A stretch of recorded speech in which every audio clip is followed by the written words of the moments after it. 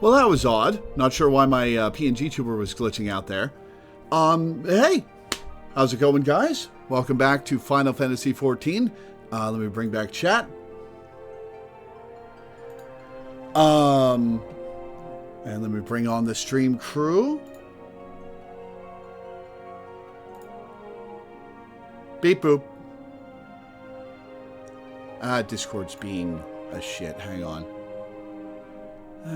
Voice and video. I'll continue talking until you've got us on. Well, I've got you on now. Excellent. Okay, there we go. Yeah, we could hear you, but you clearly could not hear us. Yeah, Discord reset my voice and video settings, apparently. We'll do that. A bunch of your stuff seems to have been reset since we saw your iTunes for a second in place of the PNG tuber. Yeah, it was weird. Anyway. So we have a couple trials to do, and also the holiday event, because it's literally... I mean, it's going for another, 3 weeks, but so is Lore, so we have to do it today. We'll start with Make It Rain, and then we'll do the trial series and finish that up. There's, 3 left? 2 left. Oh, only 2. Ah. They're usually... It's... In Endwalker, it's different, because in Endwalker, just all of the trials are part of MSQ, so there is no trial series. But in the rest of the expansions, every trial series is 3 fights.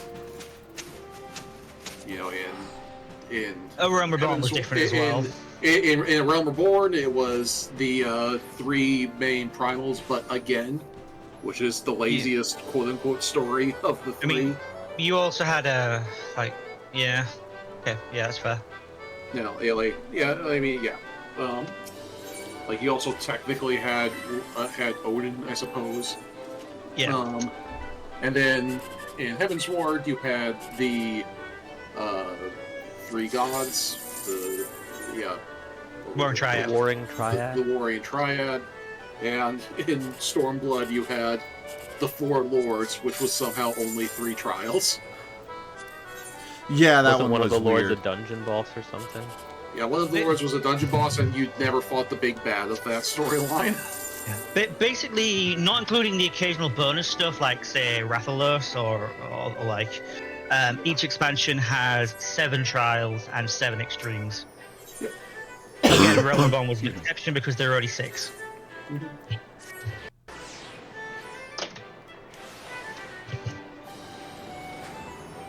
Let me finish off my Gold Saucer stuff. And then we'll do more Gold Saucer stuff. Yeah, we'll do more Gold Saucer stuff, yes, exactly. I already bought the pet and the cards from the event, so unfortunately there's nothing special. You do get, a reward for doing the quest. True. But, there's not... And, the emote that you get for this quest is cute. Which you'll see in a moment when you see what the quest is.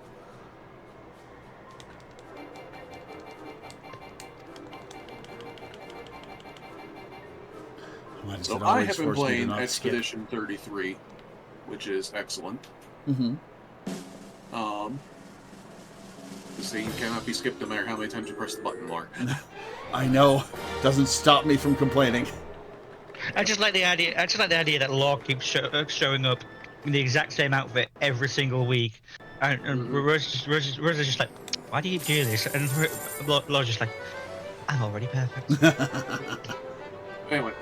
So yeah, Expedition 33 is very good, and I have a hot take about it. We're not going to spend all day talking about Expedition 33 because Laura hasn't played it, and that's not the game we're here to talk about. But I do have a hot take that I want to just put out into the world. Because is this the hot take you told me? This is the hot take I told you, and I'm saying it because it's true. Expedition 33 makes Final Fantasy Remake feel like Dead Space 3.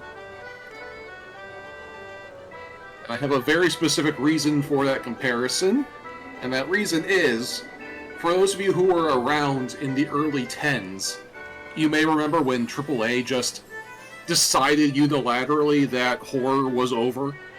Like, people don't play horror games anymore. Like, you don't need, it's like, nobody plays horror games. No one likes horror games. We're not going to make them, because no one plays them. Zay is baffled. Excellent. That's the result I was hoping for. And AAA just kind of decided that, like, we're not going to make horror games. And so that's why Resident Evil 5 and Dead Space 3 are the way that they are. Because, like, horror is over, so we're obviously going to, like, pivot and make Resident Evil an action game. Just like how for the past 20 goddamn years, Square Enix has been telling us that people don't like turn-based games anymore. They don't like traditional JRPGs. We want action games. We're going to make Final Fantasy an action franchise now. And it's like, and now Expedition 33 is here, and it's like, well, wait a minute, why couldn't we have just had this the whole time? And, like, because, like, the other thing, too, is that, like, the combat in Expedition 33 does remind me of Rebirth in a lot of ways. Like, I can see, like, there are parallels. There are, like, it's pretty clear that they played the remake and Rebirth, liked it, and then decided to make a turn-based version of that game. Lore, please come to Ul'dah. You don't have to run in circles while I'm talking. So, like, why can't we have just had this the whole time? Like, also, like, Final Fantasy XIV. Gonna throw a stray at that one. Biggest problem with 16 is that you only play as the one goddamn character. Clive is great. Would have really loved to play as anybody else in that cast. There are a lot of other cool characters in that game that you don't get to play as because it's not a fucking JRPG. We could have made a JRPG, you guys. We didn't have to rip off Devil May Cry. We could have just made JRPGs in this JRPG franchise. See, I'll agree with you with Final Fantasy 15 and 16. 7 Remake, though, is my favorite action RPG combat of all time, especially Rebirth. To be fair, you didn't really get far enough in 16 to be able to judge its combat properly. I suppose. I got a dozen hours into 16. You didn't even complete I the still prologue. think it applies because, like, it's not even the action that's the problem with 16. It's the fact that there's no party. Like, if they 16, like, I get why they did it because they built the whole fucking story and, like, mechanics around Clive and only Clive, but, like, they could have made it RPG with Torgal as a party member, and then you can, like, upgrade Torgal and level Torgal up, and then, like, but no, that's not what they did, and that sucks. I'm sorry, but it does. I know Guy loves that game, but, like, come on. Here's my biggest sticking point with 16's mechanics. If you engage with it as a Devil May Cry like, as opposed to a JRPG, which is how you have to if you want to appreciate the game. Why the fuck put Final Fantasy XIV style long cooldowns in your abilities? That's so stupid. No, it's entirely fine. You just didn't unlock more than 2. Yeah.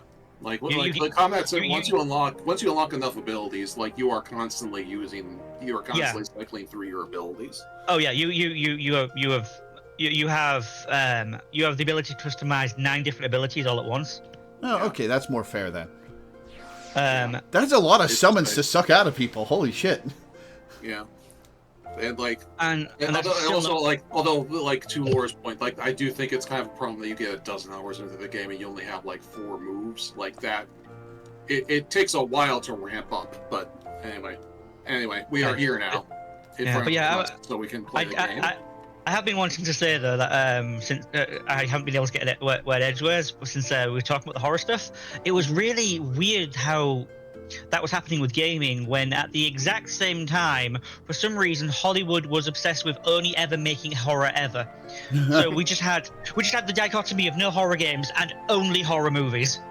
Alright, I gotta scold my cat while you start this quest. I'll be back. Oh, King Elmer III card. And overreact. Oh boy. Fair stranger, did you hear of the sensational Gold Saucer festivities currently underway?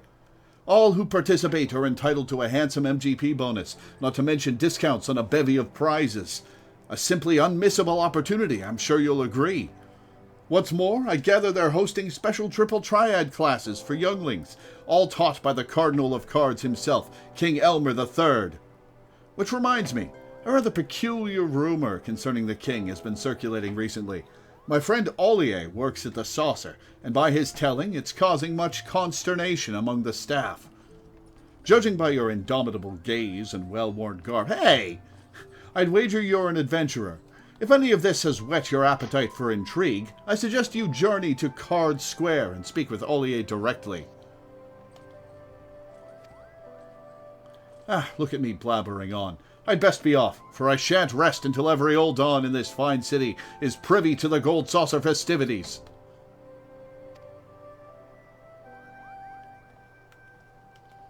Alright, back to the Gold Saucer. Yeah. And I take it we're going to the card hall? I mean, that is literally what the quest just said.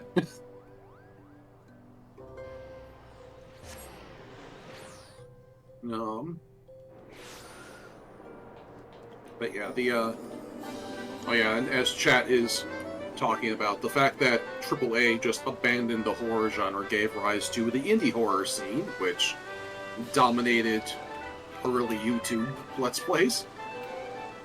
So we got, Amnesia, and Slenderman, and FNAF, and many, many more besides those.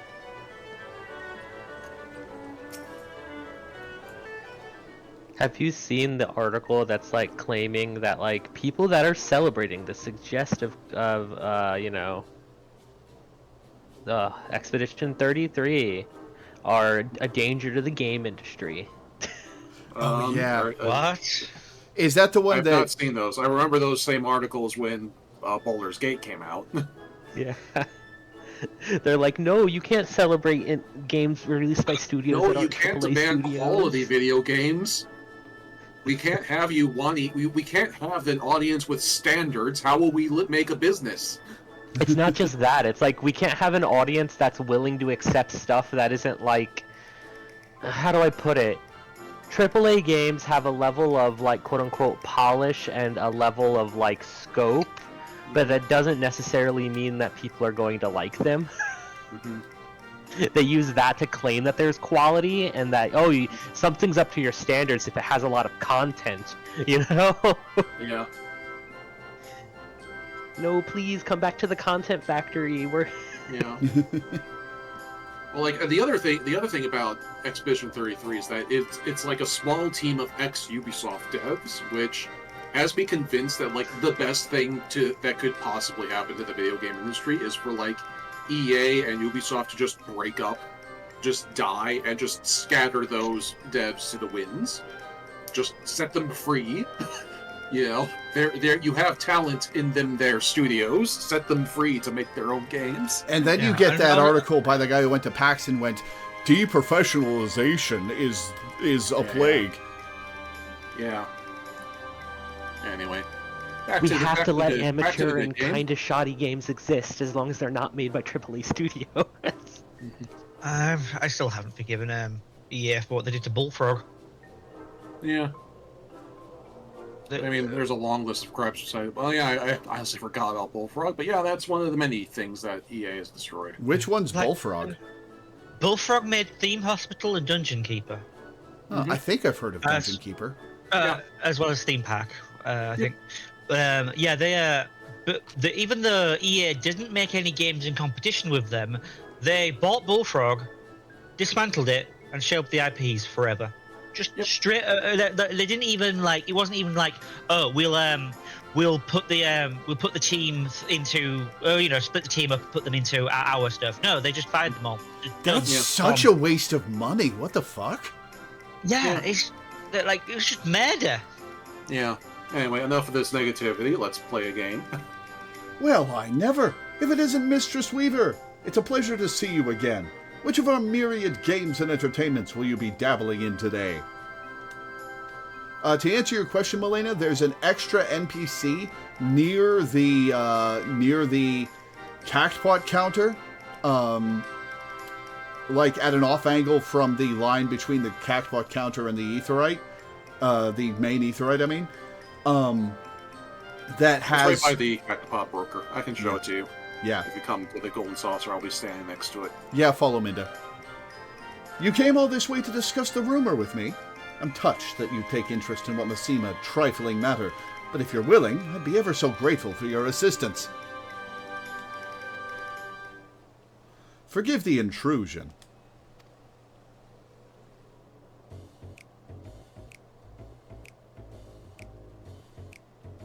I thought it best that I myself inform you of the details. I am King Elmer, and while it's not technically royal blood coursing through these veins, my reign over Card Square is absolute. Of all our triple triad playing staff, I am without question the strongest. Alas, an unsavory rumor threatens to topple my metaphorical crown. There are mutterings that the king is no more skilled than a fresh-faced novice. Well, you could prove that by beating people, or is it that you're relying on cards instead of your talent?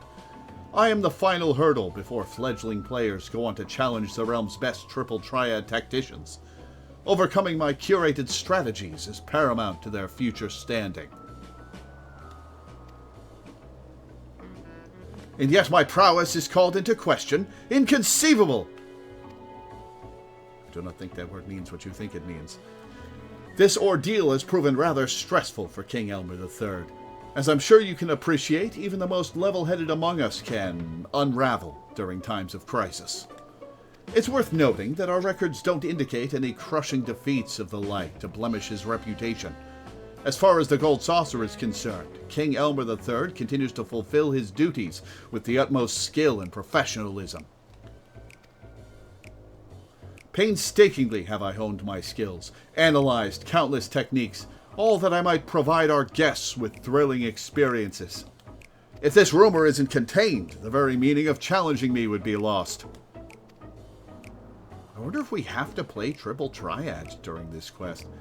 These murmurings affect not just the king himself, but the entirety of Card Square, and all who would test their mettle within its gilded confines.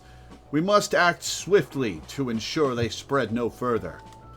Before you arrived, we established that none of our colleagues are the origin of the rumor, but the task remains to find those responsible. Can we count on your aid? Yeah, sure. Why not? I haven't gossiped in a while. Thank you, adventurer. Your assistance is most appreciated. As much as I'd like to help, between my regular duties and teaching the younglings, I simply don't have the time. Please do accept my apologies.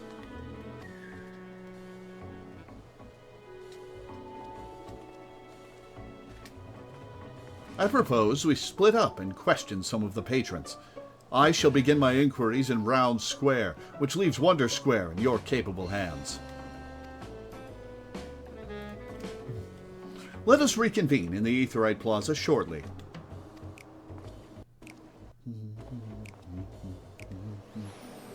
Alright, to Wonder Square, I guess.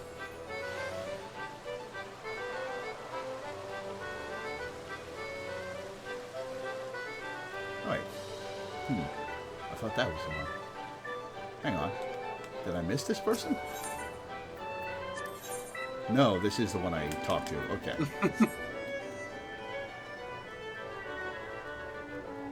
To Wonder Square. Wonder Square. Didn't really need to teleport, but oh well. Oh well, it got me upstairs. Oh well. The notion that the king is anything but a consummate master of triple triad is preposterous. I heard he was around here somewhere, though. Where could he have gotten to?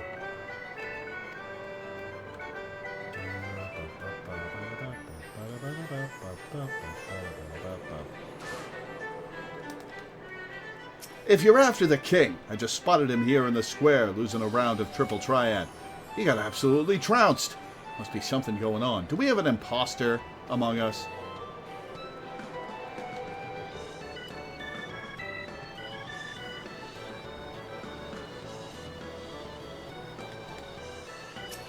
The rumor must have passed me by, but I just spotted King Elmer III striding off toward Event Square. They catch a glimpse of him roaming the saucer. Why, it's a gift from the spinner herself. Which one's the spinner? Nimia. Gotcha. She is the goddess of fates and storytelling, of sorts. Yep. She's actually my main character's patron. Nice. Ah, adventurer, how fares your investigation? Your findings mirror my own. For a blessing, it seems few patrons actually believe the rumor. Although the sightings of a king wandering around outside Card Square are cause for concern. As far as I'm aware, King Elmer III hasn't left his table. We have an imposter on our hands. I like how they avoid saying they have an imposter among us. One option has the word imposter, one option has the word among us. You can't have them both at the same time. I am of the very same mind. Their motives are unclear, but if they are indeed the source of the rumor, it behooves us to act. Let us make for Event Square and seek out this false king.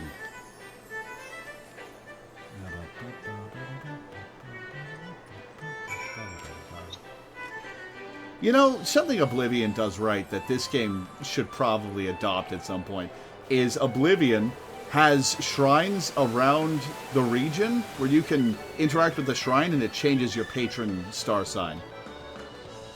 I mean, the patron is just a roleplay.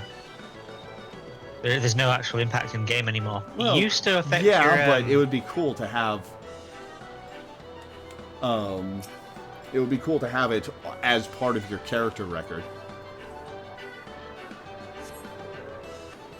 I mean, it is on your character page, on your profile. Well, yes. I'm saying it would be cool to have the ability to change that on your character record. You can change it when you use a Fantasia, which Yeah. is not really what you're talking about, but Yeah. it is a thing. Yeah. It's King, an option. King Elmer III, what are the chances? We must duel. But of course, prepare yourself for a royal thrashing.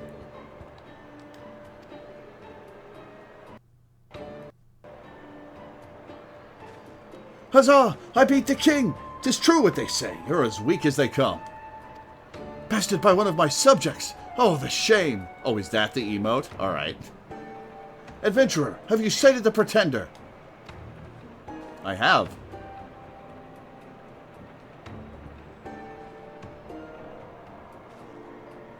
There he is, our false king.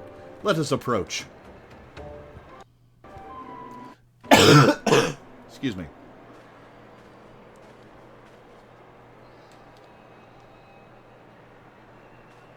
Say, do you find folks partake in the delights of Triple Triad?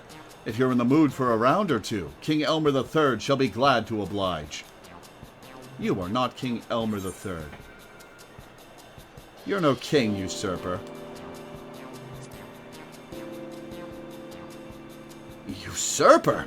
How dare you! It is I, King Elmer III! Wait, you're a gold saucer attendant! Curses. You're here to detain me, aren't you? Do the gold saucer people get to arrest people? That's news to me. No, I won't let you. I'm not ready to give up my crown. Wait, you charlatan! Yeah, okay. You're only just now realizing that the gold saucer is a police state? I mean, this is like Oh, hey, a card. they probably have a security team on, given that it's private property, that they could ask someone to leave from any time. True. Dropped card. The quest card. And I just pick it up and I leave.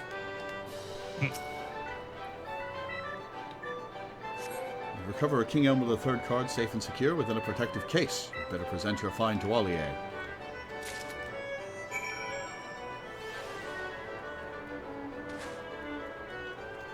Hang on.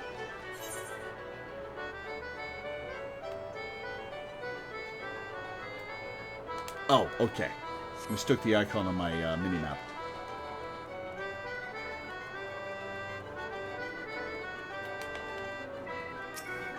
Please accept my apologies for dashing off like that. I'm afraid my efforts were in vain. I soon lost sight of him. Oh, did you find something?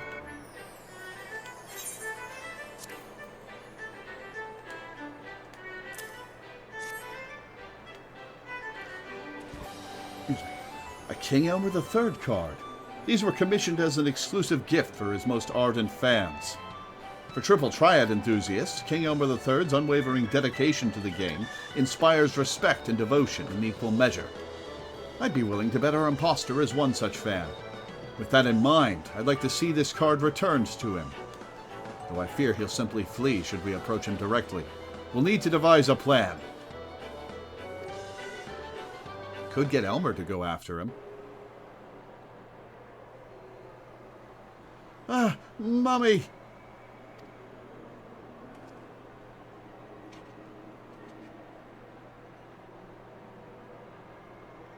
Now then, why are you kneeling? The child's twice as tall as you are when you kneel.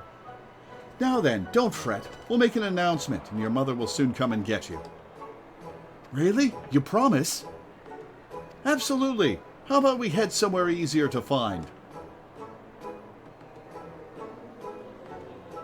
Oh my god, you're barely taller than this kid. Why did you kneel?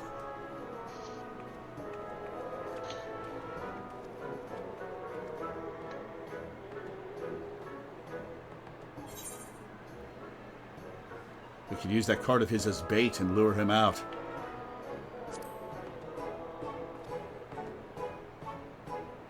Of course! I'll announce we found a lost card. If he's half the King Elmer III fan I suspect he is, he'll soon come to collect it. I shall make arrangements right away. In the meantime, I'd ask that you wait by the main counter for the imposter to appear.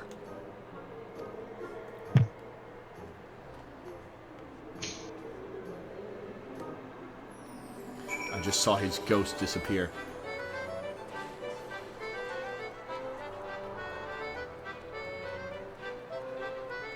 Come out, you fake, or we'll scuff your mythic rare. Oh my god, I'm so mad. Vivi in the Final Fantasy set is pre-ordering for $70 a pop. I want to make a deck with him. Come on. I can't drop $280 on cardboard. I mean, a lot of people you could play with wouldn't mind you proxying him. That's not the point. I suppose. Oh, it's a destination marker. Okay.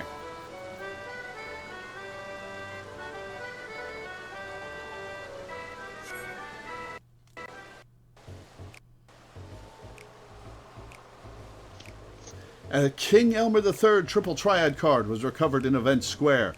We kindly ask the rightful owner to present themselves at the main counter.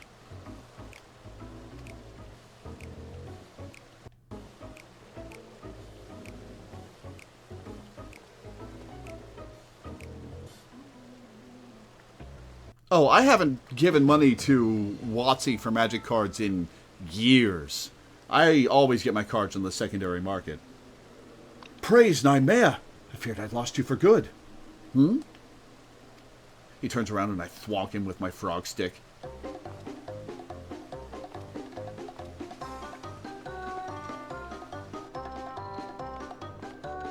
Yeah. King Elmer III! I thought I might offer Ollier assistance during my break. Little did I know I'd be chasing down an imposter. I can only presume this is him. He's wearing my clothes. Where did you get that outfit? It's custom made. You there. Having a novice masquerade as the king is a grave threat to the order of Triple Triad. If word spreads that I'm a feeble opponent, what thrill is there to be had in challenging me? Forgive me. That was never my intention. Why commit to such a guise in the first place? Look, I love Triple Triad, but I'm hopeless when it comes to playing. I thought that mimicking you would somehow make me stronger, give me a taste of victory. Then Such one day, deception someone was not my mistook... intention. What? Such deception was not my intention. Then one day, someone mistook me for the real king. I got carried away and started pretending I was you. Obviously, that's no way to improve my game, but... Oh yeah, the Ultima card is Ultima weapon firing off Ultima with the flavor text, "Such devastation, this was not my intention."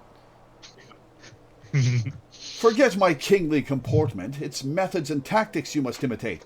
Only after rigorous analysis of your foe's stratagems will you grow stronger.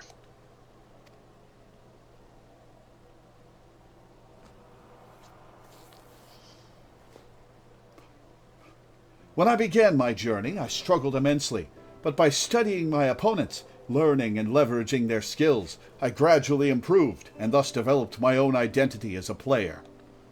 Of course, it didn't come easy. Some opponents were difficult to mimic, and only after countless defeats did I carve a path to the throne. In a sense, the king is a composite of all those players I bested along the way.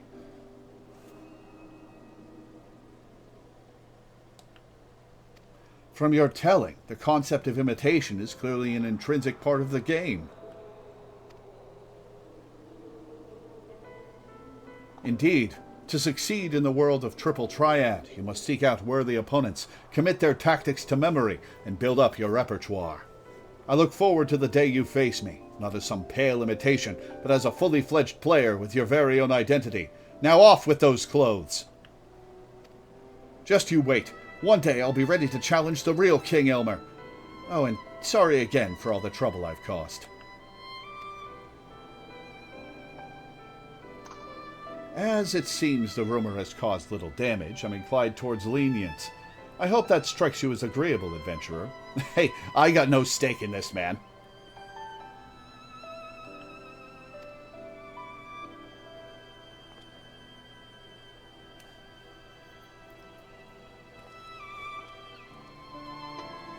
Right, I believe that's case closed.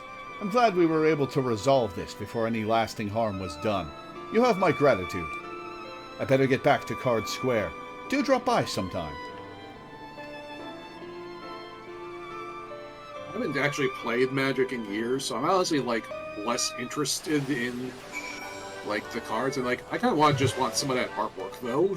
Yeah. Yeah. Like the Sephiroth one is the obvious standout, but, like, there's a ton of great artwork. I'm saying, like, the Cryo artwork, the Suplex artwork.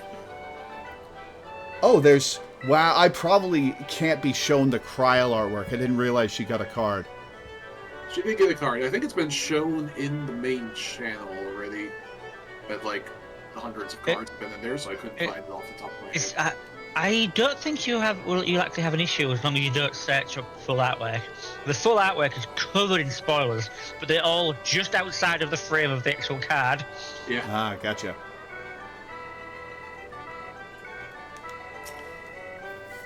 I'm relieved we were able to nip this in the bud. By way of thanks, please accept this King Elmer III card. It's one of the very first we had printed, from those reserved by King Elmer III himself. A rarity among rarities, if you will. You can see a spoiler in the card proper? Damn. Anyhow, with the festivities still in full swing, I do hope you stay and unwind. After all this talk of Triple Triad, I imagine you're itching to put your acquisition to the test in Card Square. Kind of, but I'm not going to be playing Triple Triad for another couple of years of real time, I think.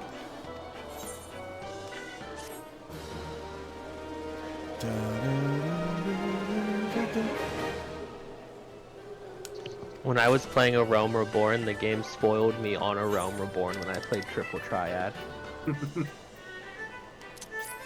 Because I got the Sid card and he had white hair, and I'm like, oh, and Sid on Garland, and I'm like, oh, Garland, so he's a bad guy then. That's fun. Or like he's for the bad guy people, that kind of thing. Yeah, I'm not allowed to play Triple Triad for a couple of years. Yeah. Not till I catch up. And now we are off to Porta Portentia, or whatever the fuck. Yeah. One Same sec. reason we can't let you play Lord of the Dominion.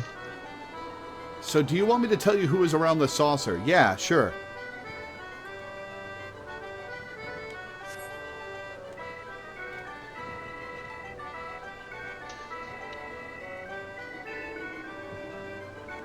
Oh, hey. It's someone wearing the Fat Cat Kigurumi. Tractum is in Round Square.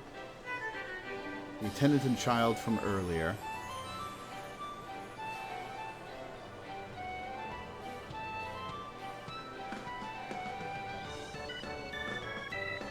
Oh, are the totems not used for anything except the mount? I can throw those away. You can buy weapons with them as well. You can't use them to buy weapons, which you might want to use for, like, lambs. Some of the ruby weapons look interesting. I can always farm the extreme a few more times. How much does each weapon cost? 10 apiece. Yeah, that's not bad.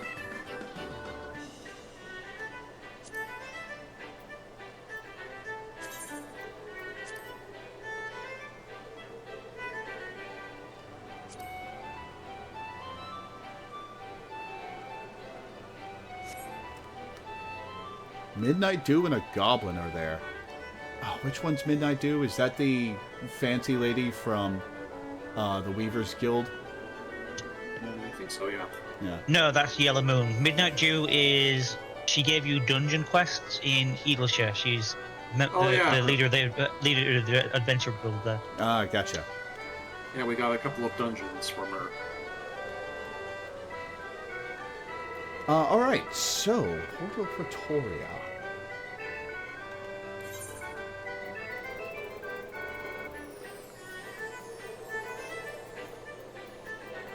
I don't know if there's a point in building the party yet, because I remember there are some solo duties scattered about somewhere in this quest line. Yep. Ah, gotcha. I don't know if we're coming up on one or not. Definitely prior to the next. I don't remember, so we don't have to spoil it since I don't remember. Okay.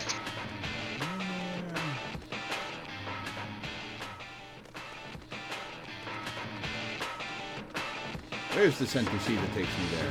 Down in the camp? There's Blue Quest. Ah, there we go.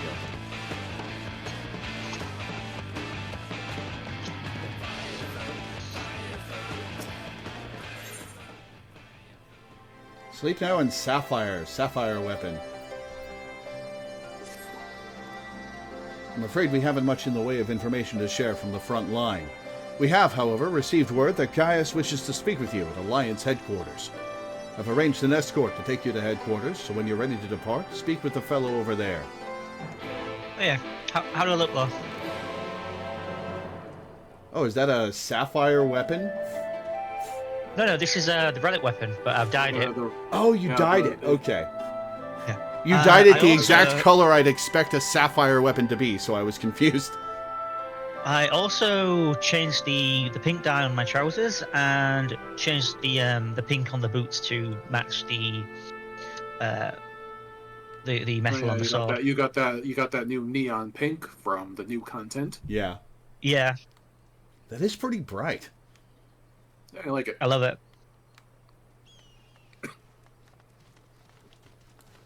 I've been thinking of switching. There's a new shade of red that's slightly brighter, but I like the ruby red that I've got already.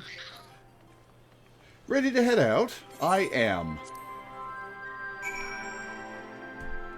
I'm a sucker for Dalamuda Red. Yeah, Dalamoon red is actually usually my go-to. Yeah, I listed it as Raid series by mistake. I'm sorry, guys. We're doing the trials. We're not ready to do the rest of Eden I told yet. you to correct that. I did. Oh, yeah, you did. Okay. Good, you're here. The Ironworks have completed their analysis of the ruby weapon, and Sid Garland wishes to share his findings. I take it you can spare a few moments. Very good. Please wait here while I inform him of your arrival. Get a less tattered cloak. You're not in the wilds anymore. Glad you could make it, Lore. I'm sure you're as anxious as anyone to hear what we've uncovered.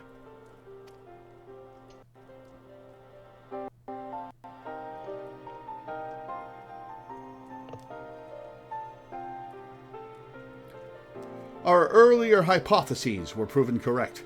The Garleans have designed a system whereby a pilot's consciousness can be forcibly supplanted with data based on the memories and experience of another. How did they extract those memories and experience from Nell von Darnus? Was this project in the works before she died? Or, was tempered by Muhammad? So even a rank amateur could obtain the combat capabilities of a seasoned warrior. Precisely. and we learned how this was made possible when we opened the cockpit. The monitors were still operational, and among the messages displayed, one particular phrase caught my attention. Synthetic Orosite System. Which is what, exactly? Well, the core of the Ultima weapon was referred to as the Heart of Sabik by the Ascians. We believe it to have been a type of Orosite. I can't say much for the synthetic sword at this stage, but I've encountered real Orosite before. It was extremely potent, perhaps equal in power to the Heart of Sabik. It's unclear whether the Garlean simulacrum possesses the same properties as genuine Orosite, but I intend to follow this avenue of inquiry to see where it leads. Remind me, when did Cid come across Orosite that rivaled the Ultima weapon? In the Evil East raids, he showed up to help study it at one point. Gotcha. Yeah. I wonder if that line of dialogue is in there if you haven't done those. Good question. What we do know is that it was used to implant the combat data of Nail van Darnus into the pilot, who had been presumed dead since before the calamity. Are you any closer to discovering how they were able to retrieve this data? The link didn't occur to Gaius at first, but he later told me of devices fitted to the magitek armor of the Empire's high-ranking officers.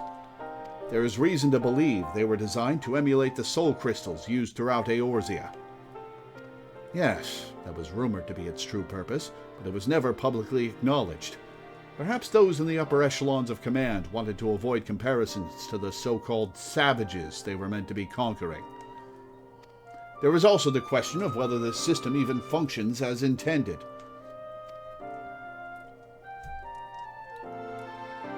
From what we've seen, we can assume they were successful in gathering combat data of those wearing armor equipped with the device. If the comparison with soul crystals is valid, perhaps this data was transferred via ether. However, it seems that it extracted not only memories relating to combat, but the soldier's very essence. As you saw, the pilot succumbed entirely to the will of Van Darnus. Though this is merely supposition, it's possible that being fused with the ruby weapon's core accelerated the process and caused the deceased legatus to manifest in corporeal form. Could it be that the death of the pilot was caused by the system malfunctioning? Okay, so who's going to pop out of the other weapons, I wonder? It's hard to say. The ruby weapon itself was still largely intact when it deactivated, which strongly implies that it was the synthetic Orosite running amok that killed her, rather than the damage incurred during the battle. The Warrior of Light has never killed anybody. But even after our analysis, I'm afraid we still don't have enough information. For now, perhaps we should consult with Gaius as to our next plan of action.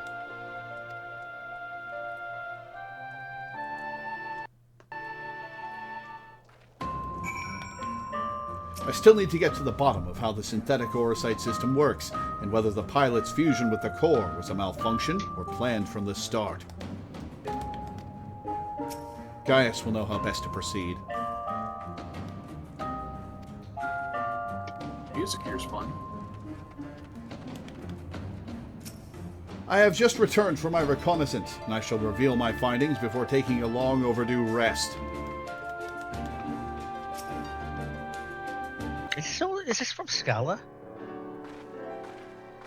Yeah, this is originally from Scala. Excuse me. Valdolin has come bearing vital information.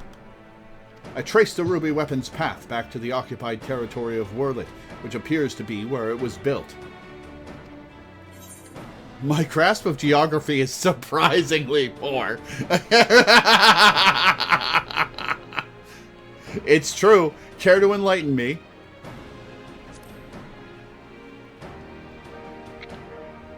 Well, Alamigo is placed on the western edge of Gimlet. Werlit lies on the opposite side, to the east. It was once a proud and prosperous city, until it was brought to its knees by the Imperial invaders. You seem rather well informed. Perhaps I should have taken you with me. I thought that much was common knowledge. It is also where Alphonse and the others were born. And now the weapon project has brought them home. Yes, the place is now rife with Imperials. They have established an airship supply depot in the coastal town of Turncliffe. According to the locals, something resembling one of the weapons was transported there a few days ago. This bodes ill indeed. Were it possible, I would attempt to capture Alphonse and his followers before they can launch an offensive. However, the distance between here and Turncliffe presents a considerable obstacle, and in all likelihood, their weapon will be ready long before we arrive. Approaching by sea would allow us to save time by circumventing their ground-based troops, provided we were able to secure a vessel and a giant cannon to shoot the Sapphire weapon in the face. Or you could use the Enterprise. You're that giant cannon. What? Oh, or you could use the Enterprise and take the most direct route of all, as the crow flies. In fact, this is the perfect chance to put my top-secret plan into action. Okay, share it with the class, Sid. And might I ask what that entails? It wouldn't be much of a secret if I told you, now would it? Oh, Sid? Come the fuck on. What I can say is there's a starring role planned for you, Lore. As always. Why so surprised? You didn't think I'd let you get off that easily, did you? It'll be here soon, so don't go anywhere. Wait, I need to change my lamp. I know it's coming. I need to change my lamp. Oh, solo duty, okay. Many Imperials who fought at Gimlet withdrew to Wurlet, though they will have had ample time to recuperate by now. Were we to approach by land, we could expect considerable resistance. I must admit, I am not fond of surprises, or secrets for that matter. Alright, Gaius. I see Sid still delights in keeping others in suspense. I can only hope he does not make us wait over long. Okay.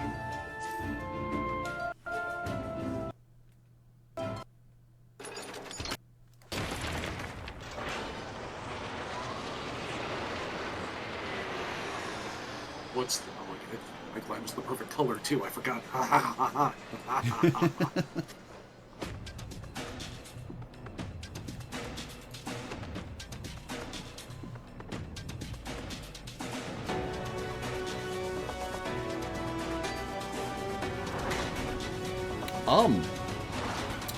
Oh.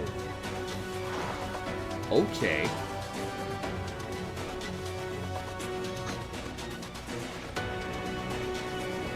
Huh.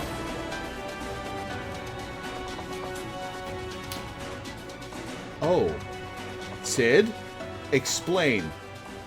Here it is, Lore. I present Garland Ironworks' adaptation of the Ultima Warrior, the G Warrior. Am I going to be piloting a giant mech? I know Allegan design when I see it. Excavated from one of their ruins, no doubt. Get in the robot, Bringy. Azus Law, to be precise. We came across it during the course of our investigations and decided it would be a shame to let it go to waste.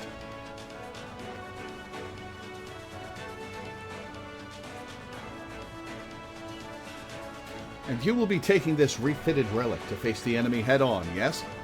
Perhaps my knowledge of the Ultima weapon will be of use.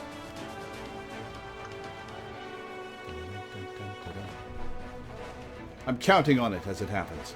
But first, we'll need to perform a test run in the simulator before throwing you into battle. Come, we haven't much time.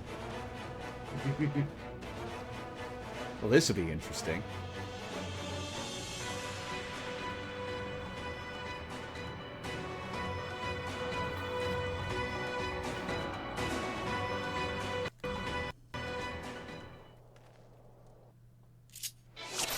Oh boy, alright. Oh, I've got a giant sword, okay. The G-Warrior Training Simulation has prepared 3 trials to teach you the basics. First, I want you to try attacking the guidance system. Don't worry, it won't fight back. The G-Warrior is armed with a range of weaponry. Now's your chance to learn what it's capable of. Okay. I love how this is just straight up a Gundam. Like, Yeah, they're not even being subtle about it. Yeah. I zoomed out before you guys scolded me for it.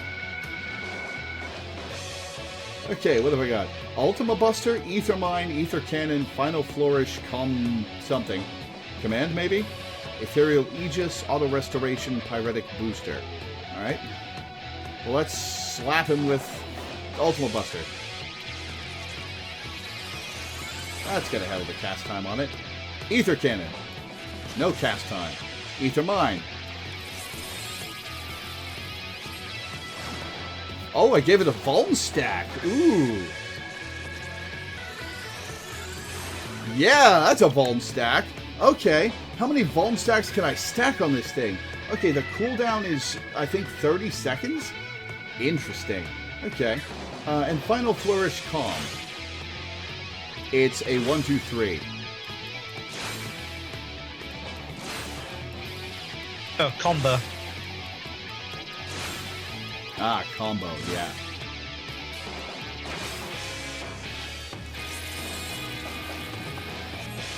Okay, I can only have one Vuln stack on it. It just refreshes the timer.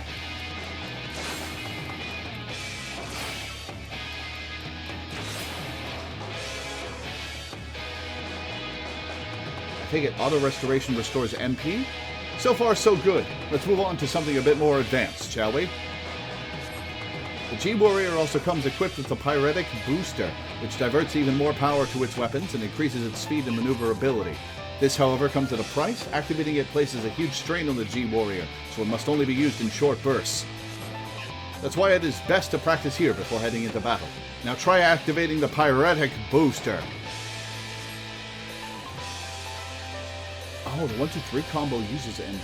Interesting. So the Ether Cannon is the safe one. Alright, Pyretic Booster. You can't test the Pyretic Booster if you don't activate it. I'm thinking about strategy, Sid. Shut up.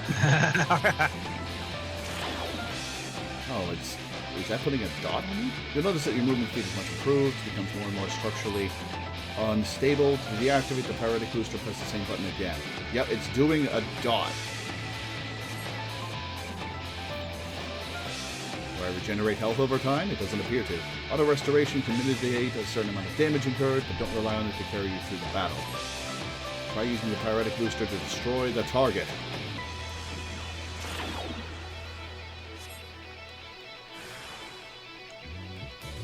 This time, the node will launch wide-reaching attacks in quick succession, but with your increased movement speed, you should have no trouble evading them. Oh, Sid. You so naive.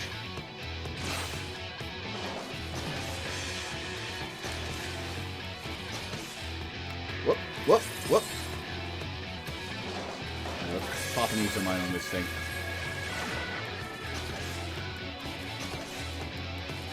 Let's use Auto Restoration. Restores HP and MP, not a regen effect.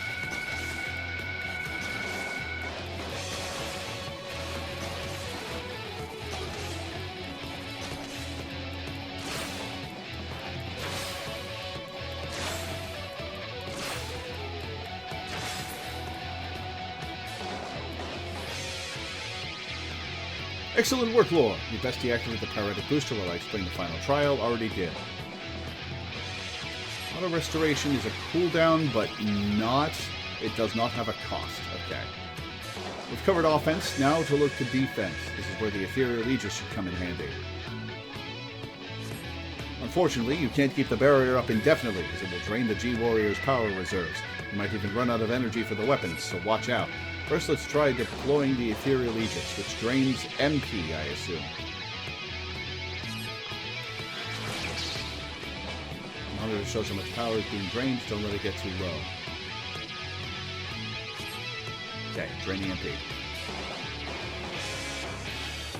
Draining MP at a weird rate. That's gonna bug me. For the last trial, we'll use the Ethereal Aegis while attempting to destroy the target.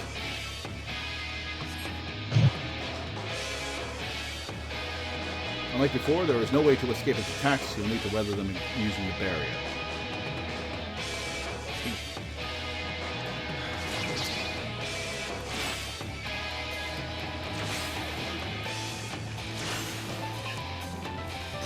ether mine first.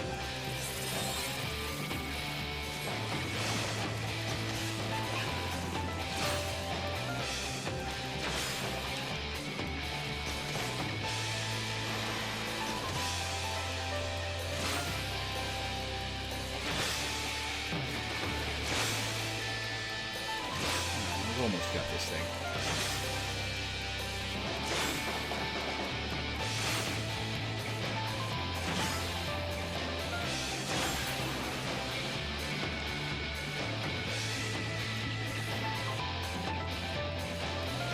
Well, natural. All right, that's everything. Time to end the simulation. This should be interesting. Going to fight the Sapphire weapon in this. It'll be interesting. There are more than the 3 weapons in Final Fantasy VII. The Ironworks technician has a blue circle exclamation point above his head. I assume that's to do the tutorial again. Are you sufficiently prepared? Sure. Yes, I'm ready. Then we shall depart for Turncliffe at once. Proceed.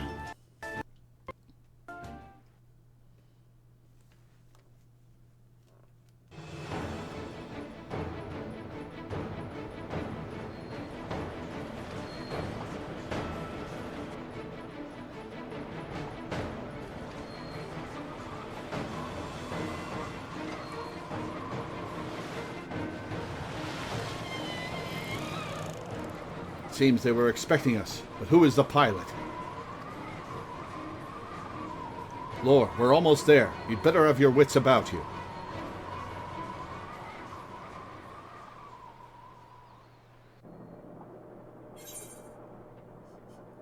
Initiate combat mode, which is funny because I just started watching a Crisis Core playthrough.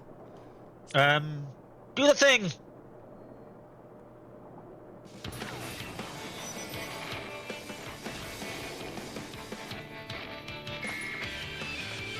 Now, get ready to strike.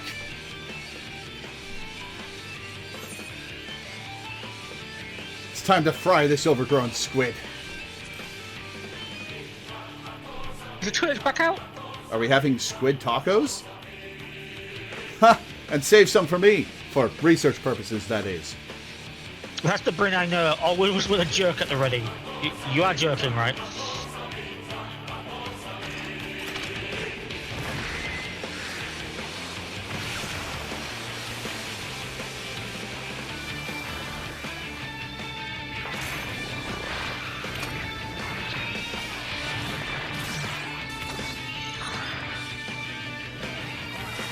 Sapphire weapon. This is amazing. This is pretty interesting. Up behind you.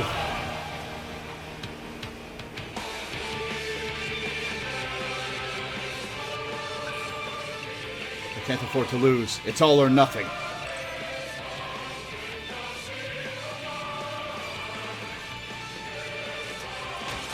Activating Oversoul. Hydrus combat sample ready. Initiating organic core overwrite. No, I can't hold on. What did you think was going to happen? I will be monitoring the situation from the air. Follow my instructions and eliminate the target. Are you going to backseat me, Gaius?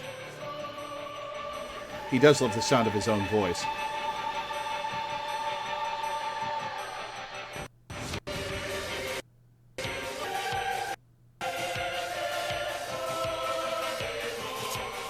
Okay. Let's open with a bomb stack.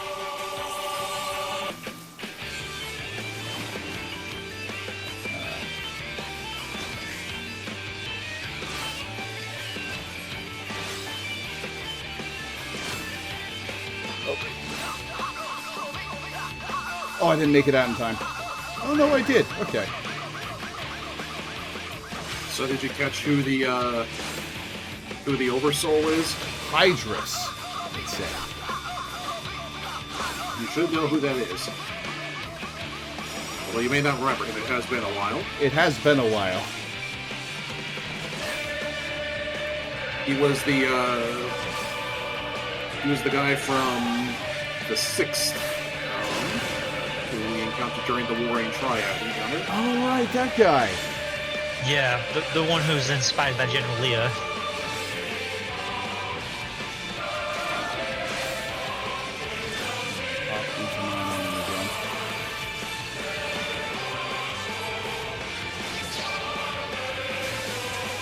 Ow, ho, ho, ho.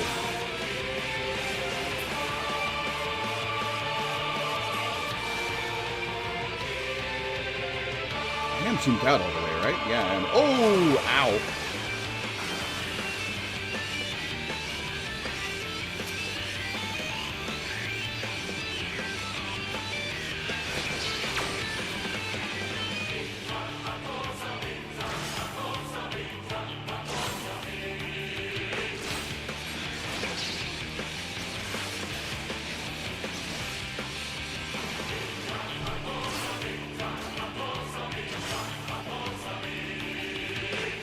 Whoops.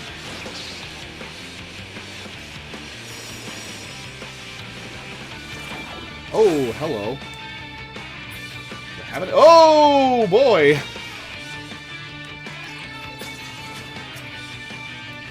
Oof. Had that wrong. Oh, I jumped in. Oh, I jumped into that. Oh, right, it's an AoE. I love being able to just do the entire laser along that.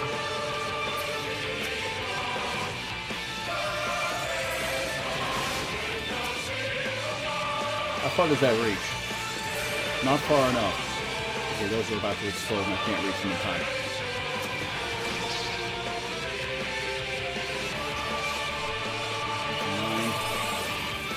Oh, they just teleported on top of me. Okay, noted. Now I know how to do it in the future. Okay. Alright, let's try that again. Did not know they would teleport to me.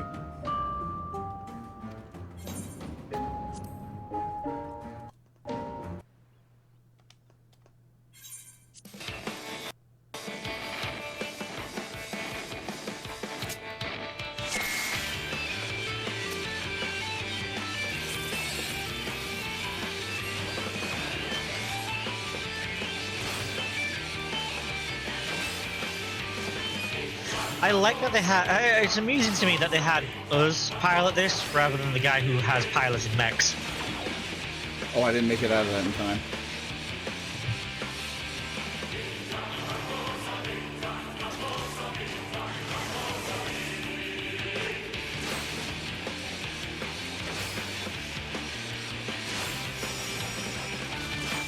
%.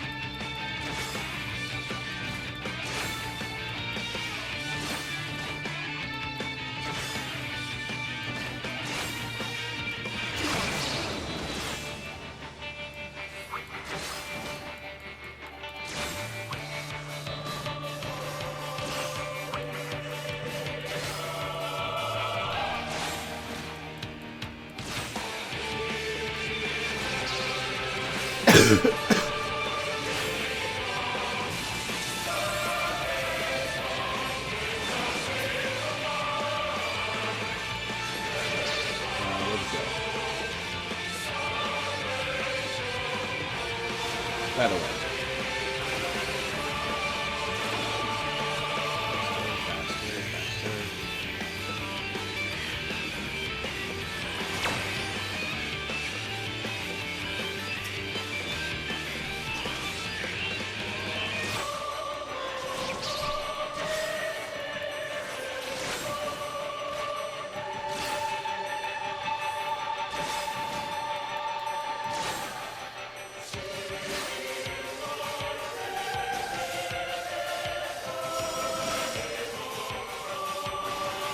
Okay, I'm going to stand here. Woo! Not going to stand there. Now I will stand there. And... oh, it didn't go how I wanted them to. Okay, whoa!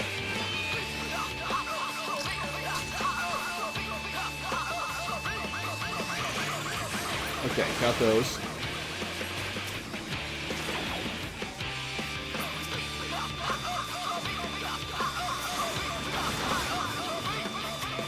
And got him.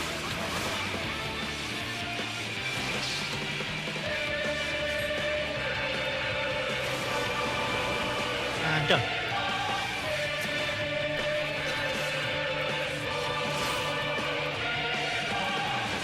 Activating again.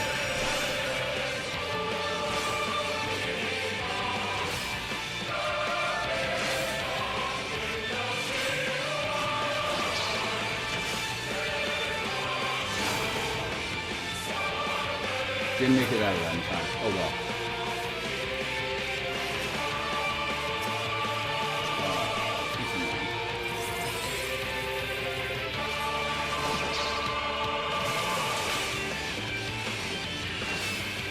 Alright, got him at 50%.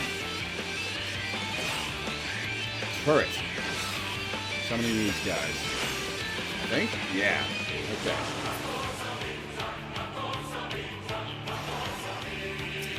Oh, he's... Whoops. Alright, and line myself up like so.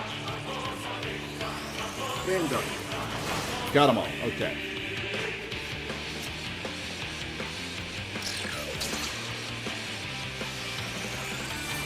Got them all. Excellent. Alright, where is the fucker? He's about to do a tidal wave on it. Yep.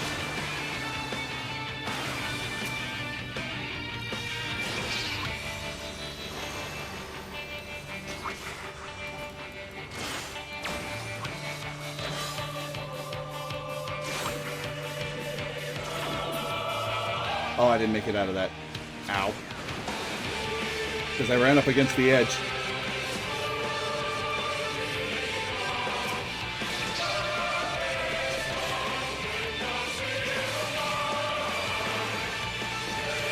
Keep not doing the Ethan line.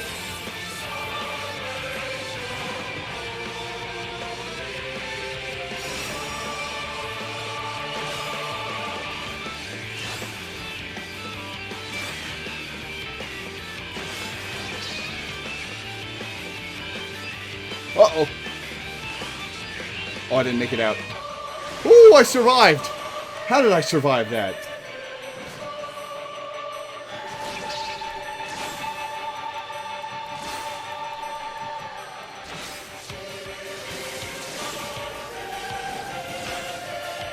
Alright, 25%. It's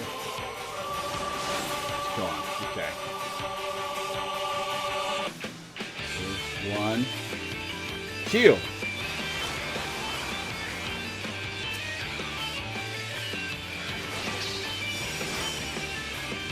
Oh, what the hell? Okay. Woo!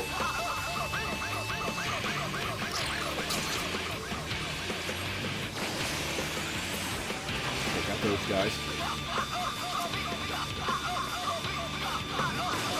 Oh, ignore the turrets. Okay.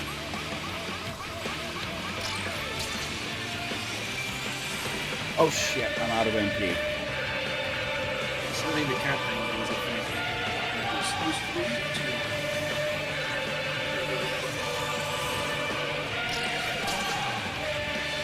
Yeah, find that solo day or something, or he did that.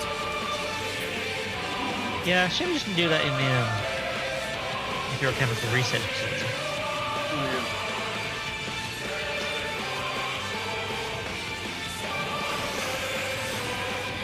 Okay. Again. Nope, get out of the way. Fire it off.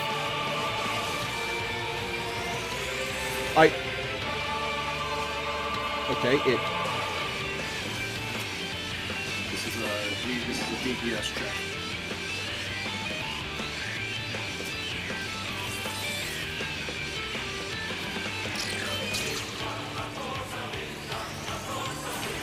Well, the boss is doing it.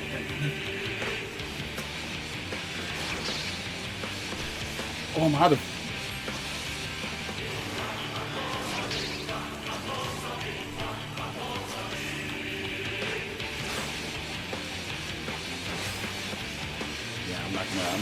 is this? How is he still so healthy? Oh, I'm out of MP. Oh, I'm running out of MP just in time to get this fired off. 2, 1. Yeah, that's a tank cluster. I don't think the shield would help. Yeah. Yeah, the That's the Enrage. rather. You should have used the offensive ability, not the shield. All right, attempt number 3. Yeah, you gotta be more aggressive with the overdrive thingamabob, whatever it's called. Yeah, I sat in the shield too long. Yeah. Including just saying the shield during the DPS check. Which is entirely unhelpful.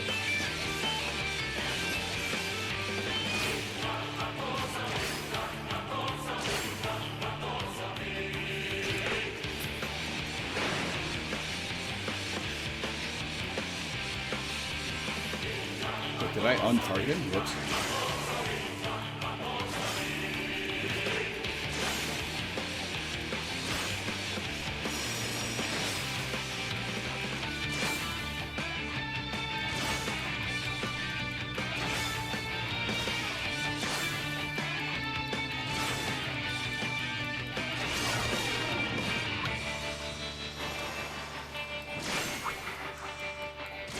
Okay, 80%.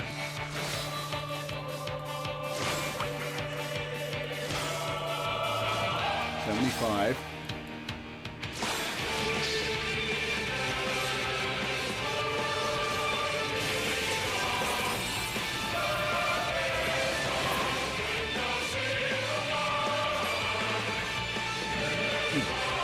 Where's it coming from?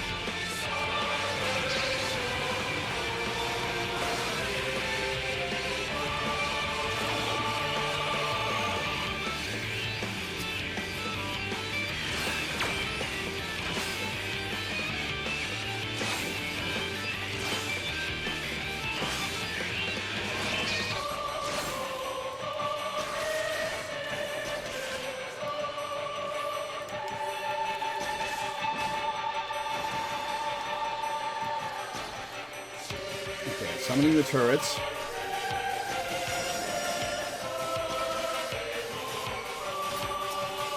Going around.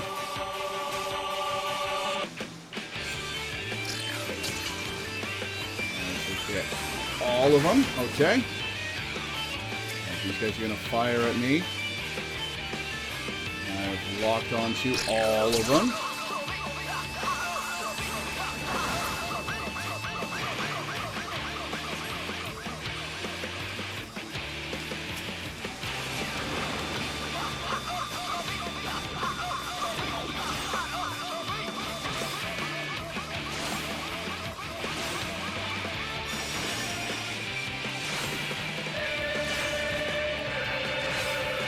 Alright, 50%.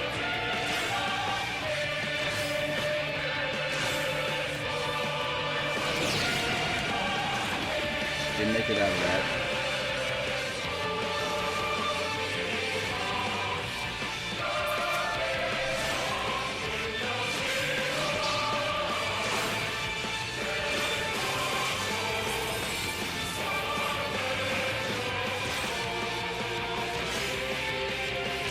Sending the turrets again. Okay.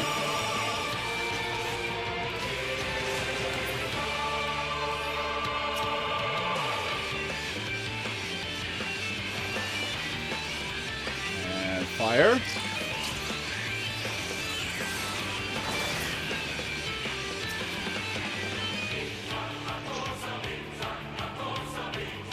And fire. Got him.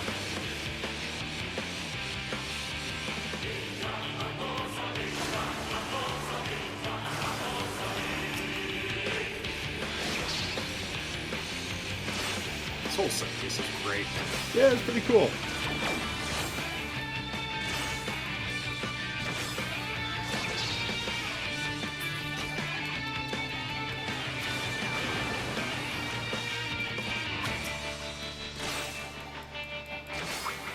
We did not have a giant. We did not have a giant cannon to deal with the Sapphire weapon, but we did have a Gundam. All right, what are you doing now?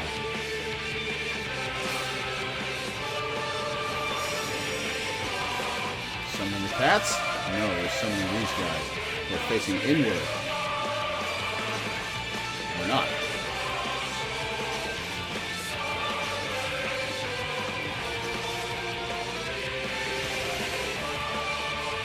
%. %.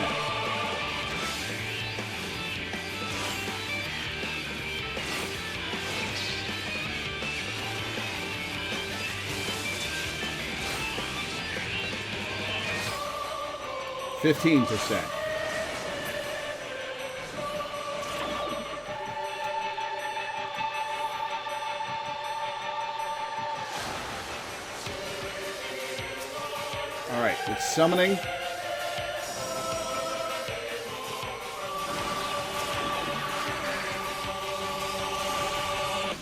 Way.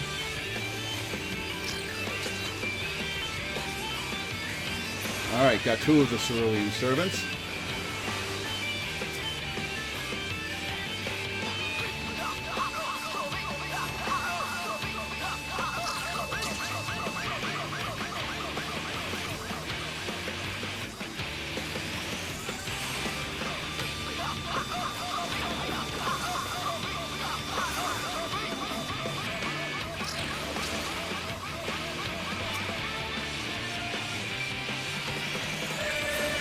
Didn't get that one.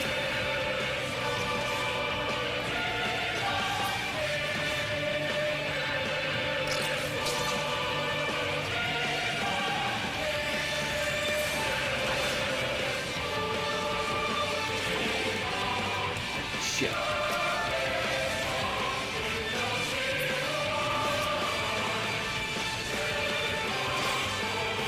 Keep in mind.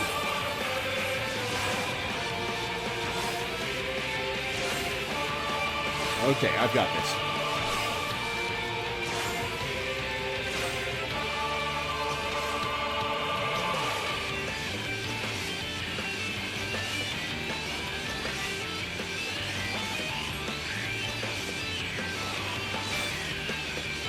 And boom. I win. Alright, is Hydra's gonna pop out its back now?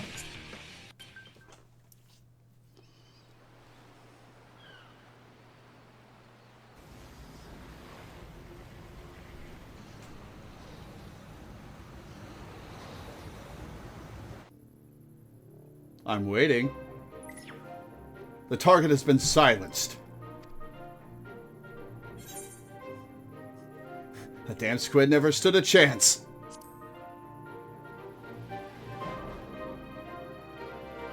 Now that the immediate threat has been dealt with, we should gather what information we can in Turnglyph.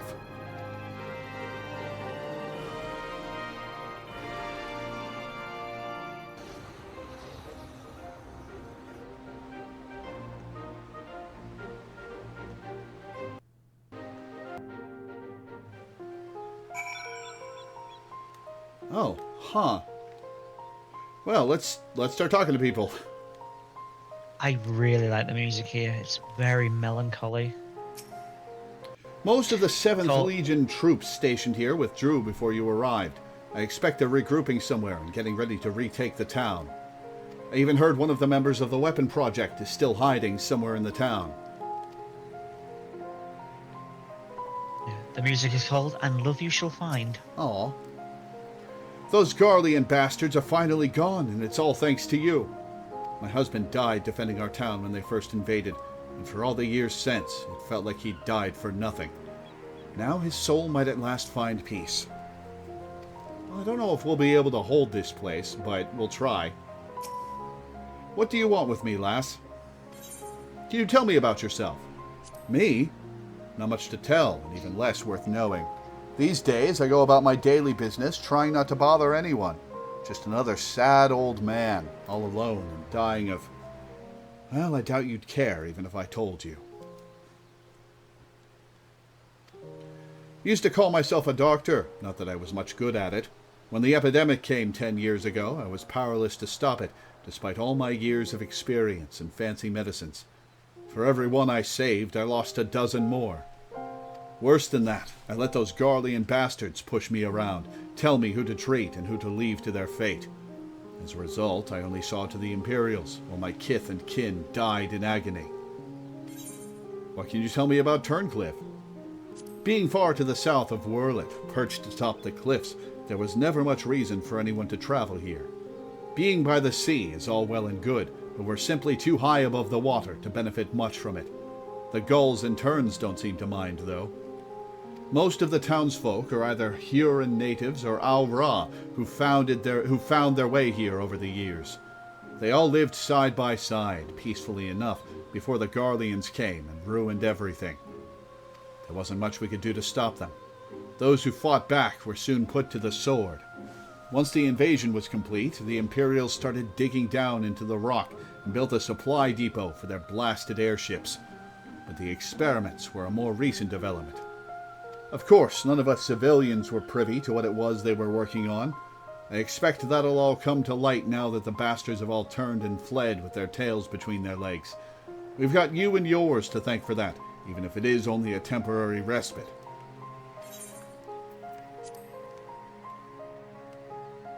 Former Imperial conscript. I've been separated from my family ever since I was forced into the army, but I was able to sneak away in the confusion.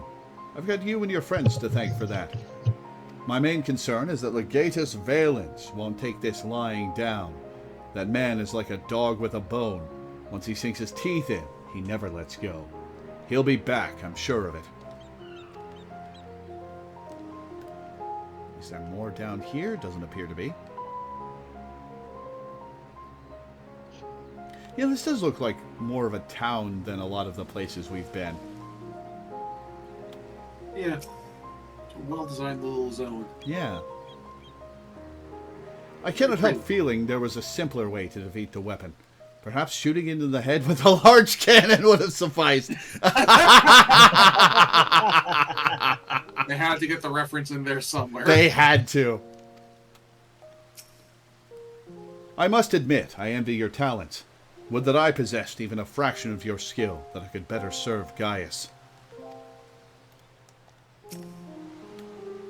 You did well to pilot the G-Warrior so adeptly in so short a time. And with the weapon largely intact, Sid and his researchers should be able to gather a wealth of valuable information. Before it is dismantled, perhaps we should take one last look upon our fallen foe.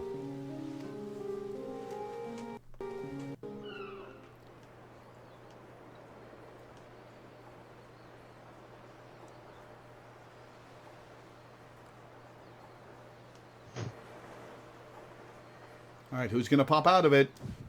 Hydra Spirit. Oh, can I echo from this far away? Apparently. We should have known Father and his friends would track us down sooner or later. Now they're at our doorstep, and the Sapphire weapon still isn't ready. Even so, it should still be able to fend them off, or at least buy us some time. Not quite how I'd imagined it, but this seems as good a way to die as any. Rex,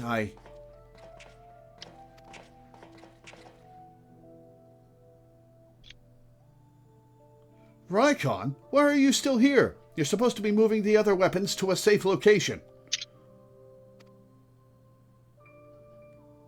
Oh, so it wasn't Rex piloting it.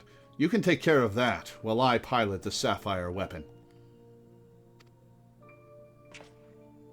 What are you talking about? I'm the pilot, not you. There's no need to put your life on the line. Besides, it's still incomplete. It can barely perform basic maneuvers, so it'll be practically useless in a real fight. We have a solution. Oversoul. You want to end up like Melisandre? No, of course not. I wouldn't wish that on my worst enemy. Which is why I'm not wishing it on my best friend.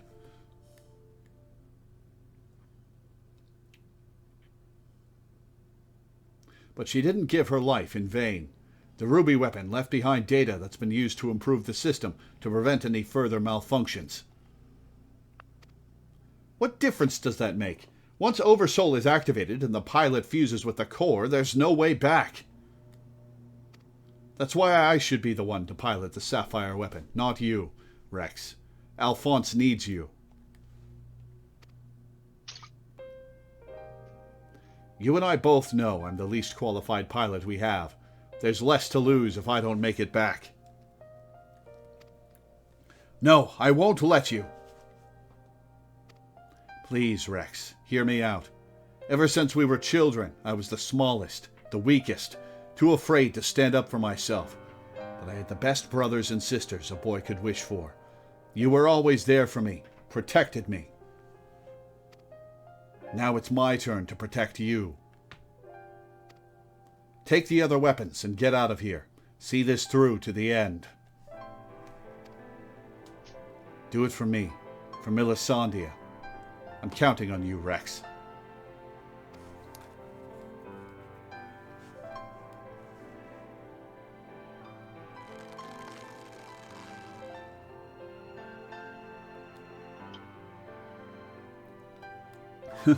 You always did have a stubborn streak.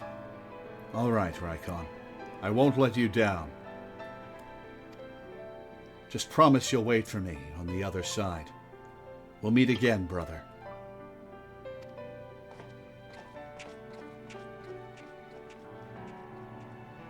You all made me happier than I had any right to be. And now, I finally found my purpose. I have no regrets.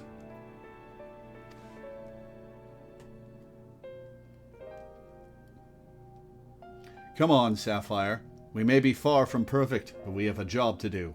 Let's give Father something to remember us by.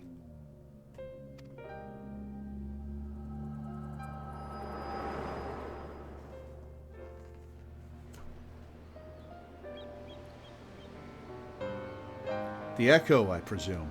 What did it reveal to you?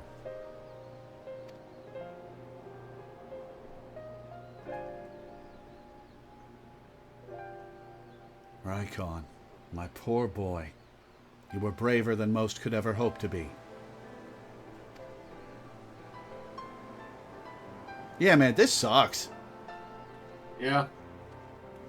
The thing I love about this storyline is that, like, you could reframe it from the kid's perspective and you would have a fairly typical Super Robot show. Like, not even a parody of a robot anime, just like the Warrior of Light is the unstoppable force, and they're sending teenagers and giant mechs to fight it. And like that's your anime. 13 episodes, cut it up. Done. It's as we feared. I'm sorry, Gaius.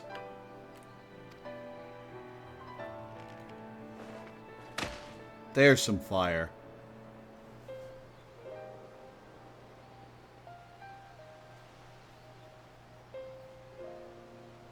First Melisandre, now Rykon.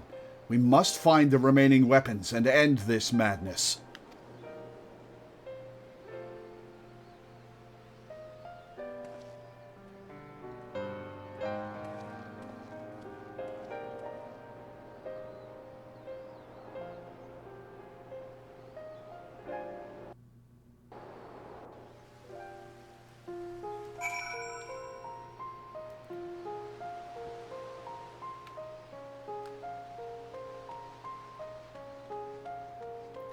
Anybody up here?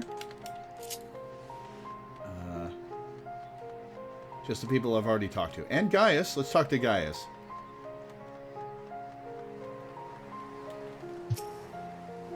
Valdolin has never been one to openly express himself, at least not in front of Gaius and myself. Even so, I cannot help but notice that something is amiss. Alright, good talk, Gaius. I'll leave him to brood.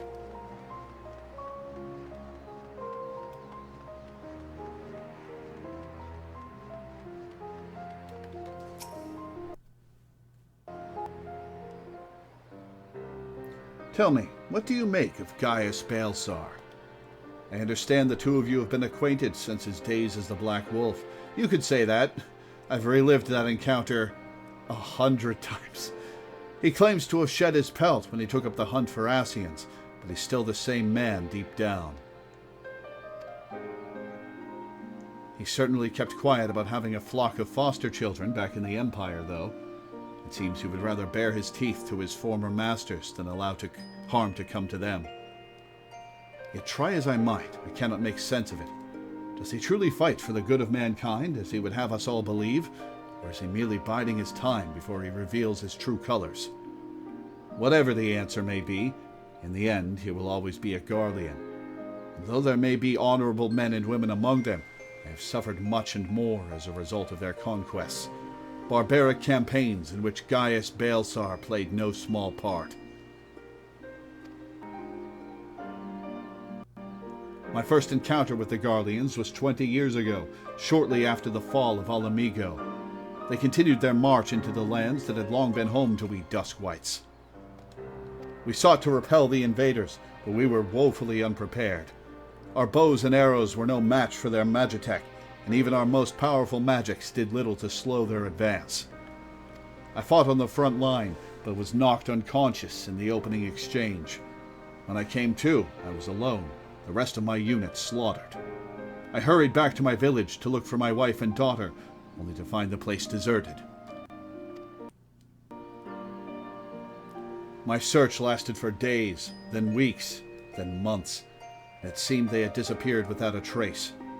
I finally learned from two Imperials held at Bittermill that the villagers had been captured and used as test subjects for the poison gas that would later be known as Black Rose. Gaius has never been cagey about his true beliefs. It's just that he sucks so much at being a hero that he became a willing tool of a fascist empire. Yeah. Yeah, I'd... Essentially. Yeah, yeah, pretty much. Gaius, what's your intention? I'm going to save the world. Okay, roll. That one. The strong should guide the weak, and if people are suffering, it means that the strong have failed them. Okay, cool. Anyway, it's time for me to be a fascist. Wait, hold on. They were never seen again. For 20 long years, I roamed aimlessly, with nothing but hatred to keep me alive. I eventually found myself at the Order of the Twin Adder, who offered me a place among their ranks. The desire for revenge was the only thing I had left, so without a moment's hesitation, I accepted. Were it not for the war with Garlemald, I would have been loath to work alongside the city-dwelling Gridanians, who for so long had treated my kind as outcasts. But none of that mattered anymore. It all culminated with Operation Archon. As you led the charge into the Praetorium, we were right behind you. And when the place came crumbling down, most of us were caught in the rubble. I escaped with my life, though many others were less fortunate. Having dragged myself free from the rubble, I sought a way out. It was then that I encountered none other than Gaius Balsar on the verge of death. Oh, hey, the story of how he escaped. Interesting. The gods had delivered to me the man whose conquests had robbed me of everything. I was poised, ready to exact my revenge. And then he spoke. I will not beg for mercy. I only ask that you stay your hand a while longer. I cannot die until I have rid the world of the Ascian menace. For millennia, mankind has danced to their tune, but no more. Then, once we are finally free, my life is yours for the taking.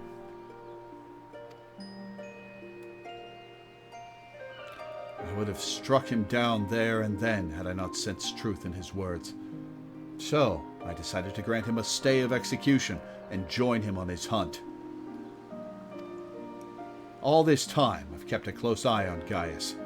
Though he is ever on the watch for pursuers, he has granted me ample opportunity to slay him if I so choose.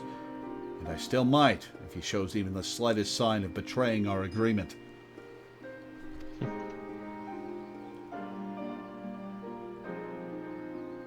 Weird way to meet your boyfriend, but okay.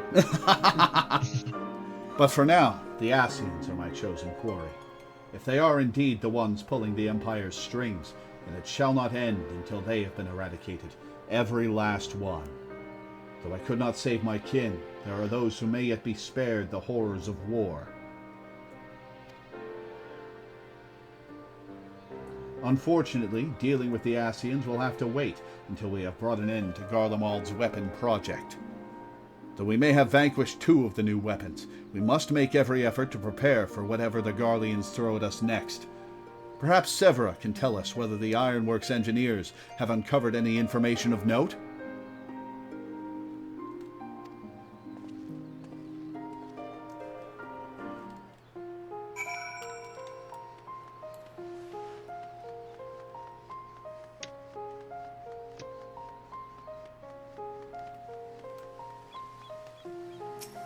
I'd rather you didn't share what we've discussed with my traveling companions. It would only complicate matters.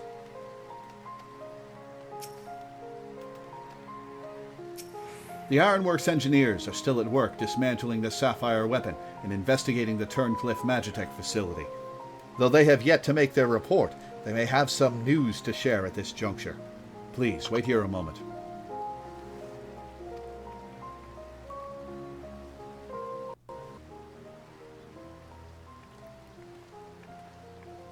We've yet to finish our investigation, but I can give you a preliminary report. Were you able to recover anything of note?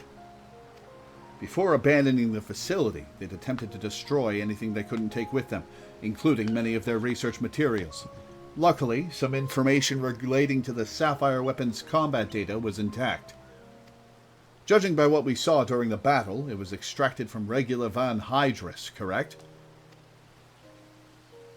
It also appears that the Sapphire weapon was actually in an incomplete state, and therefore unable to perform at full capacity. Even so, it was immensely powerful. Had they been given the chance to finish it before we'd arrived, who knows how it would have ended. Indeed, we may not be so fortunate next time, so we must prepare for the worst. The Ironworks will continue to investigate the Sapphire weapon and look into possible countermeasures. Excuse me. The Echo afforded you a glimpse into the conversation between Rykon and Rex prior to the weapon's deployment. Do you remember any other details? Excuse me.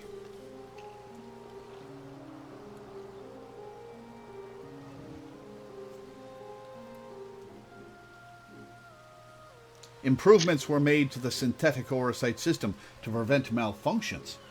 Then it was never their intent to create a manifestation of Nail Van Darnus. But there's one thing that was intended. Oversoul. Its activation results in the pilot being absorbed by the core, killing them in the process. Rex and Rykon were fully aware of this, were they not?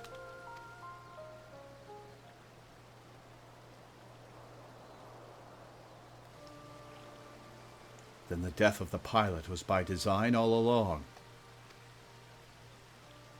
Seems a waste of a pilot, if you ask me. Alphonse, how could you?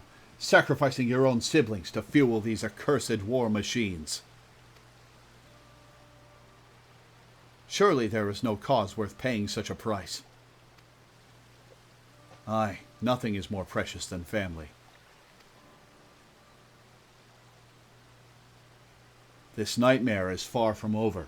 It appears that Rex has fled with the remaining weapons, and we can assume that Alphonse has every intention of sending them into battle.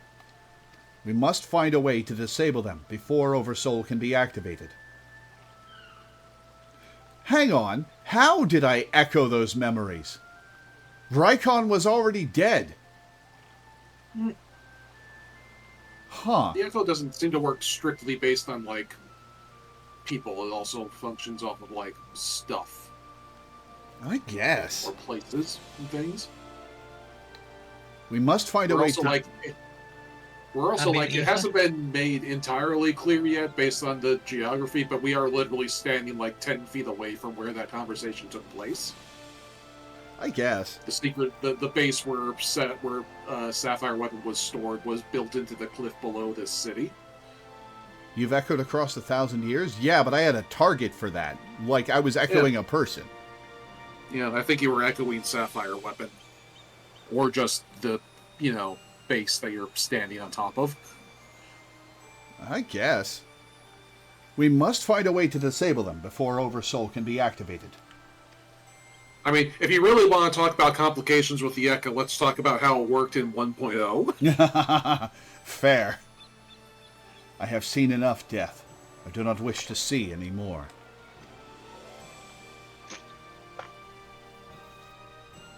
Then there is no time to waste. Let's be about it, Gaius.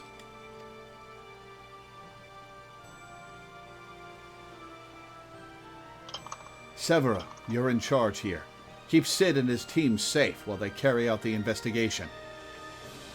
Understood. Please see that no harm comes to Gaius.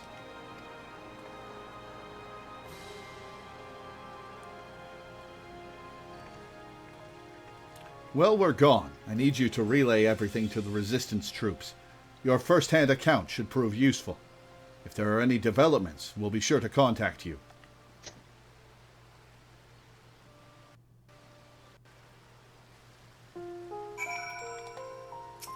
Now that the sun's out, I'm noticing these blue decals on the sides of the building. Yeah. They're very pretty, and they're this must be based on something.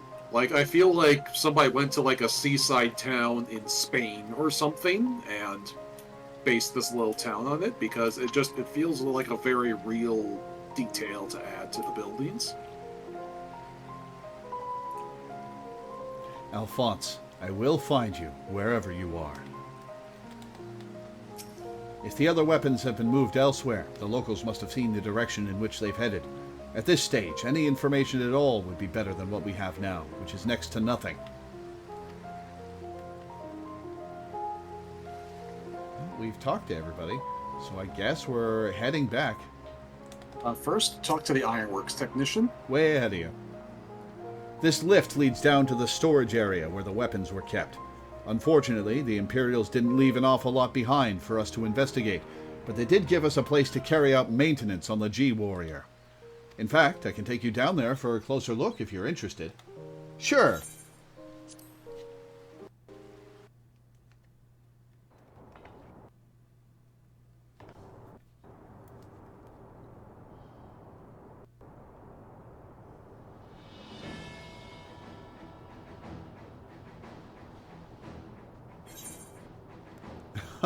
That's a lot of dialogue. Okay. Ask about the G-Warrior. When we first discovered it at Oz Law, it was in a far worse state than it is now. Different color, too. As for its intended purpose, we believe it was developed to combat primals or similar threats. All of the parts deemed unnecessary have been removed, and we've made several adjustments to improve stability and overall safety. As a result, however, we had to limit its capabilities to some degree. We can't afford to repeat the mistakes made by the Garleans with the Ultima weapon, who we believe employed knowledge obtained from the Ascians. After all, we know how that ended. You might also be relieved to hear that Master Garland has introduced a pilot recognition system so that only those given prior permission by the Ironworks can operate it. Think of it as a precaution should the enemy get any ideas about stealing it from us. Inspect his head. The two sensors on the front of the head work in much the same way as the eyes of living creatures, sending visual information to the pilot. How'd I get 360 vision then? This horn-like protrusion was one of several additions we made ourselves. It's for picking up link pearl signals, not for ramming the enemy. Still, if push comes to shove, I dare say it could be used to make a last-ditch attack.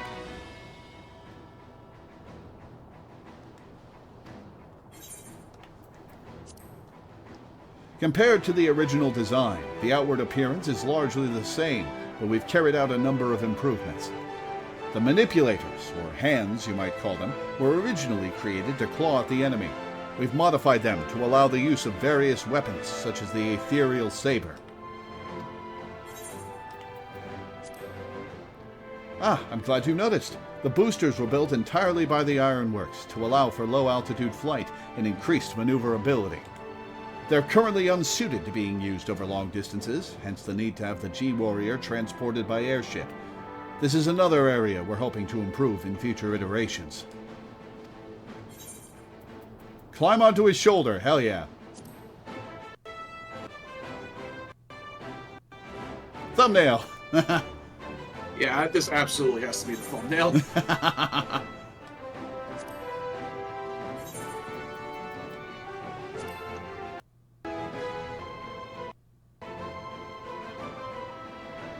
Nice of the game. I instantly posted our version of the thumbnail at the same time.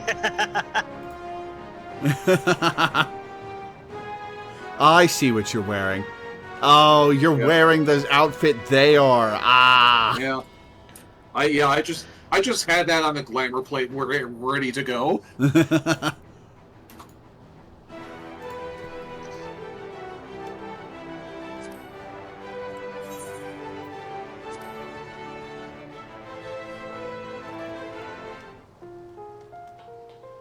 Ready to return to Girabania?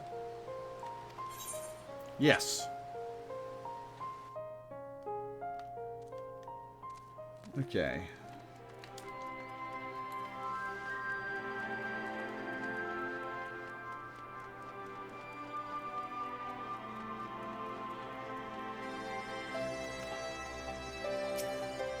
Welcome back. It sounds like you've been on quite the journey, all the way to Turncliffe. And judging by the fact you made it here in one piece, I trust everything went according to plan? Well, mostly. What an astonishing account. I wouldn't mind putting that G-Warrior through its paces myself. Certainly a lot more stimulating than supervising this rabble, I'd imagine. Anyway, as before, I'll compile the information into a report and leave it over there for your perusal, should you feel so inclined. If we hear anything from headquarters, we'll be sure to pass it on. Is that going to be another fight we can do? Sapphire weapon bust. Fun. I wonder if you can farm a mount from that. You can't. Aw. Just a solo duty. Meanwhile, in the 7th Legion's Wurlit headquarters.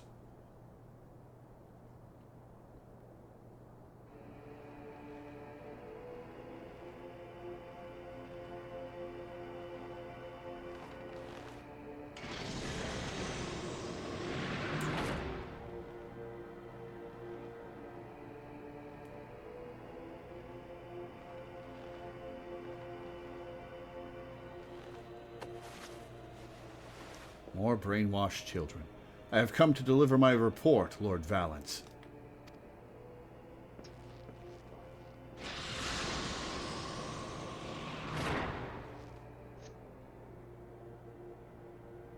Lovingly rendered sweat. Mm-hmm. Ah, so you have returned, young Alfred. Or was it Alwick? Not that it really matters, of course. I hear that you and your darling brothers and sisters have allowed the Sapphire weapon to fall into the hands of the enemy. Do tell me it isn't so. I am afraid that is the case, Lord Valance. Oh, come now. No need to be so sullen. As they say, to err is human, to forgive divine. And you know how forgiving I can be when it suits me.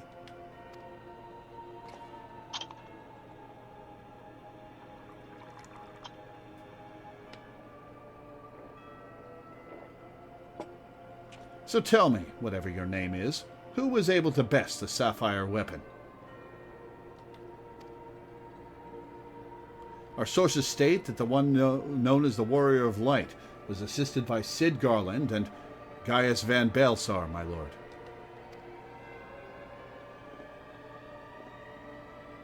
Gaius. Yes, it seems he's been quite the troublemaker of late. Defecting from Garlemald, assassinating the Emperor. Whatever next? Oh well, there's no use crying over spilt milk.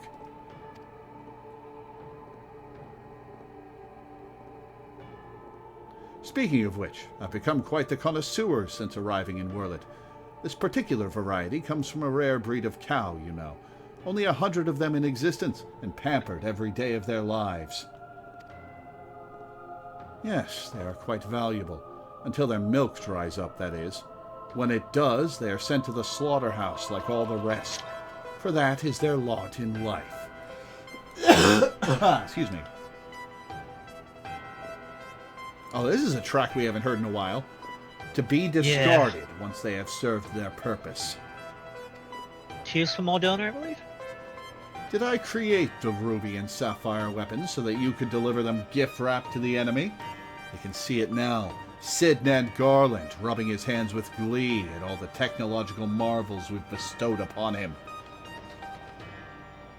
And you let Gaius Van Baelstar, of all people, get the better of you? How do you think this reflects on me, the legatus of the 7th Legion, humiliated by that traitor? Humiliated, I say! Why don't you get in one of the weapons and pilot it?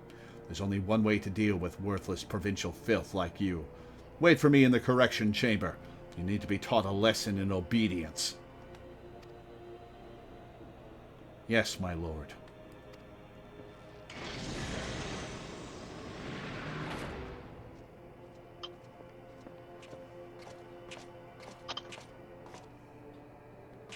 Surprise, it's body-hopping Xenos. Forgive my intrusion, Lord Valence, but it's time for your meeting with the head of Magitech Development. Oh, how time flies when you're whipping useless soldiers into shape. Yes, I'll be along once I've made myself presentable. Can't have people thinking I've let my standards slip, now can I?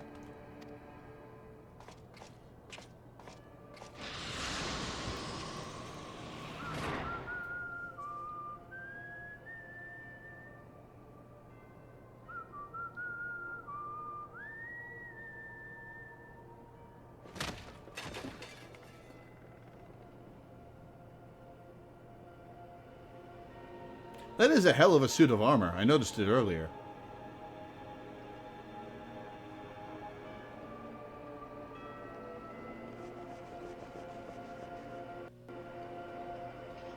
Like I was whistling the Empire theme. Yep.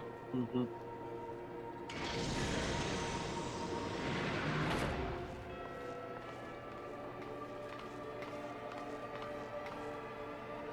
What are you doing here? Assassinating you! You wish to see me, Lord Valence?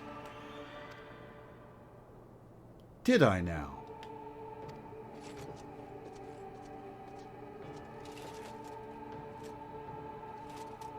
Ah, yes, that's right. So you're Allie, yes? And you joined the military of your own free will, along with your fellow orphans? Oh, is he going to be gross to her? Such devotion! What an inspiration you are! You see, it is my firm belief that love grants us the power to move mountains, to overcome any obstacle.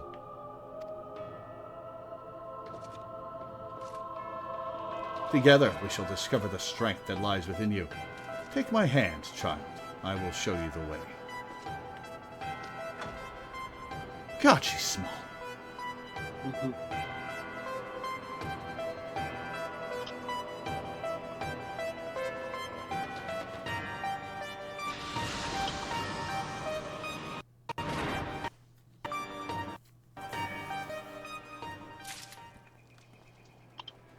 Okay.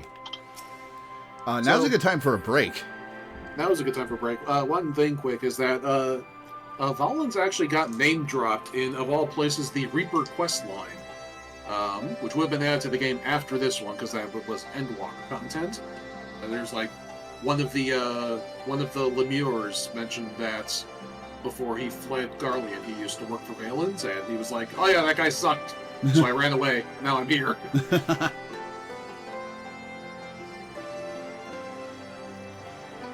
Okay. Right, break time. Yep, break time. All right, we'll be back in a few minutes, guys. Right, sir?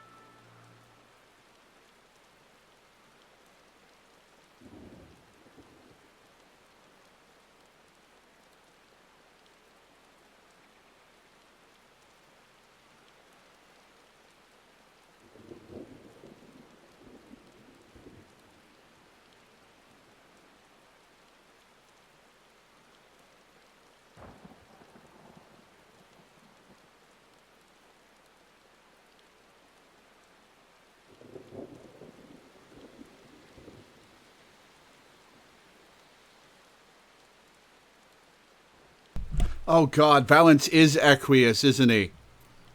Oh no.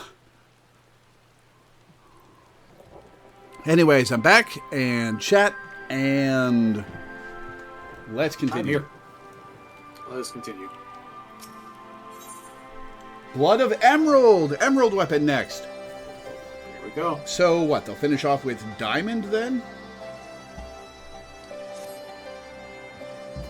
Excuse me. It's good to see you, Lore. I'm pleased to report that Master Garland and the others uncovered a fair bit of useful information at the Imperial facility in Turncliffe. In fact, he'd like you to rendezvous with Gaius in the town square, where he'll reveal what they found. I knew they couldn't have made that just for that one interaction. Once you're ready to depart, your escort will lead the way.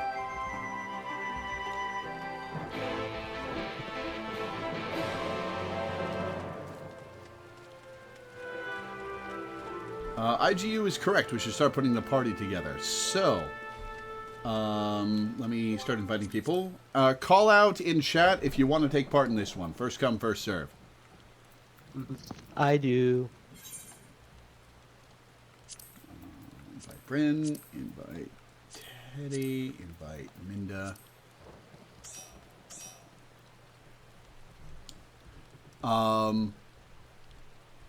I'm going to say IGU by prompting that, put his name in the pot first. So, let's see. Temporary. Ott. Count Bob. Balthazar Souther is not on this server.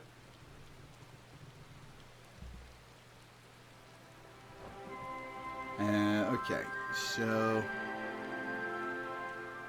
IGU, Ott, Balthazar Souther, and Sanct Pharaoh. Alright. Once you're on this server, I'll invite you, Count Bob. I'm gonna be right back so I can switch my laundry. Okay. We have a little time left. All set for the journey ahead of the Turncliffe.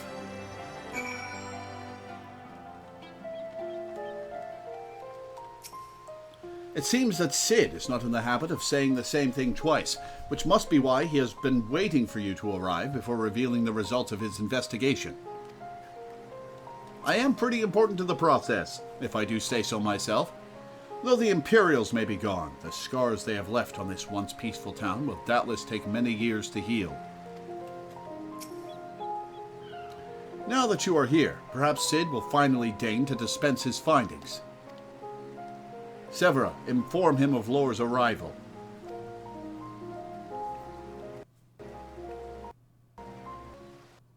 Yeah, sorry, Nadia. You can make it in for the next one. We'll swap people out. Thanks for coming. So, what have you discovered? To tell the truth, we were lucky to obtain any information at all, considering the lengths to which the Imperials went in covering their tracks. You see, the hangar below was not just used to store the weapons, but played a critical role in their creation. We now know the code names given to 3 of the weapons: Ruby, Sapphire, and Emerald. Obviously, we are all familiar with the first 2, but the third is something of an unknown quantity. At the very least, this confirms the existence of another of those abominations. What are we waiting for? Let's go after it.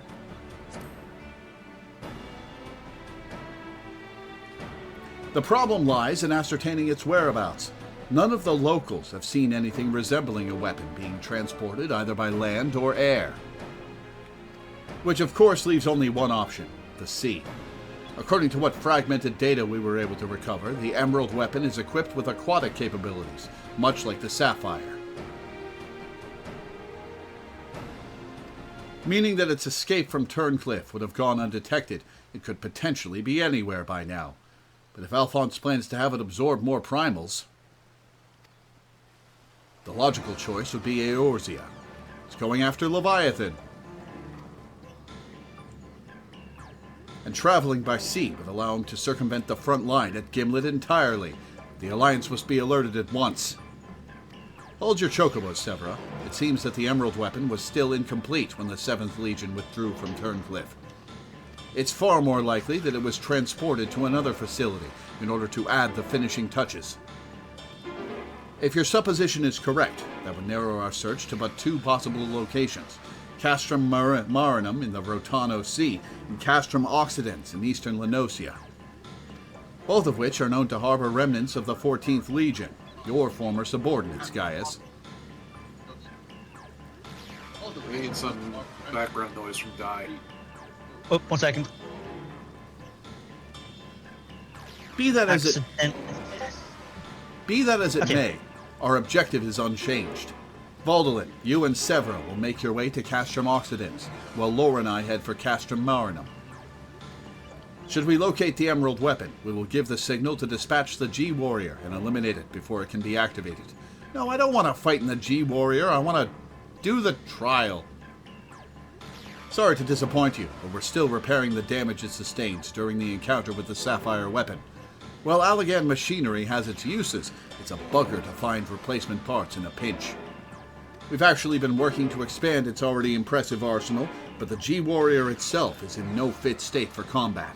Am I going to have to do another G-Warrior fight before the final weapon? That would be I annoying. love the little sigh your character does when they're like, oh, no more giant mech fights. Well, I'm aware this is a far from adequate replacement. I can provide an Ironworks submersible to help Lore and Gaius reach Castrum Marinum. I'll have one sent ahead to Vesper Bay.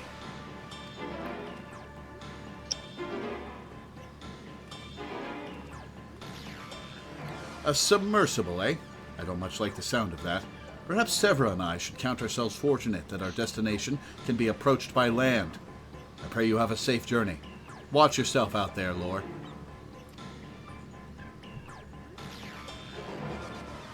Alright, so how are we going to fight this thing on the bottom of the ocean? We're obviously not, but still. It is time we departed.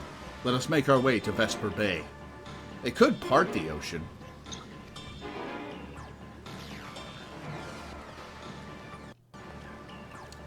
Emerald Weapon is such a cool encounter in 7. And we lost Zay to internet problems. Uh-oh. Rest in peace, Zay. Yeah. You know what my solution for Emerald Weapon was when I lost to it first time? What? Use more blue magic. Works. Desert Dragon Force is really useful there. Yeah. Excuse me. Well, Zay wasn't one of the people who volunteered to join us, so fortunately we haven't lost a party member, but I hope Zay is able to get back in. In the event that my attempt to bypass the Castrum security fails, this submersible of Sid's had best be able to withstand Imperial weaponry long enough for us to escape. I gotta invite Balthazar Souther. Invite sent. As per Master Garland's instructions, the submersible is ready when you are. Alright, everybody arrange yourselves into a trial party. But before you depart, I've received some scraps of intelligence regarding your opponent from my colleagues in Turncliffe. Apparently, it uses some sort of levitating, hand-like appendages. 6 of them, in fact, though we're not quite sure what purpose they serve. It sounds like having eyes in the back of your head might come in handy, but that's all we know, I'm afraid.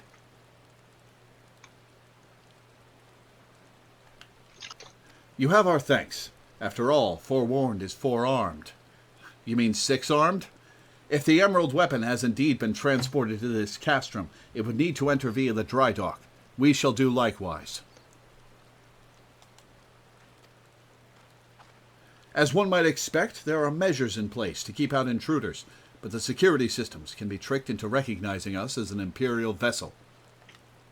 That said, infiltrating the facility is merely the first step. Should the emerald weapon be activated, it is only a matter of time before the pilot uses Oversoul. We must silence the War Machina before this happens, and, failing that, grant the poor soul at its helm the mercy of a swift death. Had these wounds healed more quickly, I could have gone with you, but I fear I would only slow you down. As such, I shall provide what support I can from afar. Whatever happens, the emerald weapon must be defeated at all costs. Castrum Marinum, now accessible. Chat is saying, I forgot, what's that mail Lore's been ignoring? I have mail? Oh, I have mail. That's new. How long have I had that? I'll have to check at the end of the stream. Probably like a year. What'd you say? Oh. It's been blooping all day. I keep hearing the pling every time you get out of an instance. Oh, huh. I guess it's today then. There is a Moogle in town here, I think. Yeah, there is a delivery Moogle right by me. Where'd you go? This way. Look for me on the map. Ah, there you are. All right, let's see what this is. Got the Dinosaur and the Transpride Dragon. Oh. Ultima the Primal's Orchestrion Roll. Thanks, Teddy.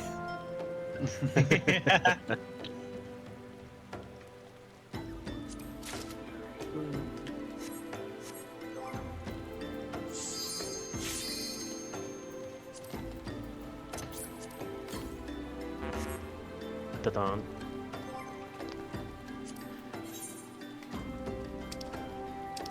They said no automatically, so I think they're like in combat or something. Yeah, Yeah, Liana was in combat. Okay, the liberation of Turncliffe has led to the discovery of vital information regarding the weapon project. I've got a set minimum item level, I remember. A war machina codenamed Emerald is believed to have escaped by sea to an Imperial installation. So you and Gaius make your way to Castrum Marinum, one of two likely locations. Retrieved data suggests that your foe is armed with floating manipulators, though how exactly these will be employed in battle remains to be seen. Oh. You know what one of the silliest responses I've ever seen to a Final Fantasy VII question is? Like, somebody was like, "Why? It would have been really cool if we got to have a proper fight with Sapphire weapon. Why couldn't we have?" And somebody responded, "Because it was aquatic." Gee, I wonder what the solution to that would have been.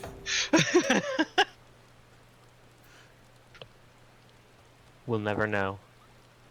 To be fair, it was at the surface of the water, whereas Emerald was at the bottom of the ocean. Mm-hmm. Yeah. Which, if anything, would probably make it easier. Depends. Alright, time to see if this thing got the Ruby Weapon Underground arms. I wonder if they are going to add a Sapphire boss fight to Part 3. I like seeing us all clambering up the staircases. There's some 7 flashbacks for you. Mm-hmm. I've been expecting you, hero of Eorzea. Ah, he just swapped with Rykon. Yep. Look, Father, this is the power that we command. The Emerald Weapon.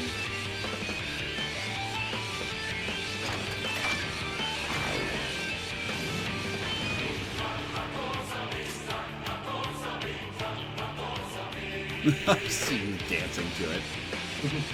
Okay. Okay. Alright. I guess we can go. Okay, let me do a... Oh! Oh, sorry.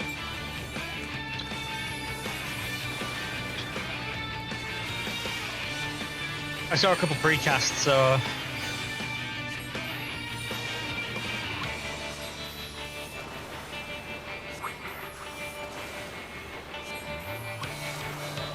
Woo!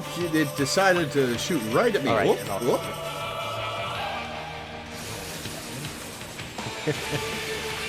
Oh, lots of concentric circles. Is it done? Yeah, he's also Whoa, what? he's spinning as well. Did you not see the laser coming out the front and back of him that was spinning? It passed me a couple of times, so I thought it was hitting the outside of... No, it was just killing you. Yeah, it did pass you a couple of times. It did damage to you every time. And it was cutting the outside apart. We're actually in a smaller arena now. Ah. Oh, what? Excuse you? The bombs had magnetic symbols above the head. They moved away from each other because they were both the same polarity. I'm not gonna lie, I didn't even see that there were things on the ground. I thought it was just the AoEs. I appreciate that noise, Minda.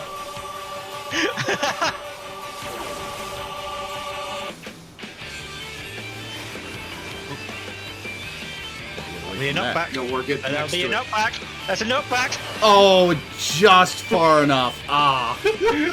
Yeah, that blue marker is it's a knockback with an AoE in the center of it. We've had it before. All right, now I'm watching what you guys are doing. Oh, I miss my Glare 4 phase so much.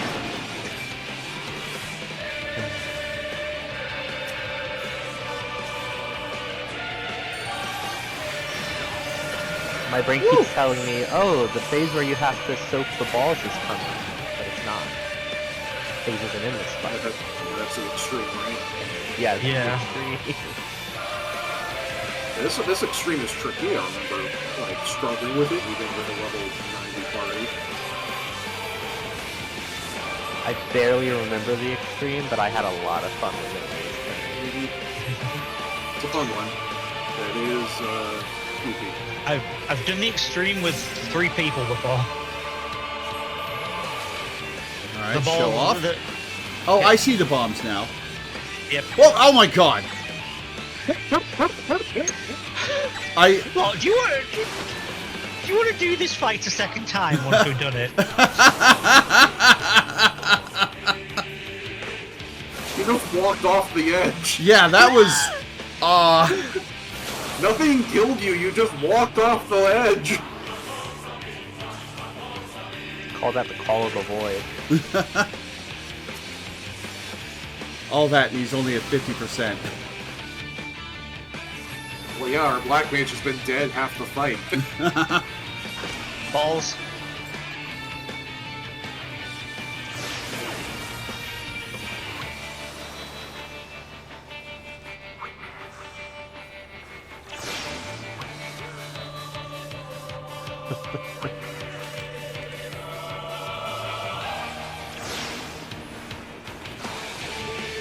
Somebody blew up a ball and hit me with it. Oh wait, no, didn't. I am safe and unaffected. Watch No, out, don't boy, stand, you're don't, in the don't stand push. in it. You need to be next to those knockbacks, not inside them. In my lack of defense, I was looking at the box. I was around you guys, so I thought I was safe. Inside the big glowing area. Failed to keep you safe. Okay, I'm not walking off the edge this time. There. And that's when I do the only time that I jump off the edge and rescue somebody. Alright, 25%.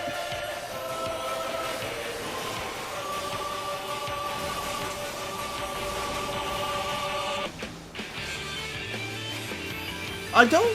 Okay, I see its hands now. I don't really like that they gave it hands. I mean, it had similar floating mechanical bits before in the PS1 version, so those might have been intended to be read as hands. Did it? If I recall, yeah. I thought it just Yeah. had the lights on its shoulders. As targetable. You're thinking of Diamond Weapon. No, I'm thinking of Emerald. You can see them on Emerald Weapons model here. Yeah, I don't think it did have any. Am I just buttons. misremembering it as having bits? The hell is up with my memory today?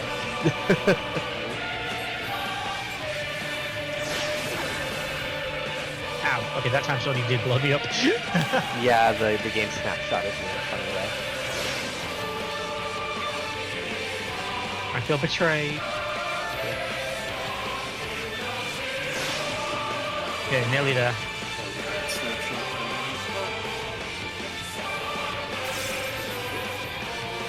3. War, you're about to die. Oh, so am I. Oh no! Oh my god! I wasn't paying attention either. Okay. 0. 0? No. 0? No.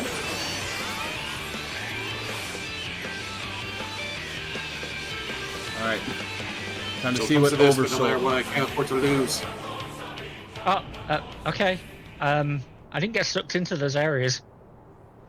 You can beat the Empire's finest, activating Oversoul. I thought it was going to be Gaius. Oh, the Alphonse, this is goodbye. Rex, what have you done?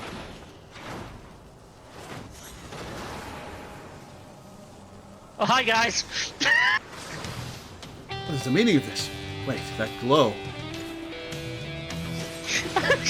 Bear witness to the glory of the Empire.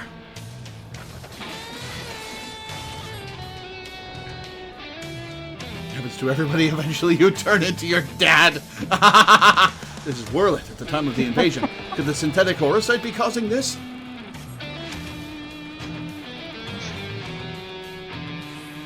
The golden weapon.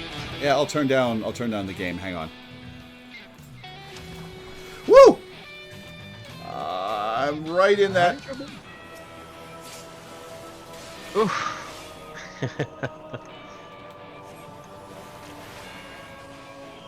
Oh, I guess I get this away, is my guess. Yeah, but you don't want to get pushed into one of the AoEs at the other side. Oh, Like that. yep. Okay. Well, I understood half of the mechanic.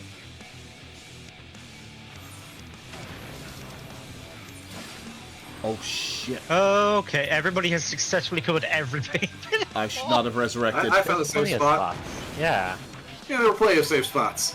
It's like you've never played a Danmaku game before. What's a Danmaku? Bullet Bullet hell. Uh-huh. My apologies. I guess the most literal translation of Danmaku is bullet curtain, but we understand it as bullet hell.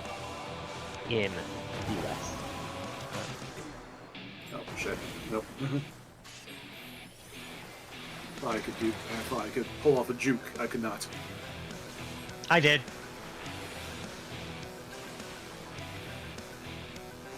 Instead of reading that as Legio Phantasmus, I read it as Lego.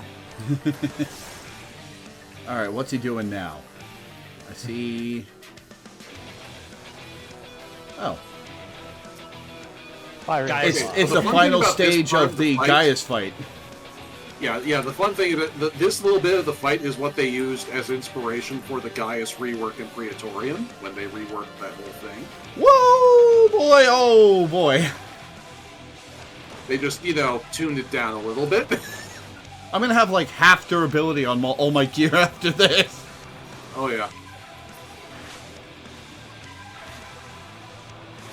Okay, so they're firing off in order. I see the order they're firing off in. Yes, and move over. And move over. Haha, I did it correctly. Hooray! You can learn.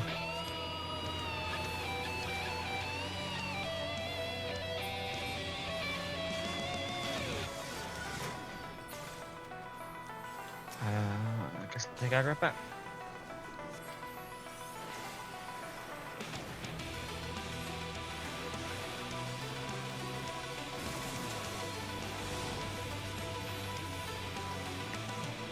I love this music. It's called The Black Wolf Stalks Again, Yeah, this is pretty cool. which is a fucking metal name as well. Yeah. Oh boy. Oh, made it! Okay.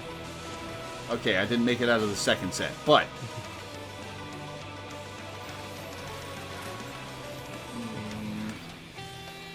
Also, I do like there being a bunch of extra hands for this phase of the fight, that's for Oh, sure. what? Oh yeah, they've all got swords I in was them. at the front of the boss. That's I pretty see. cool. Yeah, you got tank busted. I got tank bustered.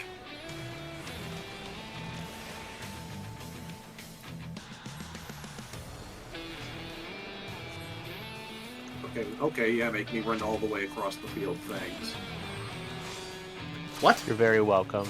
Oh, I was caught in one of your lines, wasn't I? Yeah, that was not my fault. Oh. Uh-oh. I'm just going to involve. Good idea. Loreweaver down. Wow! Think you've got 12.5% in you? Quick, dance partner in healing dance.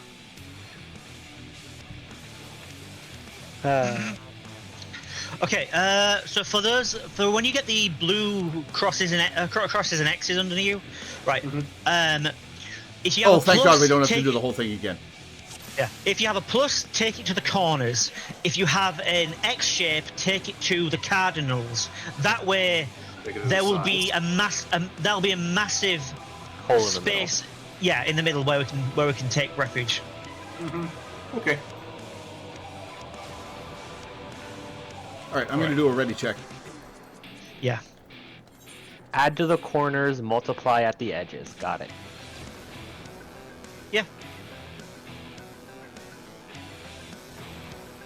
But yeah, so the little Gaius phase there came out long after the original Praetorium, and so they kind of used that as a blueprint for the reworked Gaius.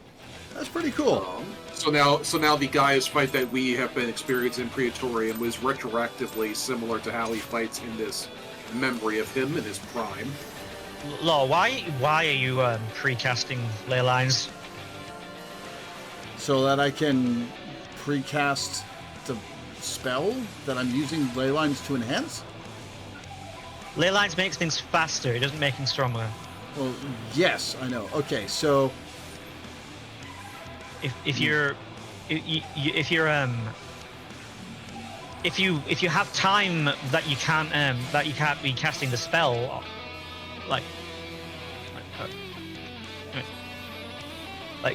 You're doing it wrong. We'll explain why later. Yeah.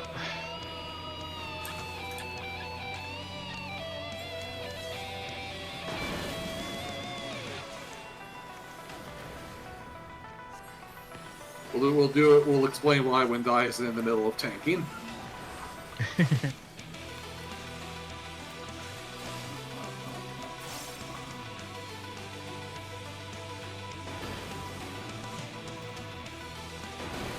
made it.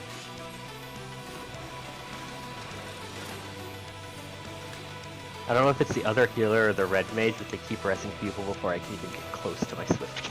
Probably the red mage. Not that I mind. Yeah, IGU's Nice to have them been on top of it.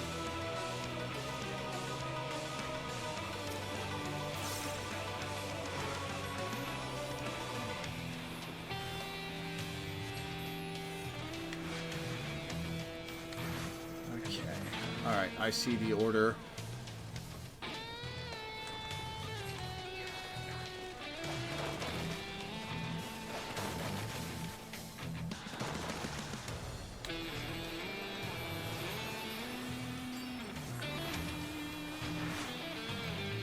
This hitbox is so small, it's hard to see his directionals.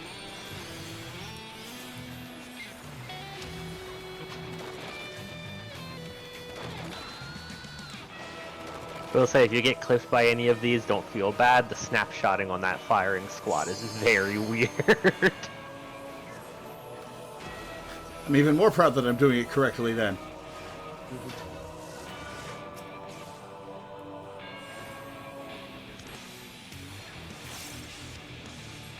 And we've got it at 25%. Quick, everyone, gather together for the swords again, so we have to do it a third time.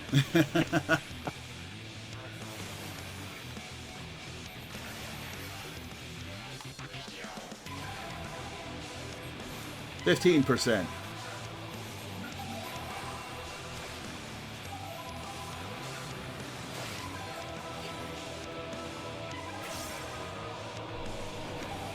Ah, I forgot. Ah, made it. 8, 7, 5, 4, 3, 2, 1. Got it.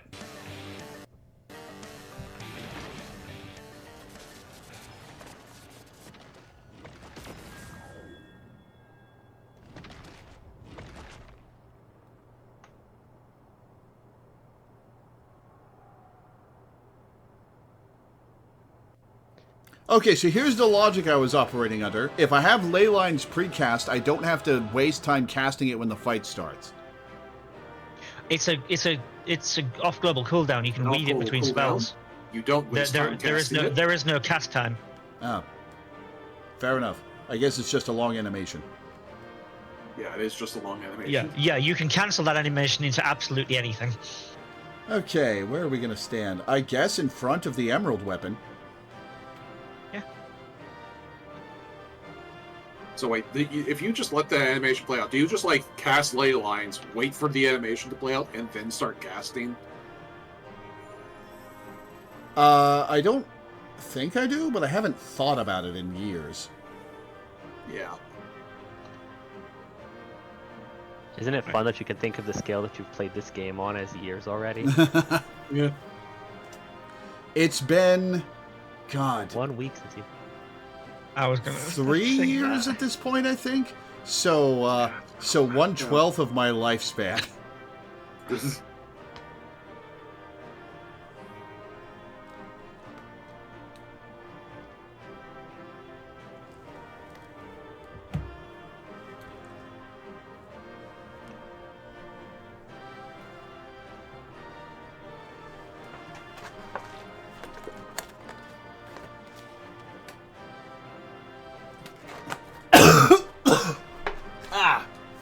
Excuse me. Hopefully it's been a fun 1/12 of your life. It has. I like playing this game with you guys.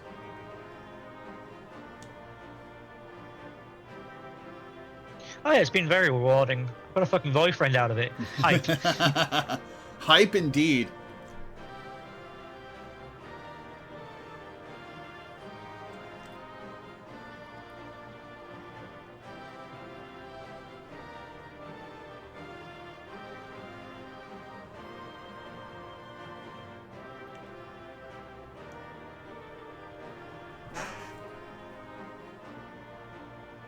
That's a fucking nice angle.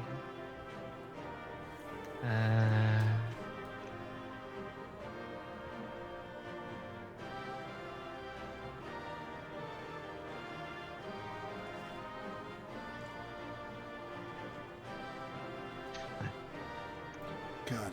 Heiko gets to Maine in 4 days, almost on the dot. Oh, it's coming up so fast. I need to clean. I need to clean hardcore. How's this one coming through now? Nice. Yeah. Yeah, you know what you should be doing before during the countdown? What? Fire 3. Yeah, Fire 3. What's Fire 3's cast time? At this point, I think 2 seconds, and that's what I have been doing in the countdowns after ley lines, so I know how to open that. Yeah, but like ley lines is completely worthless there because, like it's only going to be 2 seconds because of the ley lines, right? No, it's 2 seconds at base. Is it? Okay, well, Well, now that So, I know, now that you guys have explained Yeah, Fire how it 3, works, and I then when the understand now. animation But properly starts, you do ley lines. Yeah. yeah. So yeah, you want to you want to 2 seconds before the countdown finishes, start casting your 2 seconds spell, so it goes off the yeah, the moment no, I know. that the fight starts. Okay. All right. Yeah. I like that screenshot. Paste it in chat. Uh-huh. Here you go, yo. I like how you Okay. caught me in a Darth Maul animation. And I'm going to take a very quick bathroom break. I will be right back. Okay, maybe it's 3 seconds, not 2 seconds. Yeah, that sounds more correct. Alright, Gaius. Sorry about your kid. And so it ends. But why would Rex throw away his life for this?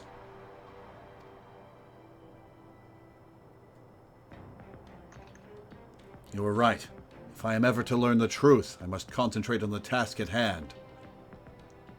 Of course, we do not need to wait for Cid's analysis to tell us whose combat data was used on this occasion. It galls me to think that my techniques and strategies could be so closely replicated. Nevertheless, the observations I made during the battle may yet prove useful. As a matter of fact, that was not the only information I was able to gather. I intercepted a signal that revealed the troops stationed here were permitted to withdraw, seemingly in return for assisting the 7th Legion. They must have known that the Alliance would follow the Emerald Weapon here sooner or later, and made good their escape. Meaning the way is now clear for Cid to inspect the War Machina's remains.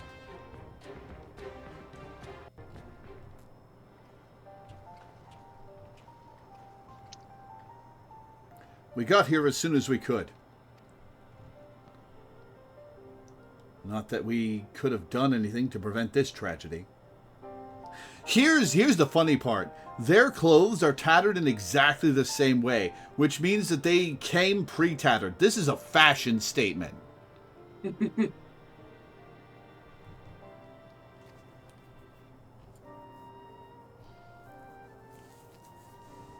From what we know, it seems that the Emerald Weapon was ilm for ilm a great deal more powerful than the previous two. If this is allowed to continue, who knows what sort of monstrosity the 7th Legion will conceive next. Nevertheless, Lore has once again proven herself capable of overcoming the worst the Empire has at its disposal. You may be relieved to hear that Castrum Occidens was free of anything resembling a weapon. Unfortunately, it was also devoid of any useful leads, and we came away empty-handed.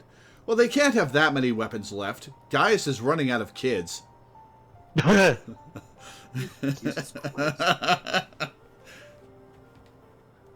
And you're not wrong, but still. In all honesty, part of me wishes we had never found the Emerald Weapon. Perhaps then Rex would not have been forced to make the ultimate sacrifice. I only hope that he is finally at peace.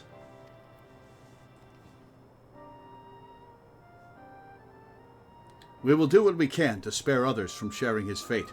I and the Ironworks will search this place from top to bottom for clues as to the 7th Legion's plans.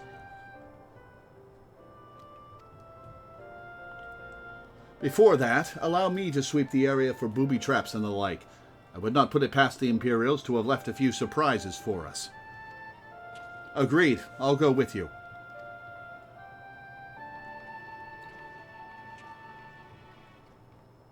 With that in mind, I'll begin my examination of the Emerald Weapon. Carefully, that is. Are you going to give the G-Warrior extra hands? Is that what's going to result from this? Right, I'm back.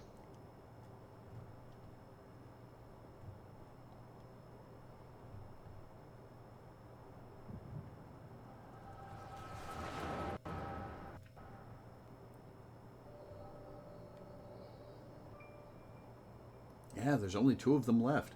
Alphonse, you knew all this time, didn't you? Melisandre and Rykon, too. Everyone except me. And you, Rex? Yes, that's what the synthetic Orocyte system is. The fusion between pilot and core is the key to Oversoul. And unless we use it, we don't have a chance of beating Father's newfound friends. They stand between us and the primals, without which the weapons will never reach their full potential. We thought that if you knew the truth about Oversoul, you'd try to stop us. Of course I would. But what I don't understand is why all of you are so willing to give your lives for the weapon project. What is it all for? It all began the day Father left. Without his guidance, his protection, the Garleans lost any respect they once had for us.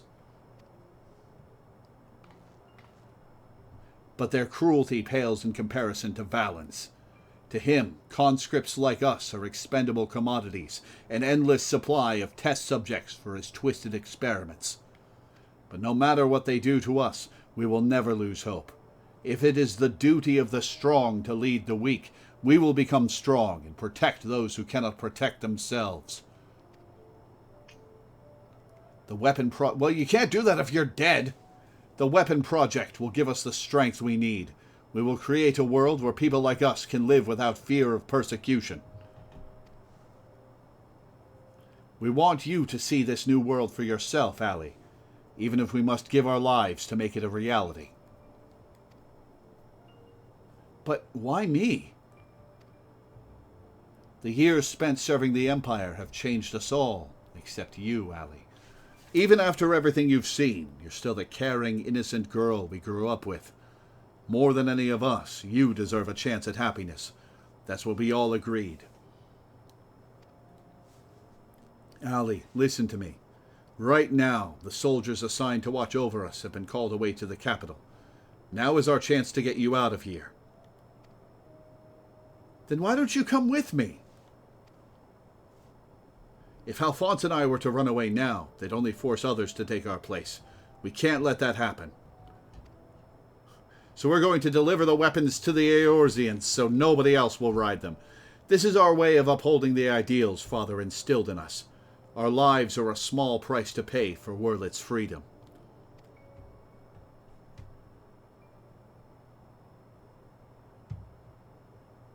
No, how can you expect me to leave you behind? I won't do it.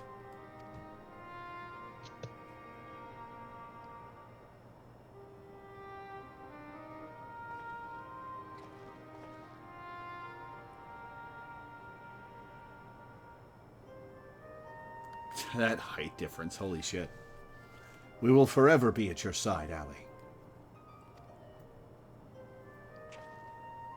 Rex, take her to the holding cells.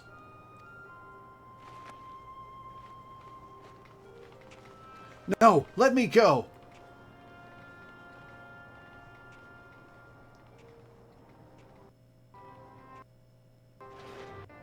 So is she here, is the question.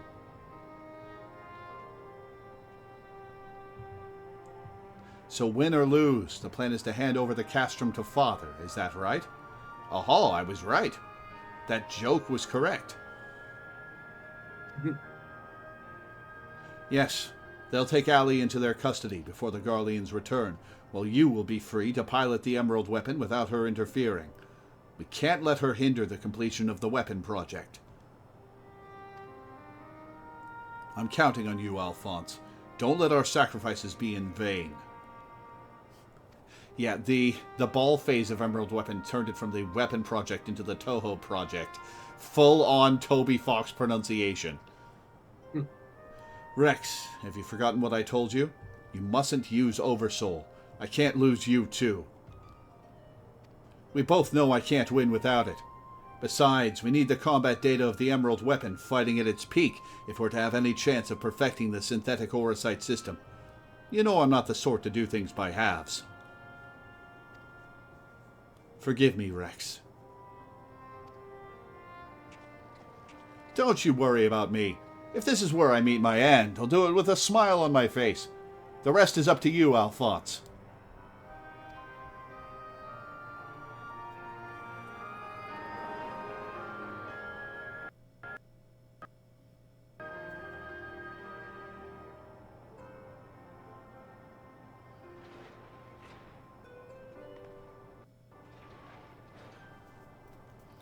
Sup, Allie? This is the girl you spoke of, yes? She was locked in a cell, but I saw no harm in letting her out. I can't say for certain, but it seems she's been through quite an ordeal.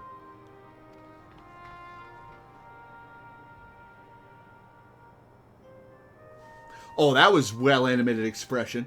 No. Why, Rex? Why?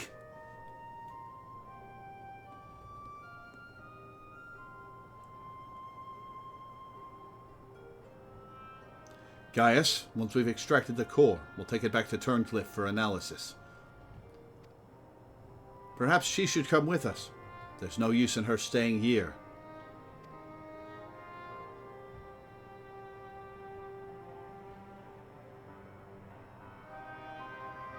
Come on, Gaius, wash your damn face.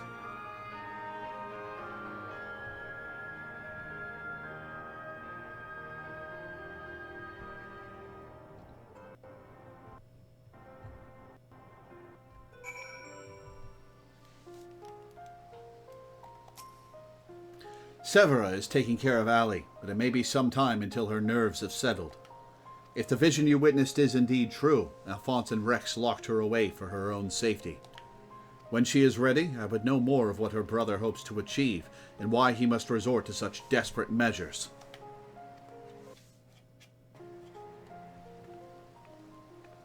Allie's condition has improved somewhat, but she remains in a state of shock. We must give her more time to recover. There was one other thing that I thought you should know. When we checked her for injuries, we saw that her back is covered in welts and bruises. Who did this to her? It seems she was subjected to beatings on a regular basis, judging by the varied states of bruising. I dare say this was the work of her Garlean masters. You speak as though you have seen this before. Gaius, you cannot possibly tell me you didn't know this went on. Seen? I have lived through it myself. I was born in Werlet, 23 summers past. My mother was a local woman, but my father was a pure-blooded Garlean and a member of the occupying forces. Though I knew very little about him, his rank afforded me imperial citizenship. His acknowledgement of our familial ties was the extent of the responsibility he took for bringing me into this world. Still, it is more than can be said for most of his ilk. My mother and I were shunned by the people of Werlet, who treated us as badly as the Garleans did, if not worse. I thought that if I were to become an imperial soldier, my position might somehow deter those who would cast scorn on my mother, if only out of fear. And so I joined the army. The acceptance I earned was but temporary, however, and my superiors were quick to blame any perceived shortcomings on my savage lineage. Rather than waste time on official court-martials, they administered their own form of corporal punishment.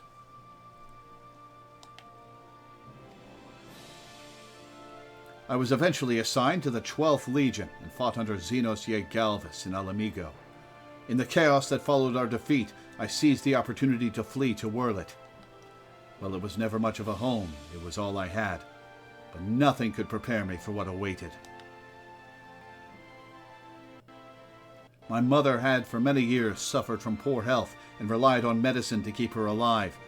In my absence, the Garleans had denied her treatment, claiming that it would be wasted on savages. By the time I could return to her side, there was naught I could do. There was nothing left for me in Werlet. I would be punished for desertion if the Imperials discovered the reason for my return, and I was never accepted by my so-called countrymen to begin with. I ran as far as my legs could carry me. It was then that I met Gaius. So that is the truth of it. Other than a few scant details, I knew naught of your past. It sickens me to think that I once fought under the same banner as such vile creatures. You're seriously telling me that you didn't know this happened? He's so funny. Are you serious, Gaius? Yeah. There's idealism, and then there's stupidity.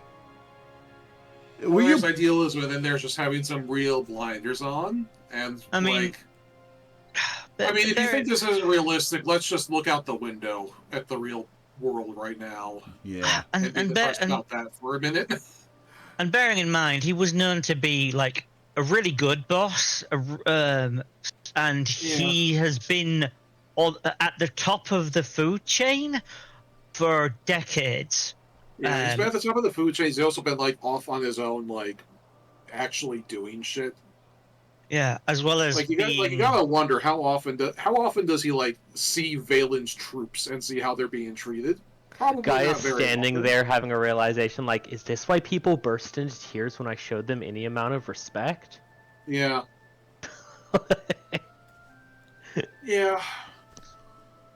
Yeah, and He he does have a level of idealism and propaganda poisoning that would make him think that sort of cruelty unthinkable. Mm-hmm. Yeah, it's like it's sad. The sad part to me is that like it strikes me as kind of realistic. I'll be perfectly honest. I guess. Like, I know a lot of people jump on this and think it's bad writing. I don't. I have seen too many of these stories with real actual human beings. Well, hopefully this stirs his resolve to not go back. Yeah. Unless he takes control of the Empire and institutes reforms, which I wouldn't put past him. It sickens me to think that I once fought under the same banner as such vile creatures. I had always believed it to be the duty of the strong to lead the weak. Yet there are those who became drunk on the power afforded by their station and prey on the ones they should protect. Like a canker, this corruption has spread to every part of the Empire. Even those with Garlean blood, such as myself, are subjected to their cruelty. They hold particular contempt for the Aura, an easy target for abuse, being so few in number. Perhaps, like me, Ali thought she would be spared such treatment once she joined the army. Alas.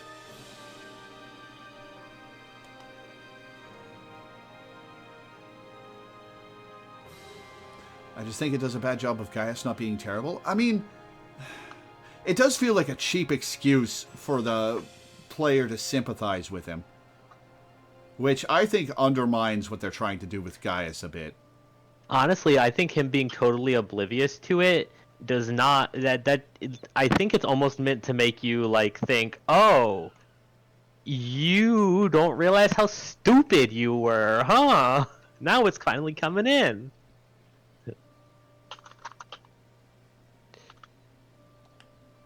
I like this because it makes him suffer. Anyway. I only hope that with time, Ali can put the past behind her and make a new life for herself. But for now, all we can do is wait for her delirium to subside. It is Valdolin's turn to keep watch. Let us ask him if there has been any change.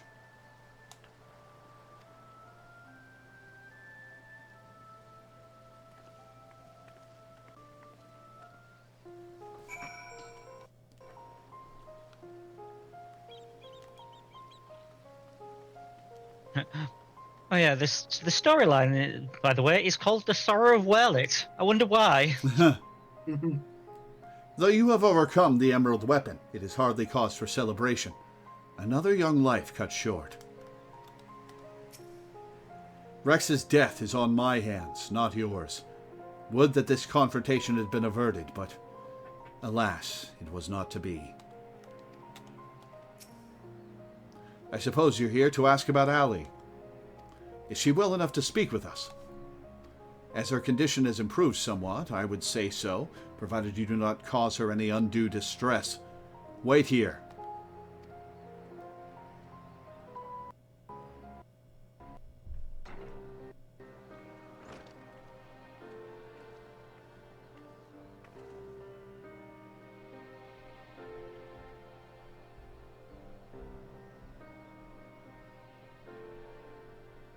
Ali, I'm sorry.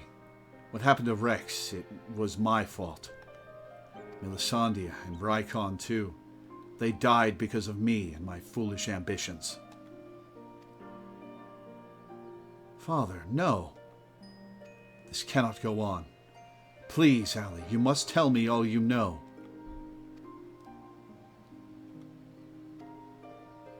Of course. First, I need to know what became of you and your siblings after we were parted. So much has happened. It seems like a lifetime ago.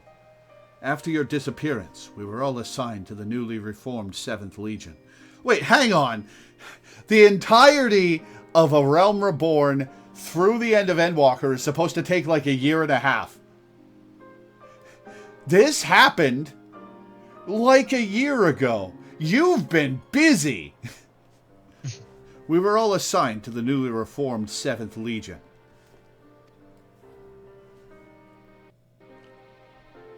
At first, each legatus was quickly replaced by the next, until eventually a man named Valens von Vara was given command.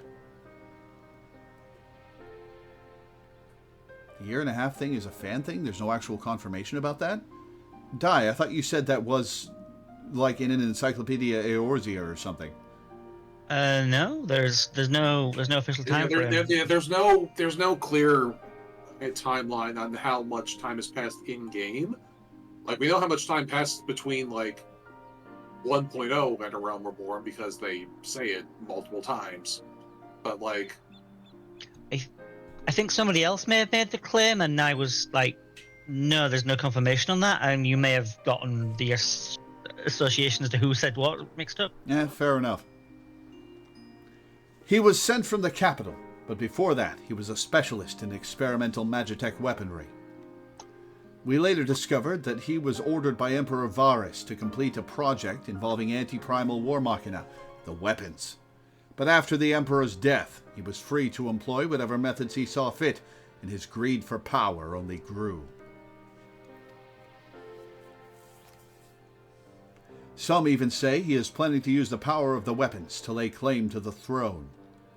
But I think there's another reason for his obsession with the weapon project. Not that he'd ever tell anyone, but he's always muttering to himself, and I've been able to put the pieces together. He's jealous of you, Father. Valens von Vara. I must admit, it was only recently that I first heard that name. Valens used his knowledge of Magitech to devise various military strategies. He was given a position in the army and quickly rose through the ranks. That was until one man stood in his way. You, Father. He was one of the candidates to lead the new 14th Legion, but that role fell to you. After that, he was assigned to serve under a far more gifted engineer, Nero, who was in charge of restoring the Ultima weapon. Valens has resented you ever since, going so far as to oppose the ideals you upheld, where you treated those who served the Empire based on merit rather than on their race or origin. Valens is adamant that pure-blooded Garleans are superior to all others. It never ceases to amaze me how far some will go in the name of revenge. All that hatred festering away. Nothing good could ever come of it.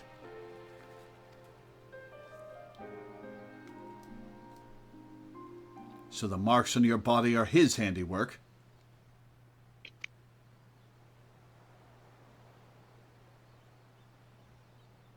Yes. To Valens and his men, we are no more than fodder for his experiments, playthings on which they can vent their frustrations. Every day is filled with nothing but pain. If I had remained in Garlemald, you would never have been forced to endure this abuse. It's not your fault, Father. We could have fled from Valens if we'd wanted to. After all, we're expendable and easily replaced. The truth is, that's exactly why we couldn't run. In saving ourselves, we would be condemning others. But if we were to stay, to see the weapon project to its completion, we would gain the power to defeat Valens, and then the Empire itself, freeing the world from its tyranny. Oh, shit! Okay! Oh!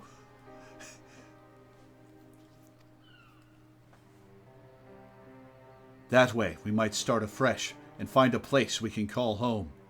And not just for us, but for anyone who wishes to live in peace. You would give your lives for a future you may not live to see. We took courage from your teachings, Father. The strong must lead the weak, and we would gain that strength by whatever means necessary. We will fight for the sake of those who cannot. But we knew that you'd never consent to our participation in the weapon project, which is why we couldn't turn to you for help. As the pilots, we're the only ones who are able to stop Valens. We know just how powerful the weapons are. He would use them to bring the world to its knees. And his masterpiece is the worst of them all. If only I could get my hands on it, then I could save Alphonse and all of Wurlet.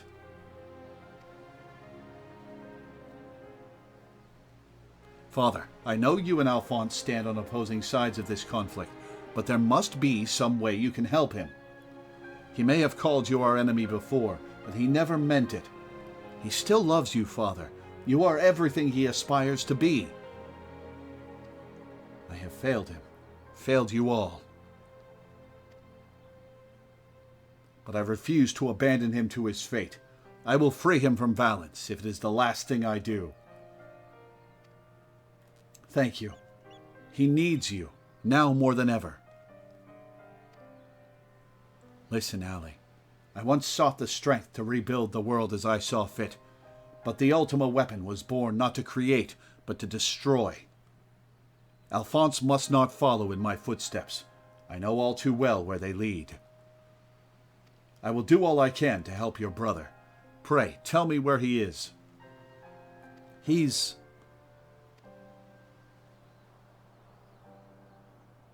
I'm sorry.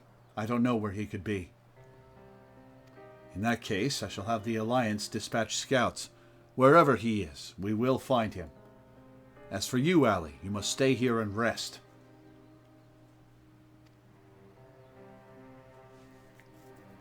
Wait, you're the one who fought Rex, Rykon, and Melisandre, aren't you? Yeah, sorry. We're the ones who threatened your homeland. You only did what you had to do. I have no right to ask this of you, but... Please don't kill my brother. Lend my father your strength. Save Alphonse. What if Valence goes into the diamond weapon? That would be fitting. I know now why they call you hero. Alphonse, I'll do what I must to free you, even if it means going against Father's wishes. But I have a good feeling about his new friend.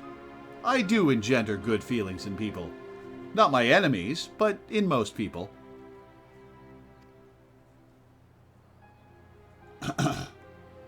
Severa, see that she has everything she needs. Excuse me.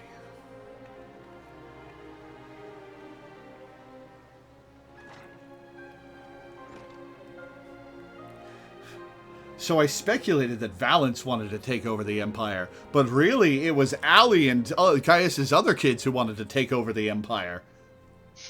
That's unexpected. They were like, we're going to do a Zatchabelle about this. Our allies must be informed of these troubling events. May I ask you to relay the news to the troops in Garabania? But our ally just went away over there. She's the one who told us. Your loving father act may fool the others, Caius, but not me. For every life you've saved, you've ended 1,000 more. Or is this your idea of redemption? Call it what you will. For all my transgressions, I believe I still have a part to play.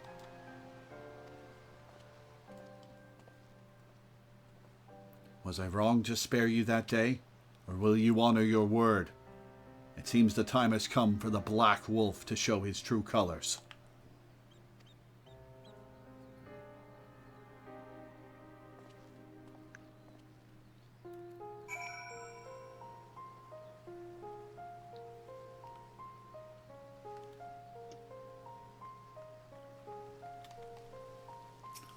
The majority of the 7th Legion are sure to be stationed in the city of Werlet, the heart of this occupied territory. Whether Alphonse is there with them remains to be seen. According to Allie, another weapon lies in wait, but where we do not know. It stands to reason, however, that if we were to find it, Alphonse would surely not be far away. While I am painfully aware of the cruelty the Empire shows its enemies, even I am appalled to hear of how it treats its own. War machina that feed on the very lives of their pilots. I can scarcely imagine anything more heinous. I can? You noob. I've seen worse.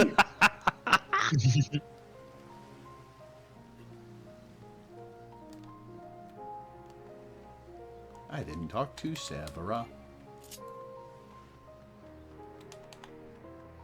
Leave Allie to me. Having cared for my mother for so long before being transferred away, I'd like to think I have developed suitable bedside manner. There's a Garlean soldier hiding in a corner with a triple triad deck. So there is. Let's go say hello. This is like he's like the third or fourth time that's happened, where we just find a Garlean hiding out in some place that we've taken over. He's like, "Oh shit, you're the Warrior of Light." Distraction card game. Distraction card game. A lot of us local conscripts have deserted the 7th Legion, but the rest of Turncliffe isn't going to forget that we serve the Empire. At least not anytime soon. If you challenge him, he has more dialogue. You don't have to actually accept the challenge, but all right.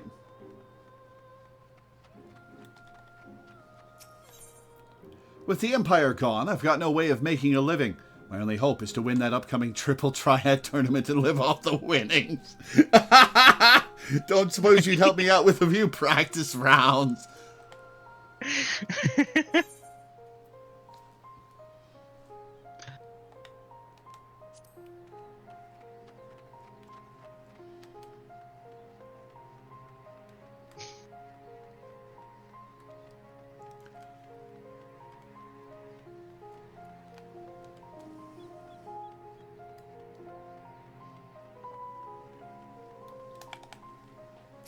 Back we go.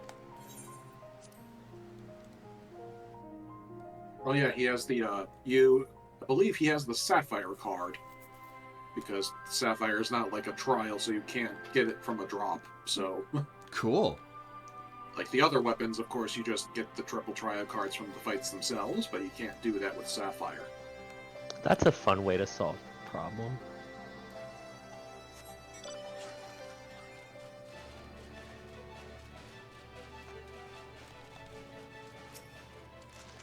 We've recently received word of your victory over the Emerald Weapon. I expect it was another fine display on your part, not that any of us were there to see it. Excuse me. For that reason, we'd be grateful if you could give us a blow-by-blow account, if you wouldn't mind.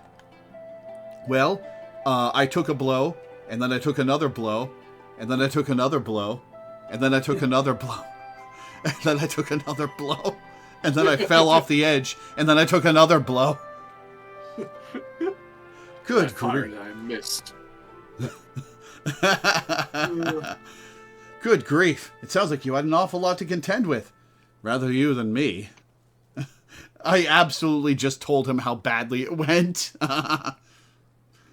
I shall add this to our ever-growing stack of reports, should anyone wish to review this information ahead of the next sortie. Now, if I may say so, it looks like your ordeals have taken their toll.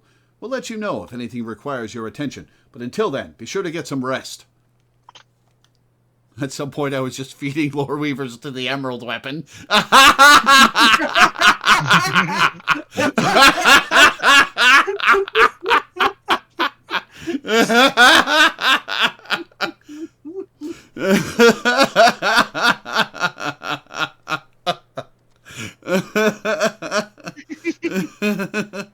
Oh, God.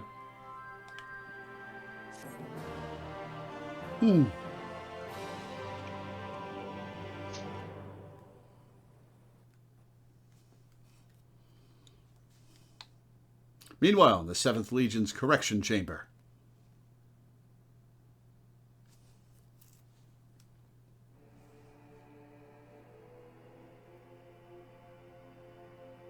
He's writing on the same line over and over again that's already printed. He's just making it look like he's doing something. 3 weapons. 3 pitiful displays of ineptitude. Oh, hot pokers. Ugh.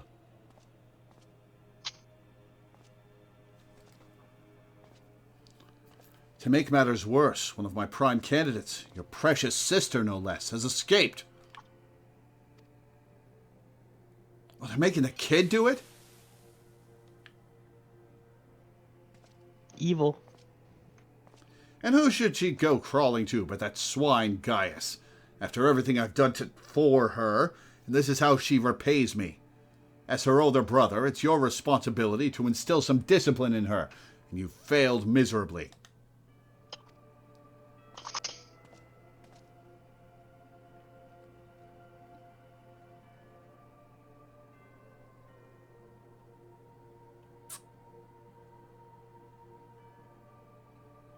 Well, don't just stand there, boy.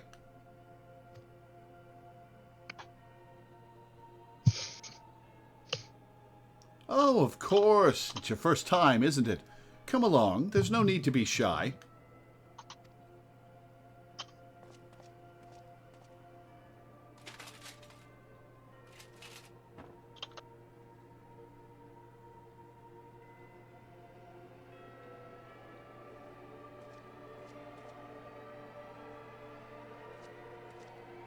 Is this supposed to be a face we recognize?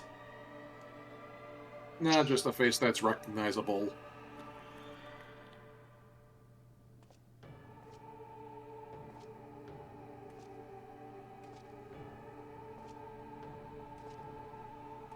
You see, something wicked has taken hold of this young man, and it's our job to cleanse his troubled spirit. It may look painful, but it's the only way, I assure you. He'll be ever so grateful, and you want him to get better, don't you? He looks like Frollo, actually. He does. Yeah, he does, yeah. There's a good boy. Now, let's try again, shall we? I mean, Burn out the bad! Burn out the bad! Burn out the bad! Burn out the bad!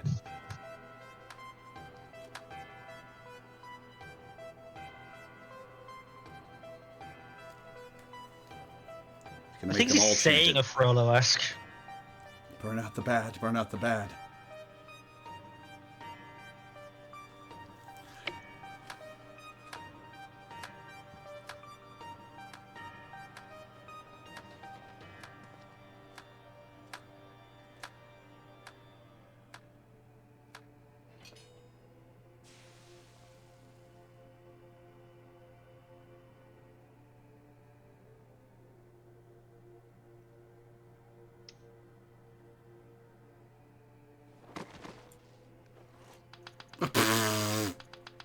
When do I get that emote?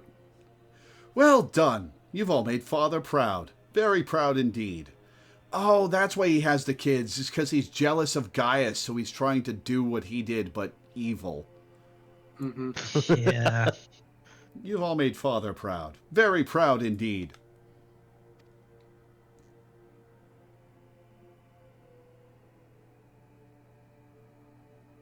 As for you, I thought you were a cut above the rest of the savages, but it appears I was mistaken. And since you allowed that wretched sister of yours to escape, it falls to you to act as her replacement. I choose you as the next pilot, and your mission is simple. Kill Gaius Van Baelsar, whatever it takes. And if you so much as entertain the idea of betraying me again, I'll exterminate every last one of your kind.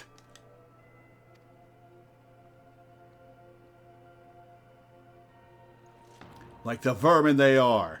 All right, Hildebrand questline.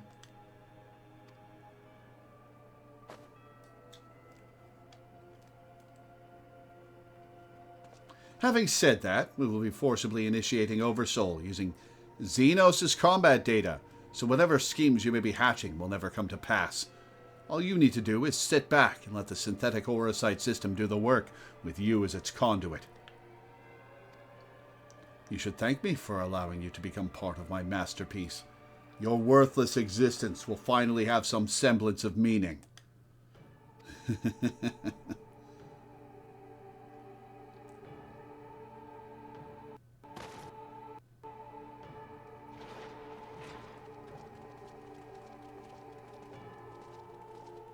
Lord Valance, preparations for the Oversoul trial are complete. We await your orders.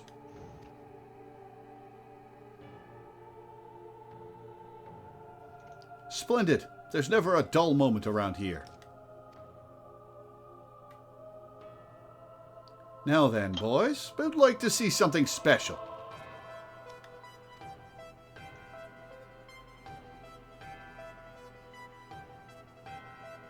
Come along, everyone. Father has secrets to share with you.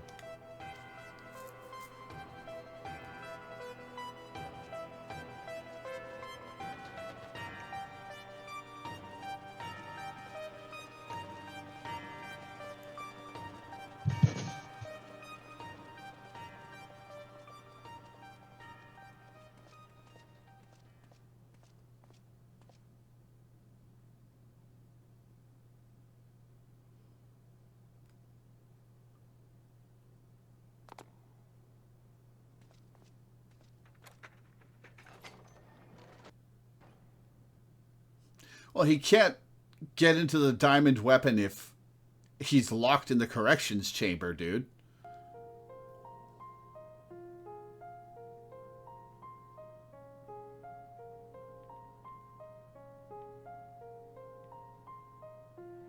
This is my chance, and it's all thanks to the sacrifices made by my dear siblings. Finally, the weapon will be mine to command. Once it has reached perfection, I will be unstoppable. First Valence, then the Empire itself will fall, and we will be free at last. Do you really think you can control it over Xenos? Father, keep Ali safe.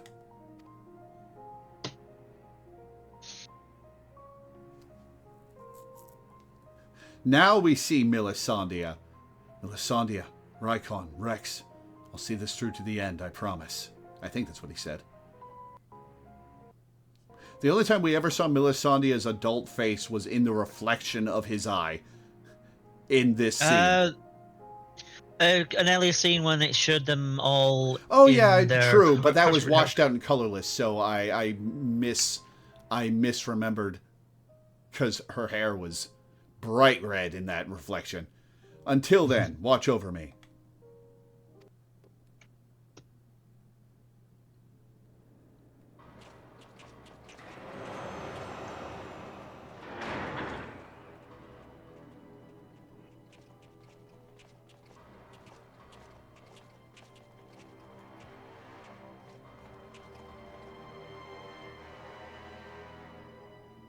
So that's just the light afflicted kid from the first, right? Like that they're just using his facial model.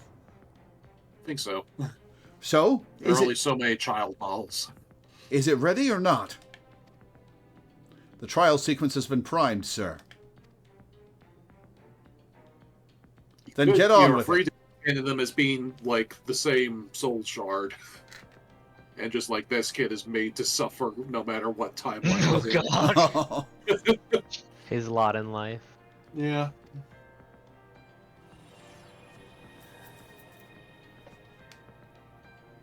Initiating synthetic orosite system. Loading diamond weapon simulation.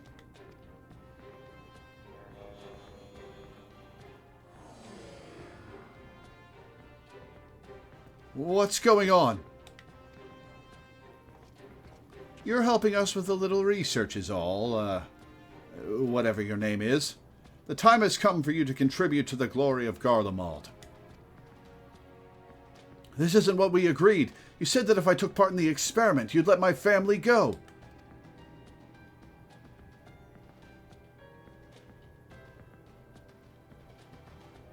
You have Xenos' data loaded, yes? Activate Oversoul and be quick about it. Understood, Lord Valence.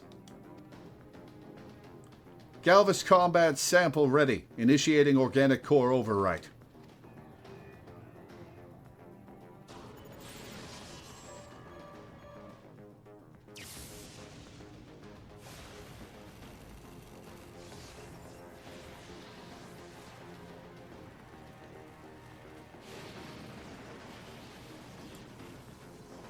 I just know if this is what it takes to protect you both, I love you. I'm so sorry.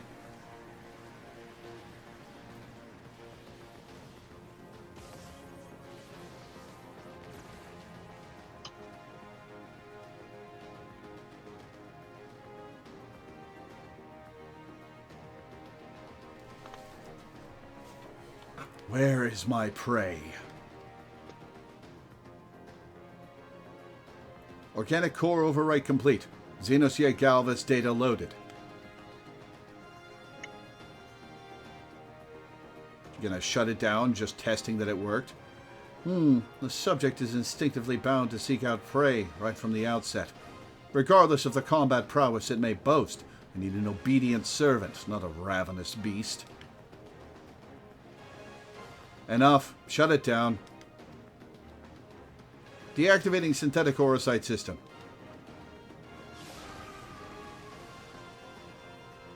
Yep, they sacrificed a guy just to test that it worked. He's gonna stumble out like the thing in the Genova reactor.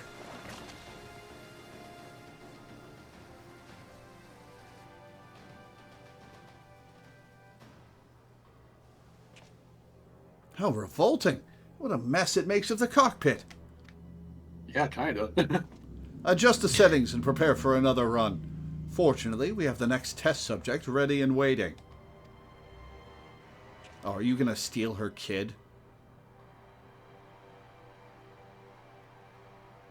But sir, you agreed to release his family in exchange for his cooperation.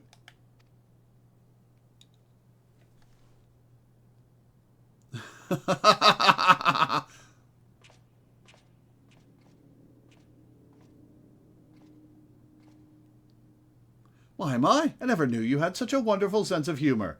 The great Valence von Varro, bargaining with savages? Ha! More fool him for trusting me in the first place.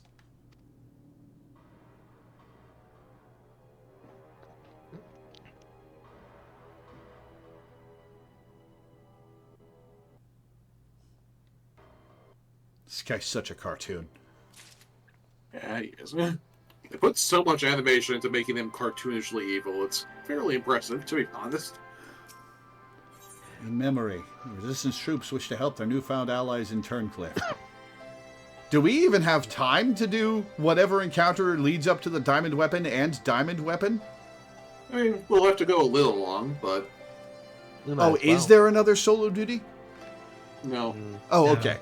Cool. There's just a quest or two, I think. One second. Can't be too much longer. I'm going to take my meds.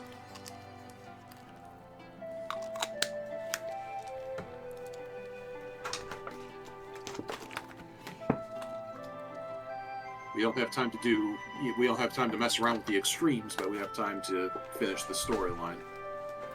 Okay. Sorry for coughing. Lore, I was hoping I might have a word with you. Ever since Turncliffe was liberated, we've been sending troops to aid in getting the town back on its feet. Helping the residents, that sort of thing. We Alamegans know how hard life can be for a society struggling to stand on its own after years of imperial rule. A lot of what most people would take for granted has to be rebuilt from the ground up. While we're able to assist when it comes to providing basic resources and keeping the place safe, there are countless other problems that need attending to. If you can spare the time, we could use your help. I can't spare the time! The stream's almost over! Bless you, Lore. You really are a saint. I'm sure the people of Turncliffe will benefit from having someone like you around. Once you're ready, have a word with your usual escort. I wish you all the best. Oh, boy. Okay. How much... Oh, hey. Hi, Nadia.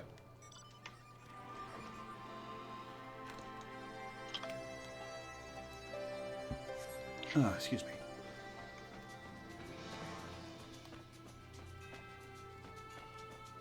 Not that one, Minda. This one.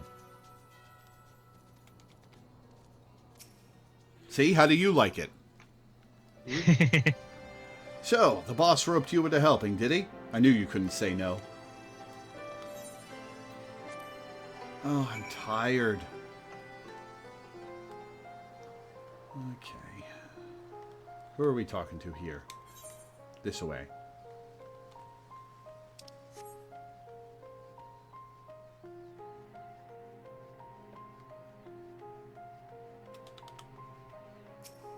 You're the one who piloted that war machina and defeated the Sapphire weapon, aren't you? I thought so. I have heard much about you, but I doubt you know who I am. My name is Avilina, and I grew up here. When I saw 16, I was put to work as a Magitech engineer. Thanks to you and yours, we are now rid of the Imperials, though I fear many of us will struggle to put the past behind us. For decades, we suffered at their hands. Generations of young people were forced into the army and sent off to die in some distant land. I suppose I could be considered one of the lucky few. My work here kept me away from the battlefield, and I hoped that my contributions might help the others live long enough to make their way home. In the end, most of them never returned. Though my efforts were in vain, I can at least honor their memory. I want to leave something behind for their sake, to prove that they haven't been forgotten. A monument bearing their names. To ensure that not a single person is omitted, I'd need to see the official list of conscripts. If one still exists, it would be inside the Imperial facility beneath the town. But with the Resistance troops and Ironworks engineers closing the place off, I can't get near it. Perhaps you might have a word with them for me. I'll leave as soon as I find the list. And yeah, Thank I just you. checked. It's we have this quest, and then the next quest unlocks the duty. Sweet. Thank you. I'll follow your lead.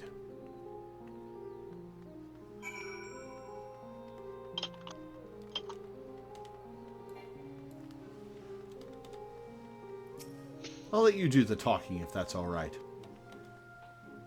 Something I can help you with?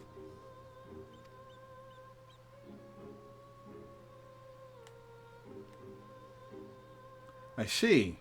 It's a bit unusual for one of the locals to show an interest in the Imperial's leavings, but it seems she has her reasons. Since we're still carrying out our investigations, we've closed the place off to prevent anyone interfering. Considering it's you who's asking, though, I can hardly say no. Still, I'd better go with her in case the others kick up a fuss. I could go with as well. You're very kind. Suddenly I don't trust this.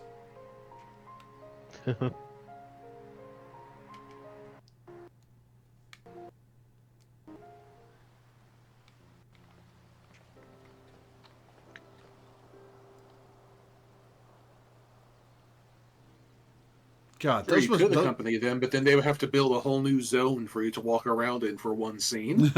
Fair enough. God, those things on her head must be so cumbersome. I'm sorry for any trouble I've caused. You have my thanks. Think nothing of it. I was glad to help. As I'd suspected, the Imperials kept detailed records of the local conscripts. One name in particular stood out to me. My friend, Melisandria. Oh, I had no idea she'd been assigned to the 7th Legion of all places. What do you mean of all places?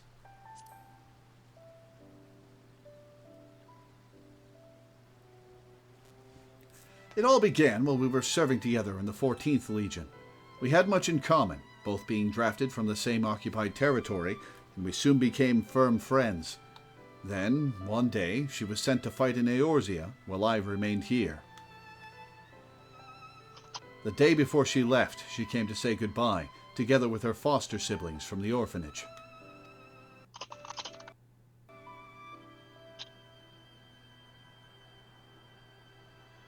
The youngest one, Rykon, was particularly upset about not being allowed to speak with their adoptive father, Gaius van Belsar, before they departed.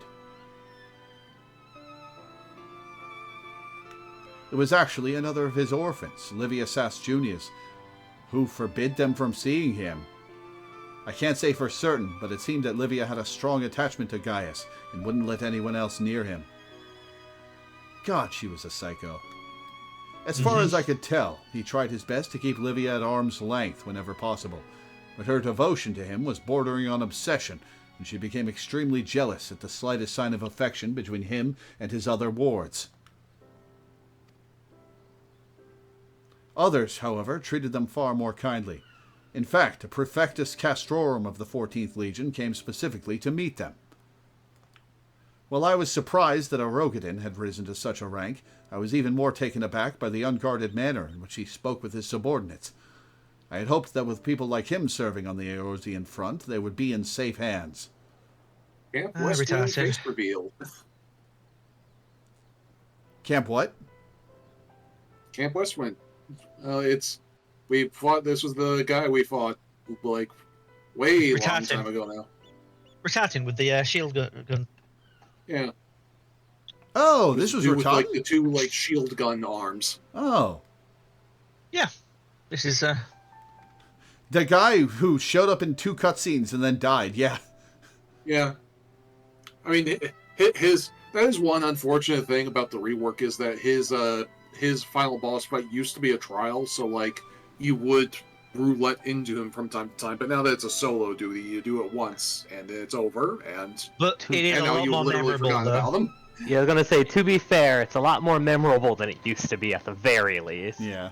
Yeah, the thing that made made Cape Westwind so memorable originally is that whenever you queued into it, it was a 6-second fight. Yeah.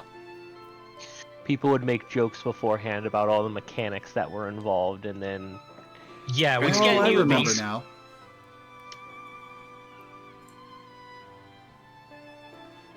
Major retcon, he definitely was not banging Livia. I never thought he was banging Livia. I thought Livia was obsessed with him. there was this Yeah, cutscene where he was like, there's- my quarters, 2 hours. There's like a scene where he's like, you come to my quarters for half an hour, yeah. and it's like, Oh, and they've retconned yeah. that to be, it's like, oh, he was taking her over to his quarters to scold her, and it's like, no, that's a retcon. That's Yeah. bullshit. Yeah. I wish they'd take that line out. Honestly, they Yeah. don't. They seem to regret it, even though like they took how very glib out. Why not take that line out? Well, they took a how really glib out because it's a response to dialogue that was also taken out. But yeah, it's like it's the Livia thing. Like, this is why I didn't want to talk about Livia last week, because this context like helps a little Context bit, makes it because weird. they accidentally recontextualized Gaius as a groomer with this backstory of Livia that they added, and it's like, oh, you are playing with fire there, writers. You may Yeah. have wanted to be a bit more careful there. Yeah. Anyway, Then the time but it came was all for... one-sided. It wasn't Gaius' fault, so it's fine. It's like, okay, sure, we'll go with that. We'll go with that because the alternative is worse. Then the time came for Melisandre to leave. We shared a few final words, and then she was gone. It would be the last I ever saw of her.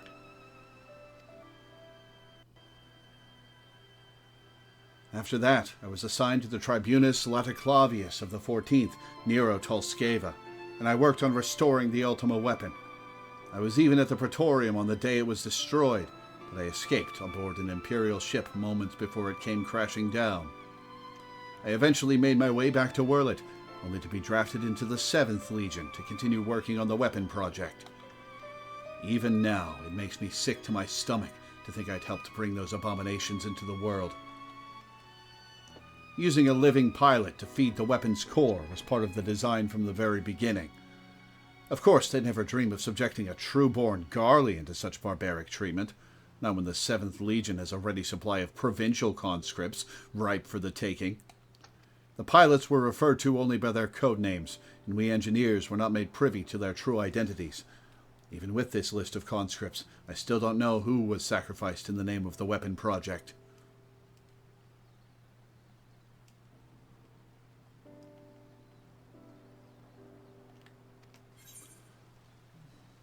Let's bring an end to the weapon project, together.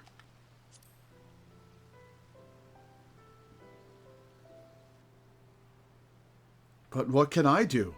For years, all I've known is how to build tools of destruction. Well, it worked out for Cid. Okay, the simple answer here is introduce her to Cid and have him hire her. Because Garland Ironworks is exactly...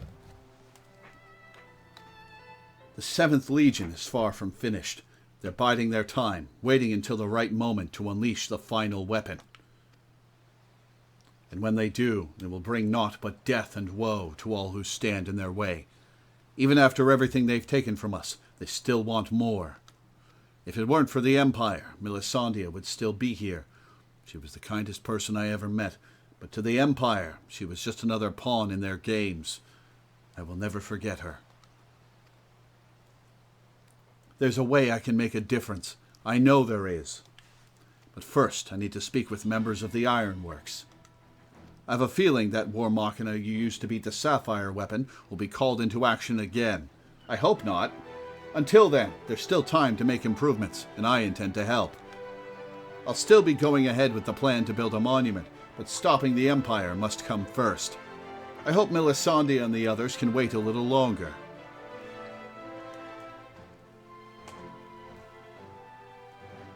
Before I go, allow me to express my gratitude. I don't know what I'd have done if it weren't for you. Until we meet again.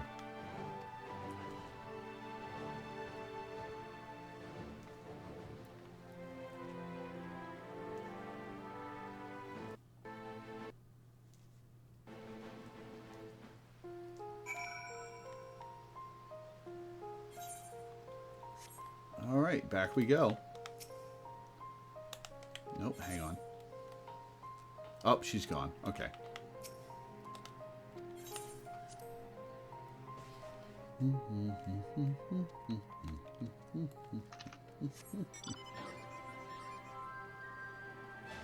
I know what mount I've got on. I don't even have to see it, because I can't see it.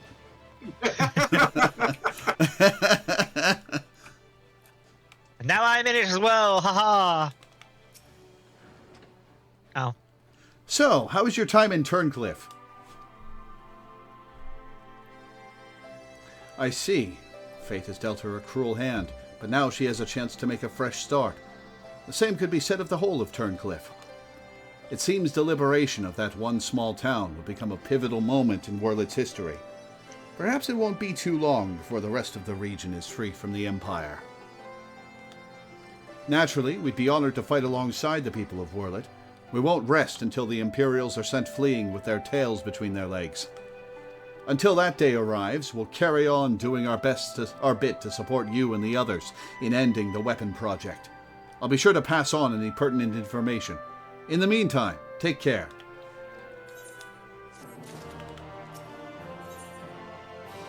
Duty in the sky with Diamond? Come on. Come on. Come on. Legit a reference to my favorite Beatles song. Yeah. You've come at the right time. Bathe in the pun, Lore. Just bask in it. Ah! You've come at the right time. There's been some developments in Wurlit we'd like to share with you. And as luck would have it, here comes the ideal person to explain the situation. Thanks. I'll take it from here. Oh, hey. I'm glad to see you looking so well, Lore. This is Monago, right? I'm not going to save you. Do you remember her name?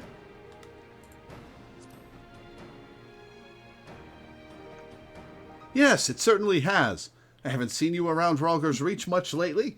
Anyone would think you're trying to avoid me. What's interesting is that she is a custom delivery person, and so I wonder if she has different dialogue if you have engaged in her custom delivery quest line. Interesting. But as much as I'd love to stand around chatting, I'm afraid I've got some serious business to discuss. Following the liberation of Turncliffe, it seems the people of Wurlit also have their hearts set on freeing themselves from the grip of the Empire. Like-minded citizens have rallied under the banner of the Wurlit Revolutionaries, and they... Sorry, I said the other one, good to see you, Mazette, and she's like, that attention-seeking imbecile who stinks of gunpowder. Of all the people to be mistaken back for, even as a joke, that stings, you know. The guy with the Red 13 background, if you remember. Oh yeah, him. The guy whose backstory is literally just Red 13. Yeah, who we kept throwing bombs at because he wanted us to help him toughen himself up. Like-minded citizens have rallied under the banner of the Wurlit Revolutionaries, and they aim to depose the 7th Legion that currently occupies the city. Their ranks include many former conscripts, and between them they possess no small amount of combat experience. The only thing they lack is someone to lead them. After much consideration, they decided to turn to none other than Gaius Balsar. Of course, many would balk at the thought of turning to a former enemy, and many did, but desperate times call for desperate measures. His reputation as a legatus speaks for itself, and, as most Alamegans will attest, he was a far more reasonable and pragmatic leader than his predecessor, the Mad King Theodoric, or his successor, Xenos, for that matter. But most importantly, he was the one who led the invasion of Werlit in the first place, so who better than him to take it back? After accepting their offer, he requested the delivery of additional arms and provisions from the Alamegan resistance. Not that we have much to spare at present, but we'll do what we can. While my comrades see to the preparations, I've been assigned to meet with him in person. I was wondering, could you accompany me to Turncliffe? Thanks, Lore. To be perfectly honest, coming face to face with the Black Wolf is a rather daunting prospect, even if he has supposedly turned over a new leaf. But I'm sure having you there will make a world of difference.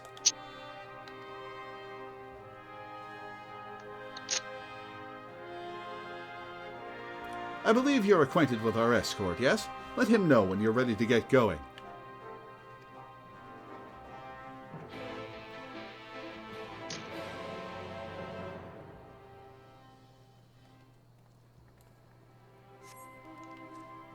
Oh wait, hang on.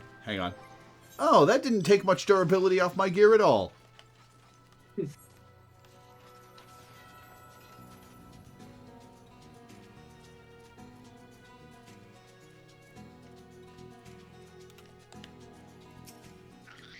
Another trip to Turncliffe, is it? Duty in the sky with diamond.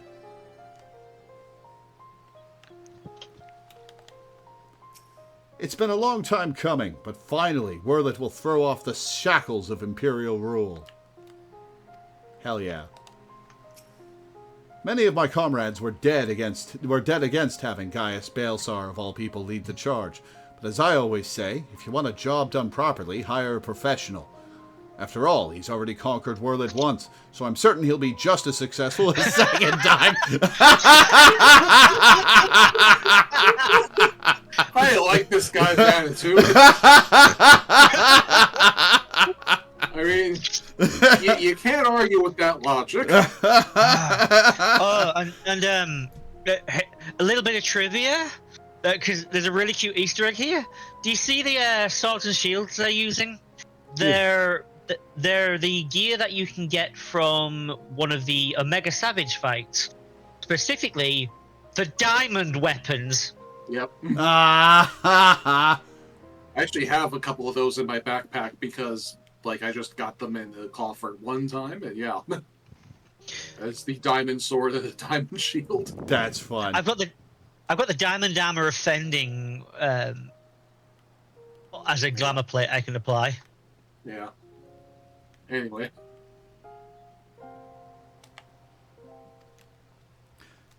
That's one of my favorite NPCs in the game. That was so funny.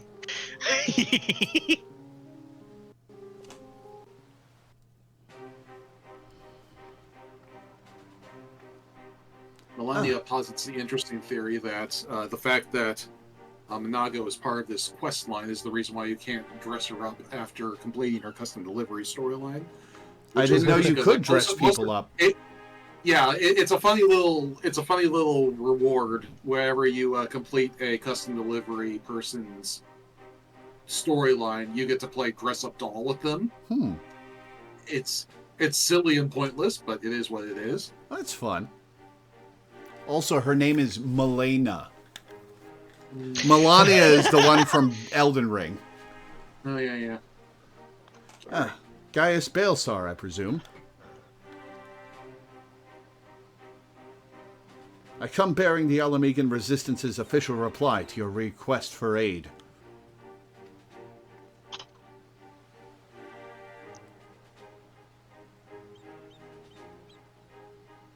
I see. Nothing. You have my thanks. Does this mean we can finally make our move? With the assistance of the Alamegans, we will soon have sufficient arms at our disposal to stand a chance at victory. But lest we forget, the 7th Legion has been conserving its strength thus far, and we must be prepared for severe casualties should its full might be brought to bear. If our lives must be the price of freedom, we will pay it willingly.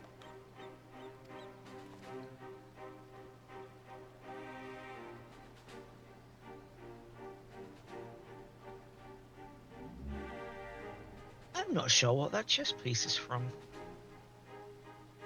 Let me be clear. We Alamegans have not forgotten that it was you who led the invasion of our homeland. The blood of our fallen loved ones is on your hands.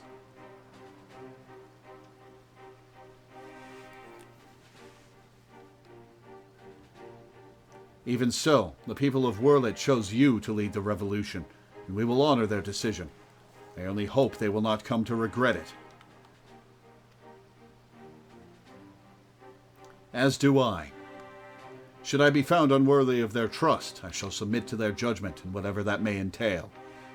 You're racking up life debts to people, guys. How many people are you going to promise the right to kill you to? The self-sacrificial version of selling your soul to demons. Dawn just broke. Forgive me, but might we return to the task at hand? First, I would like to discuss the transportation of supplies from Alamigo. This way, if you please.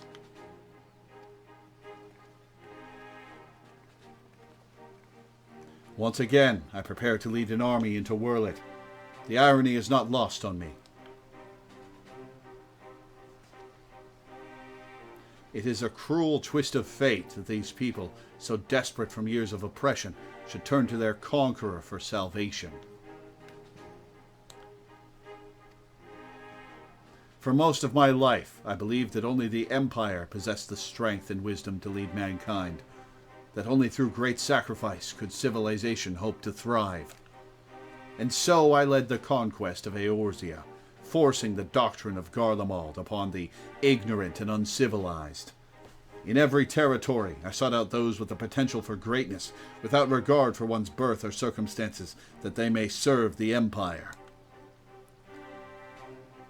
But there are those such as Valence, who see being born Garlean a virtue in itself, one above all others. To think that a monster such as him should be granted the position of legatus, and everything that entails, it makes my blood boil.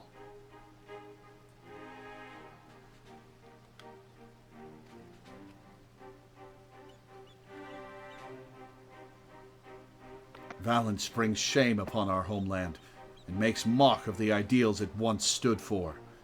By my hand he shall pay for his foul crimes.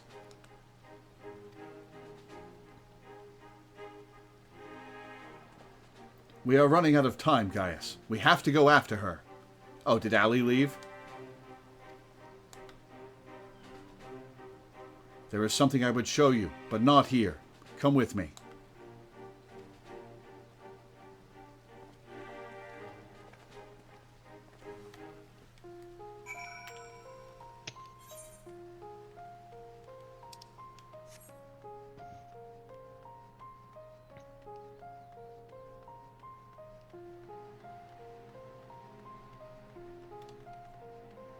Why did Allie have to keep this all a secret? We could have helped her.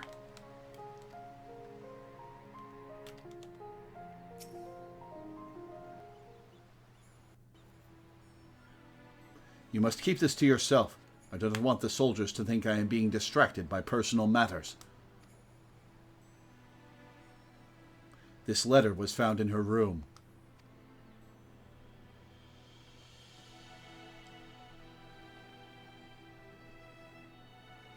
Dear Father, I am sorry for leaving without saying goodbye, but the thought of Alphonse suffering alone is more than I can bear. For his sake, and for the freedom of Wurlit, I have decided to take matters into my own hands. I know of a way to save them, a way to end it all. I have to seize this chance before it is too late. My mind is set. Please, do not try to stop me, Father. The days we spent together were the happiest of my life, and no matter what happens, nothing can take that away from me. With all my love, Allie. She is heading for the 7th Legion's stronghold in Wurlet. I am certain of it. Taking matters into her own hands.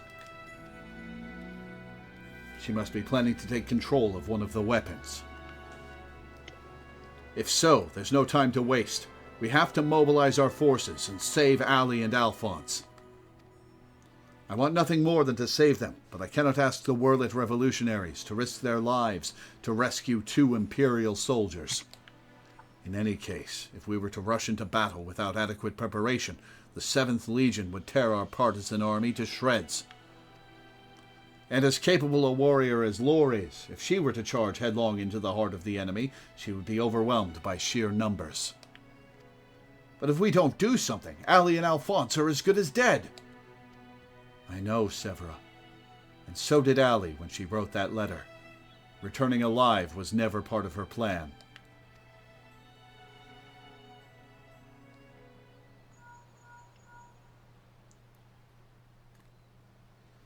Can you hear me? I'm in Wurlet, just outside Castrum Colonum. All hells have broken loose.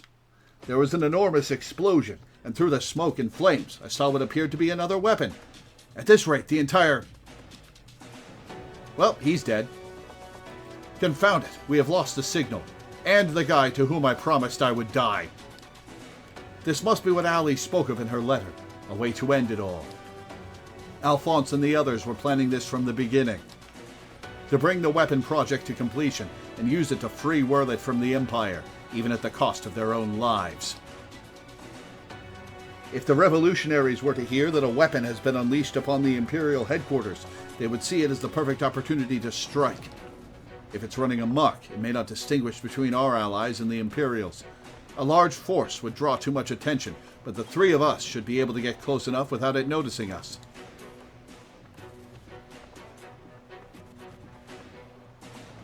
It's okay, Gaius. Just send me. Just send me. Between us, we'll find a way to save them.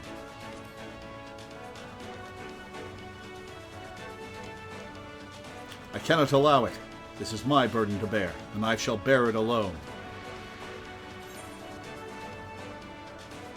I'll have you know my record for surviving dangerous missions is impeccable so far. I beat you and your Ultima weapon, didn't I? The amount of trauma our character's been through has made us very sarcastic and snacky. Very glib, you could say.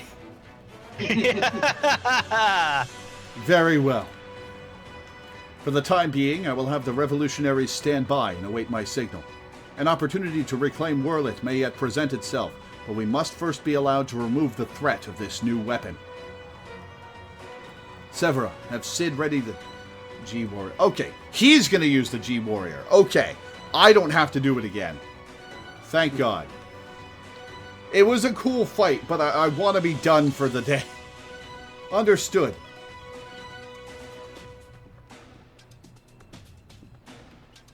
Once you're on his hands and knees begging not to be put in that robot. Once your preparations are complete, let us reconvene outside the hangar.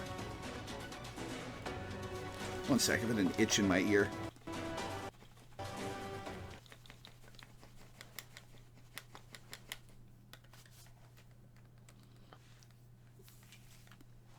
Sometime earlier in the 7th Legion's Wurlet headquarters. How wonderful it is to see you again, my dear. I was beginning to think that you weren't coming back. In my impatience, I may have vented my frustrations on that brother of yours. I do hope you'll forgive me.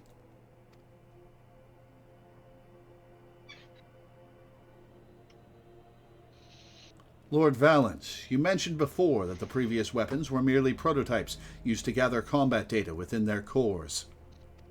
Yes, very good. I see you were paying attention after all.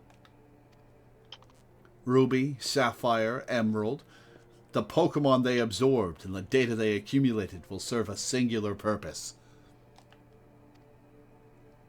The completion of my masterpiece, the Diamond Weapon.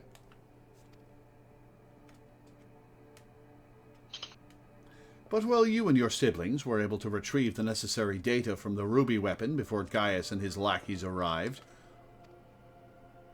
Hey, Gaius is my lackey! Get it right! Sapphire and Emerald were handed to the enemy on a silver platter. Those worthless curs failed to meet even my exceedingly low expectations. Oh, did Ali steal the data?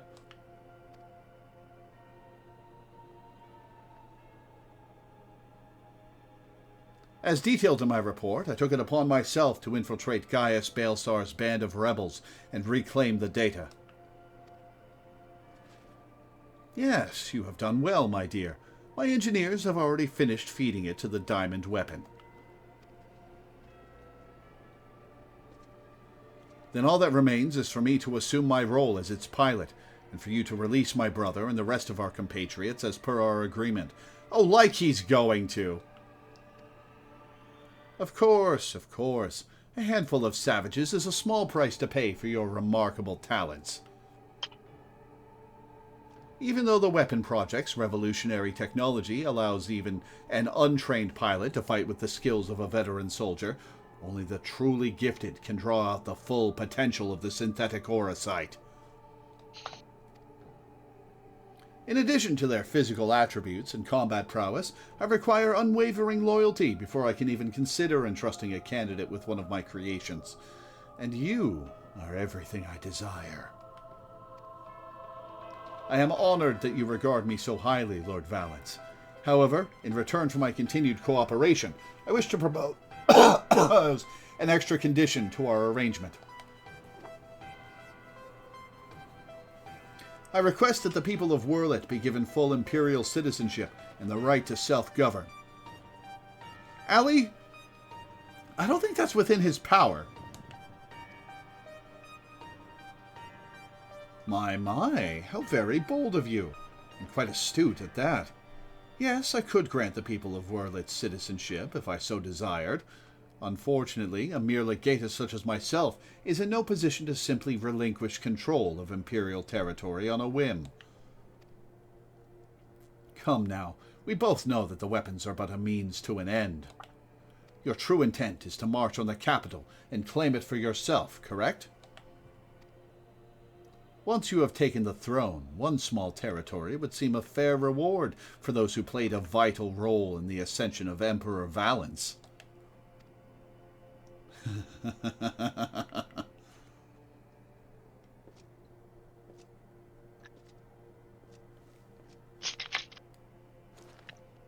I say, for someone so sweet and innocent, you certainly drive a hard bargain. Very well, if it's Werlet you want, it's yours. I'll soon have no need for this stinking backwater province anyway. He is not going to keep his word, Ali. He knows you're going to die soon if you step into the pilot seat. And what about my brother? I mean, she's planning on killing him anyway, so... Yes, Ulrich. Like they're both playing games? Yeah, fair enough. Or was it Alfred? Whatever his name is, you needn't worry. I've made special arrangements for him. He'll be perfectly safe, provided you uphold your side of the agreement. Excellent. Now let's get you aboard the diamond weapon, shall we? One step closer to my coronation.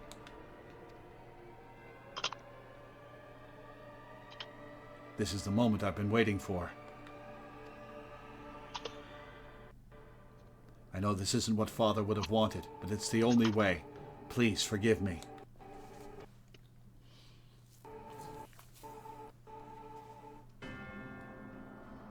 So are we just going to beat it up a little? And let her regain control? Or are we going to have to kill her? Initiating the synthetic aurosite system. All sensors activated. So far, so good.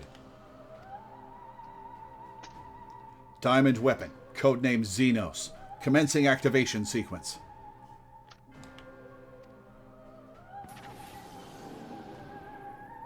I don't think this thing could take on Xenos. Behold perfection itself.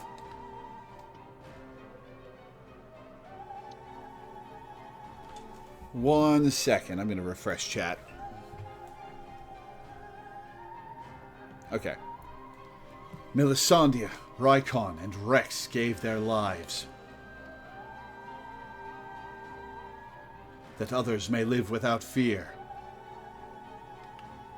I know the idea is that it has Xenos' data. But Xenos is currently nominally the Emperor, and it would have to beat him to take the throne. The Orosite is taking hold. I'm just glad you didn't have to go through this, Alphonse.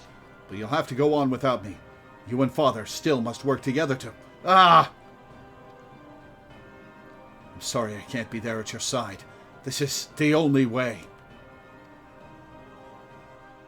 What's that, my dear? Is something the matter? The diamond weapon is mine. Your tyranny ends here, Valence.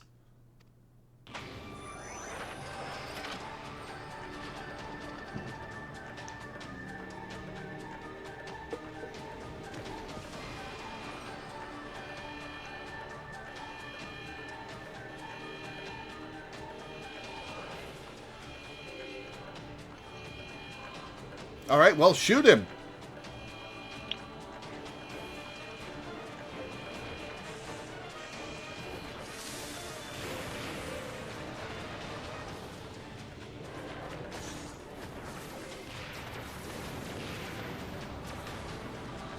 Aim better. Lowborn filth, if you think your little performance had me fooled, you are sorely mistaken. What are you waiting for? Shut it down. Yes, my lord. Transmitting deactivation signal.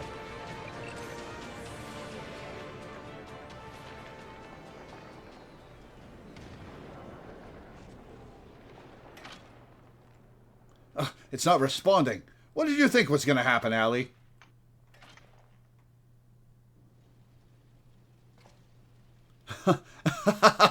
That insolent whelp had me worried for a moment. Oh, is the researcher going to turn it back on? Bring her to me alive, even if it means damaging the machine. When I am through with her, she will beg for death.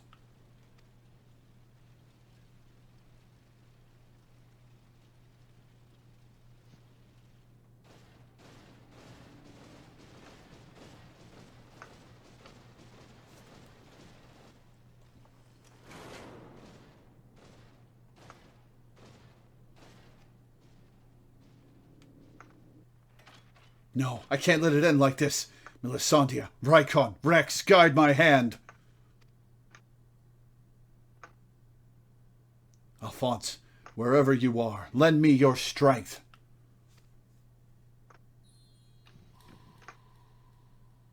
Combat sample ready. Initiating overmind. Subject name?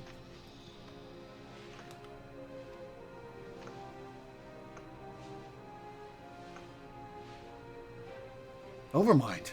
What is that?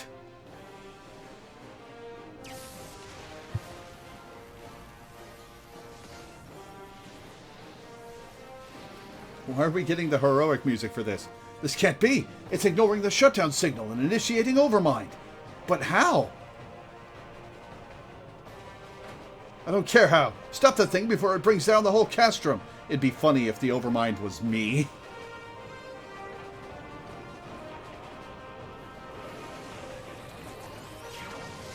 Yeah!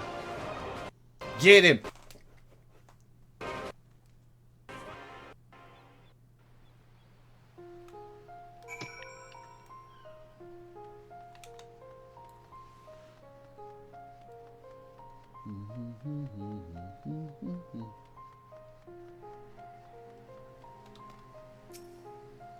Were it not for you, I suspect Gaius would have ventured into Werlet by himself, with little more than a gunblade for protection.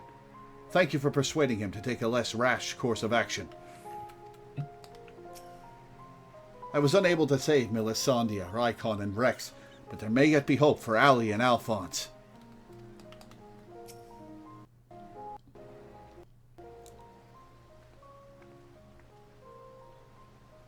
Ready to depart? I'll send for Master Garland.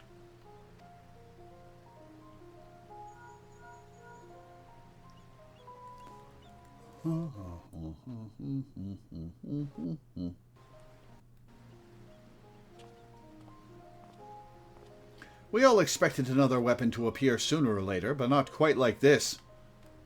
According to Valdolin, after it finished laying waste to the headquarters of the 7th Legion, it took to the sky. Though this has dealt a massive blow to the Imperial forces, I am certain that Ali is on board the weapon. It must be halted before she comes to harm, and for that I need the G-Warrior and airships to transport it. I see that one thing hasn't changed since your days as the Black Wolf, your penchant for gigantic war machina.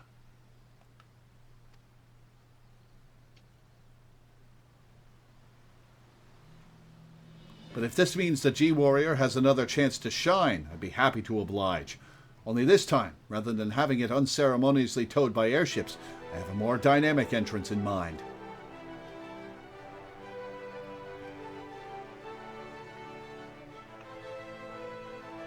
It's good to see you again, Lore. From what I hear, we have you to thank for Avelina volunteering to help the Ironworks. Since she joined the team, our work has come on leaps and bounds. I'm just grateful for the opportunity to finally put my knowledge and skills to good use. As far as I can tell, your target is the diamond weapon, the most powerful of them all. What's worse, its design incorporates all the combat data and abilities of the other weapons, making it far more formidable than those you encountered before. Thankfully, we've had time to prepare for such an occasion. Would you care to elaborate? Let me put it like this. Thanks to Avelina's tireless dedication, the G-Warrior has been reborn. But there will be time to explain more on the way. Come on, the Enterprise is waiting.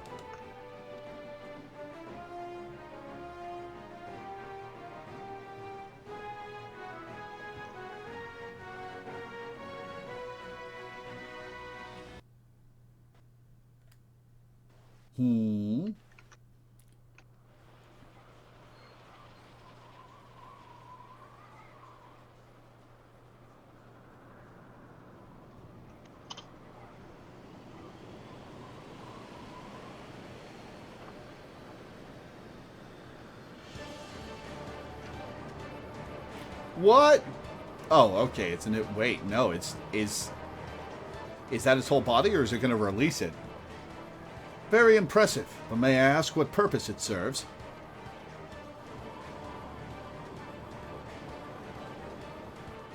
Since our objective is to rescue the pilot, we've added a means of capturing the diamond weapon.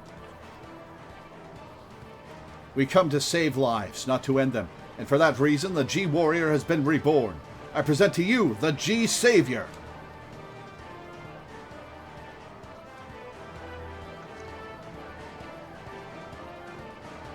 Alright, so who's flying it?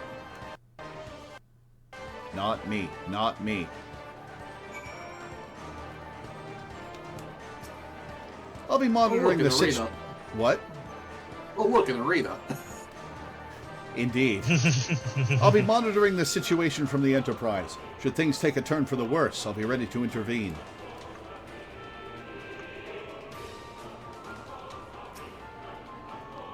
While you and Gaius deal with the diamond weapon, I'll be doing my best to aid Valdolin's safe return from Werlich. Hopefully, he's taken advantage of the chaos to make good his escape. Why are you here, then? Why didn't you go to Werlich?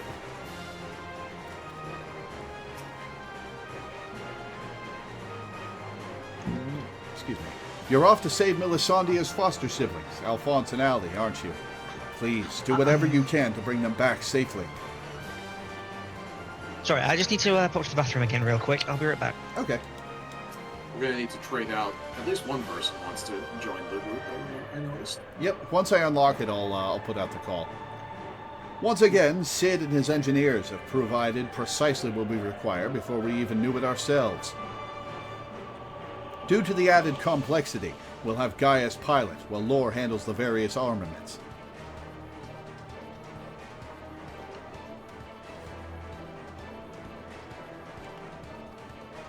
Agreed. There will be little opportunity for us to grow accustomed to our roles, but even so, we must succeed at all costs. The cloud deck now accessible. Okay. So Milena and Natia are not yet. Yeah, Milena and Natia want in. Does anyone else want in? We have one more spot.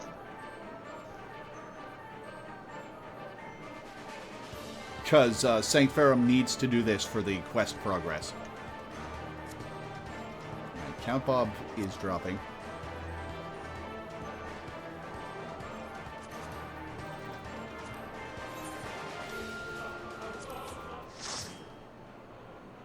And Edgy, you've dropped.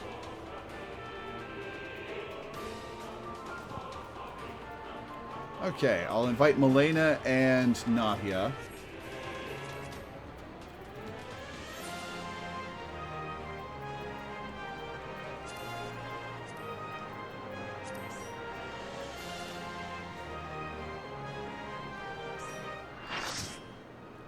Okay.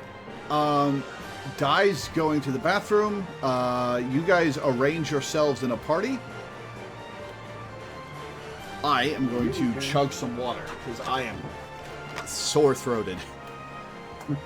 Did a lot of reading out loud today. Mm-hmm. Yeah, and I think I'm a little sick too. Oh no. Excuse me. It looks like we have a good group composition. All right, once Dai's back, I'll do a ready check.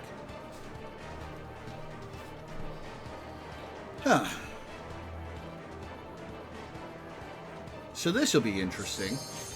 All right, or you can do a ready check before he gets back. The ready check makes it easier to see everybody's jobs.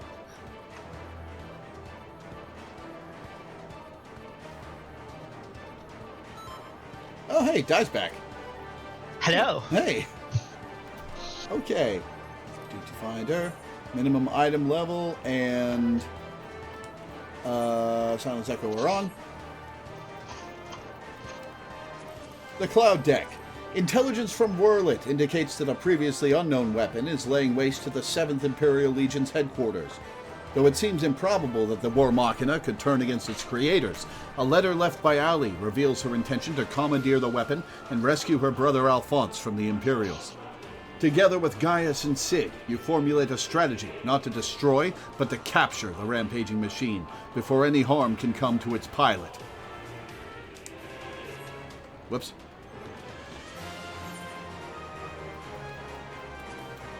Okay, let's go. Cloud Deck.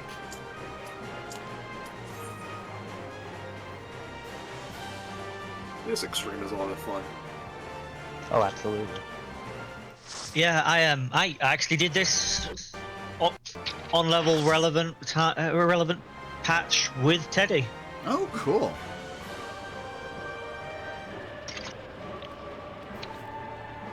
Oh, was I playing at the time? Was I playing with you at the time? Yeah, you were on Emeka at the time. Oh, Target in sight. Pin it down with a salvo of missiles. Yeah. Friend missiles. Threat detected. Returning fire. Familiar male voice.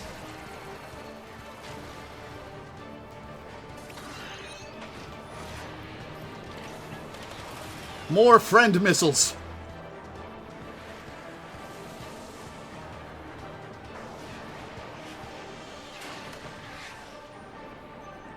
Did they use Alphonse as the Overmind? This is cool. Yeah.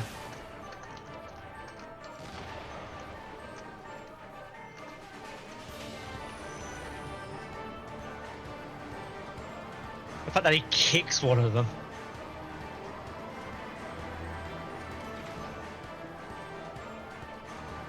Our most powerful weapon.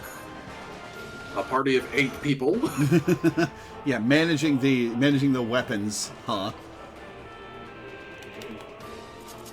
Diamond Weapon pops up in the Final Fantasy XIV movie. There's a movie? Yeah. Yeah. Huh. I really like a should prequel play movie. 15 sometime. It's a So I prequel. think, yeah, it's like a prequel movie that like kind of sets up the whole game, if I remember.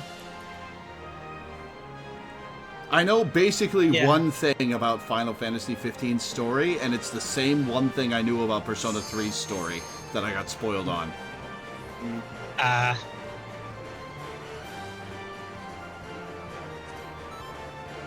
Alright. Let's do this. Okay, I'll do a countdown.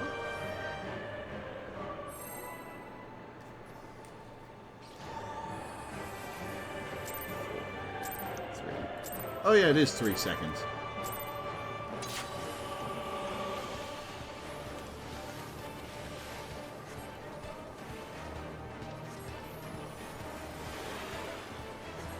Oh, this thing's got a lot of health. Ow! Wait, that's not That Allie. was just No, a it raise cannot line. be.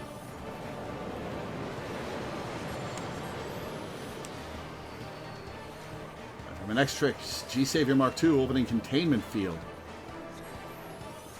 The teleporter move between decks. Aha. You for a moment, you are not able to teleport back. You are given a status called immobile suit.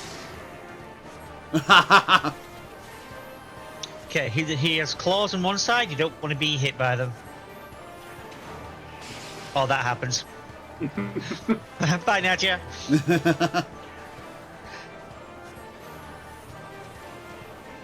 Yeah, in the extreme version, you have like a 20-second cooldown on teleporting, which means that you have to be very judicious Cross. with it. You can't You just gotta switch back close and out. forth willy-nilly, or else you'll like find yourself locked into the wrong position. Hey, Nadia survived that time.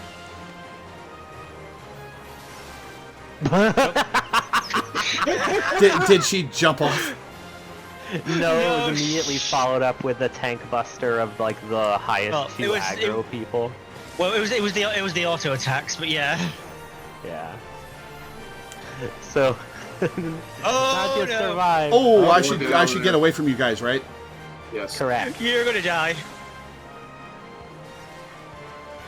Was there any way I could have survived that? No, that was a tank buster. Tank buster proximity. Yeah, that was supposed to target the two tanks, and Cool. Who doesn't have Okay, grid so- on? Natia doesn't.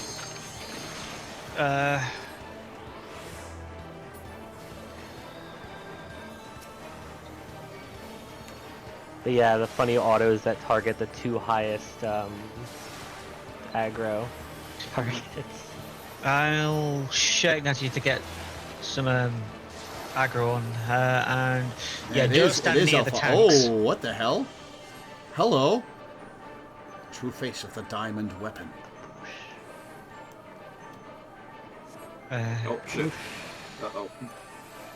So that's a push that launches you into the air. Will be useful to know for later. Whoa. Is that why you went the space you did die, so it just knocked you over? Yeah. You actually have to do that in the extreme version. It's great. That's funny. I love it. Tacos, the big fat tacos, the big... Yeah, this is a really good remix.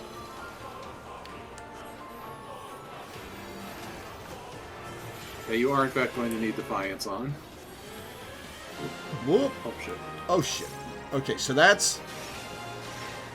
I lost track of where he's Why did I going. get- Okay. I Yeah. got clipped by that. I was in the middle of my revival animation, so I've lost track of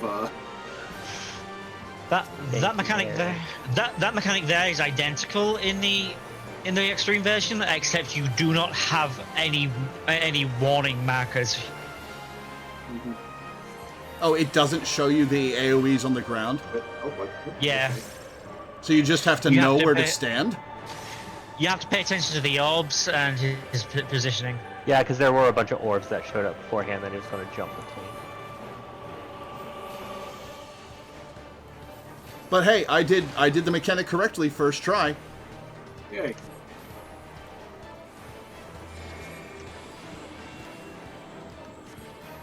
This one always gets me in the savage. Oh, goddammit. So is it in the extreme even? I swear I fall for that every time. Man, this guy's got a lot of health. Yep. It's the last Doesn't fight of help the that the trial. party's been half dead. Yeah, this is the final trial of the expansion, so it does not pull any punches. Ooh. I did it correctly again. Hey. Oh yeah, and there's a tank swap in this part of the fight of the extreme, isn't there? Yes. I remember because I was actually tanking this extreme for a little while and had fun with that.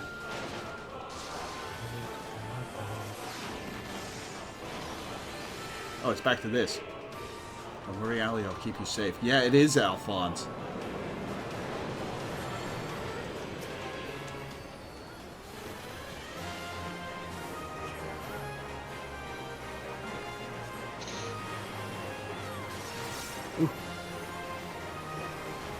Oh,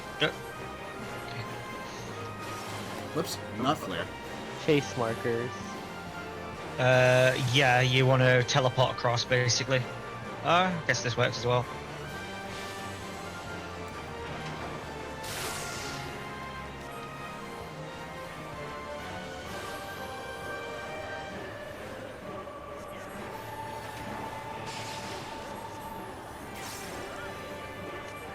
I feel like we mirror.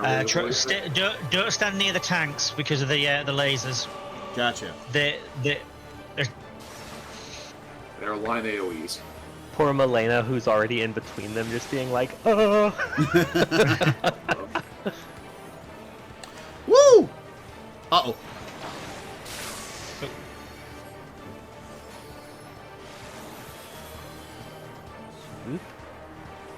cross this clause. Oh, whoops. Oh my god! Oh my god. Oh. Did you see what just happened to me? Yes, you dodged the slash last second and then proceeded to teleport proceeded into to be into the hands. Yeah. I don't know what part of that I did correctly and if I should be praised for any of it. We need to get in towers. There's one over on my side that needs taking. Okay, also on his way. Cool. Yeah, that one. Thank you, Han. Oh. Nope. We got a stack.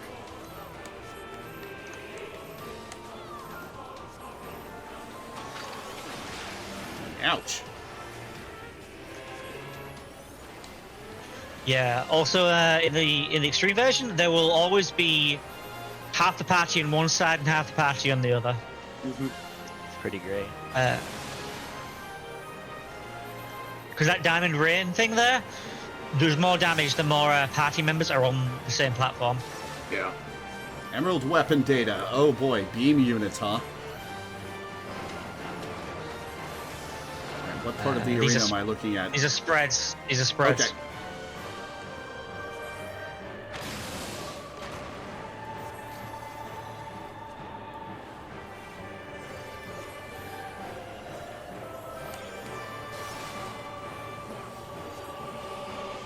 Anything other?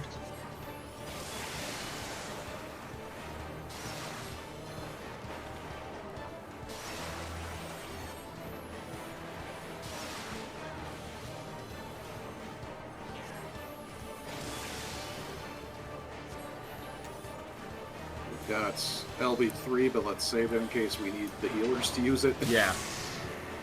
Yeah, everybody save the limit break for the healers. Oh man, I ended up so far away for so long. I completely drifted my delirium.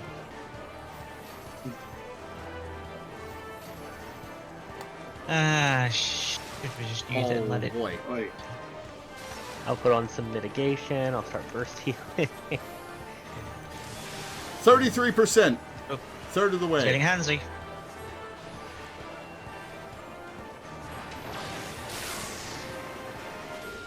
Claws out. Okay, he's got his claws out. Gonna want to dodge. Don't forget to dodge the hands. I am not moving. What? Oh. the teleporter grabbed me again. I thought I had to walk back onto it. Truly, you are not moving. I don't know how you survived. Oh, I didn't I'm not survive moving. that. Yoink. Not. getting up out of this chair. Okay,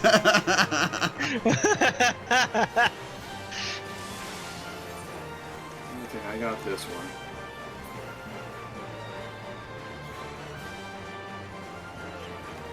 Thank you again, huh?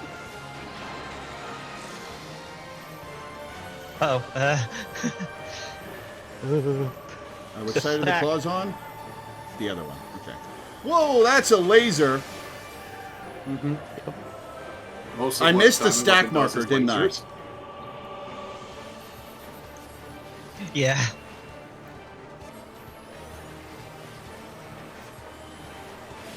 Diamond ring. 20%. This has been a hard-fought battle. Yeah, this is probably the hardest fight in Shadowbringers, except for like, you know, ultimates and stuff. And savages, I suppose, but like it's the hardest extreme. No, actually, it's a pretty easy extreme. I'd say, yeah, Emerald Weapon's a little bit tougher in my opinion. You think so? And the Extreme-wise, the 5.3 extreme is way harder, and Hades extreme is an absolute like what's the word, endurance run. Okay. Yeah, I don't consider Hades extreme all that hard because it is mostly an endurance run. Like that's kind of just like a personal opinion thing, I suppose. yeah, when this fight came out, we were surprised that the extreme gave 2 totems, because it was so much easier than some of the ones that gave 1.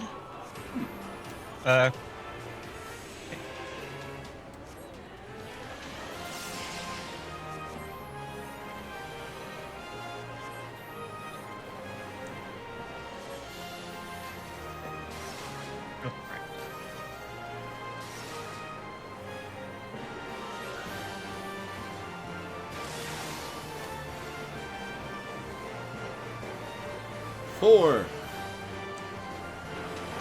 Yeah, we could probably LB at some point in the near future. Oh, I need to get to the other side. Right. Or if you want to try an LB.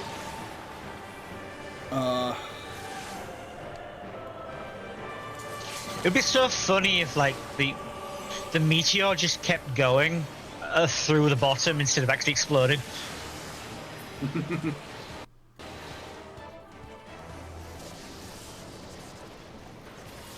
The containment field won't hold. Oh no, we killed them anyway.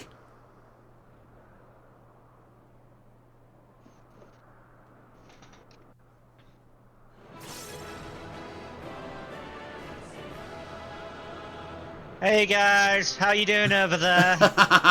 Wow, there really is no place in here to take a picture, huh? Yeah, just backdrop over the clouds, I suppose. I mean, we could at least get it like here so you can see the other platform. Oh yeah, good idea. I think the backdrop of the sky is better. Let's do both. That'll only take a few minutes. And also, if you look at the front of the ship, you can see that there's the G Savior and then like a red G Savior.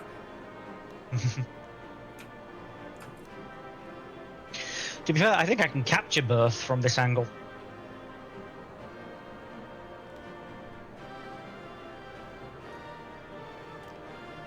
Like if we face outwards towards the clouds, I can get both the cloud backdrop and the platforms in the same screenshot.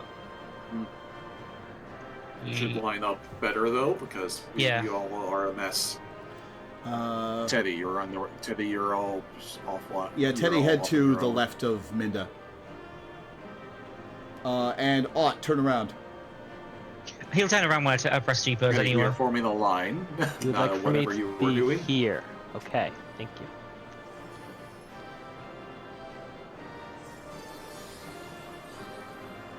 Okay, alright, I'll G-pose now then.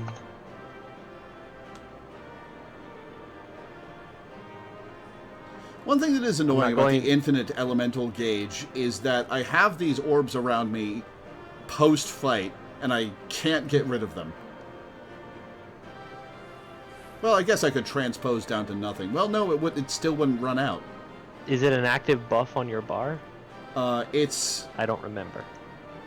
it's just my elemental gauge effect. Yeah, okay, Yeah. so it's not a buff. Okay.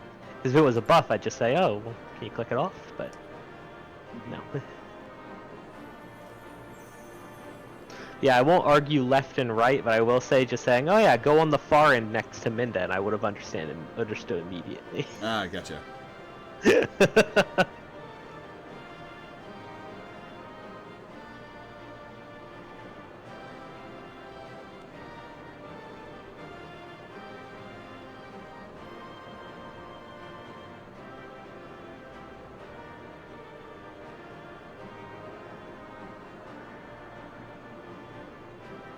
Diamond Weapon unsynced was probably not the fight to brush off the rust from my long hiatus. I mean, it went fine. We didn't clear anything. Or we didn't wipe or anything. Maybe we got there eventually. I mean, hey, a fight where we didn't have to do any retries is on first attempt is a good fight to me. Yeah? Mm-hmm.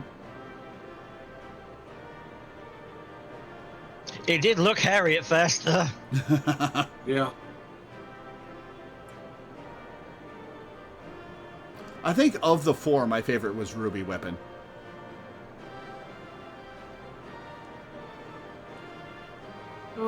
Fights, yeah. Yeah, I think Ruby Weapon, well, yeah, it's tough. Like, the whole setup for Diamond Weapon is a lot of fun, but Ruby is a fun fight. Yeah, of the fights, Ruby was my favorite. How's this one? Just Law casually praising the sun. That's pretty good. We are not going to use that for anything. There's nothing in this arena that we can use for an interesting thumbnail, but Yeah. that's pretty Here's a good. screenshot for everybody. That's what the G Warrior pictures earlier were for. Yeah, that's what the G Warrior shoulder picture is for. Yeah, fair enough. Alright. So, we got us finish this story. Yeah. And then we'll spend another hour farming mounts while preventing Minda from going to sleep. No, I don't work tonight, so I don't need to sleep.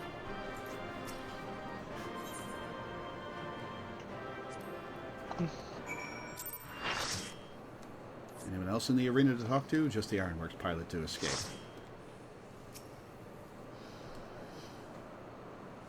We must reach the Diamond Weapon before the Imperials.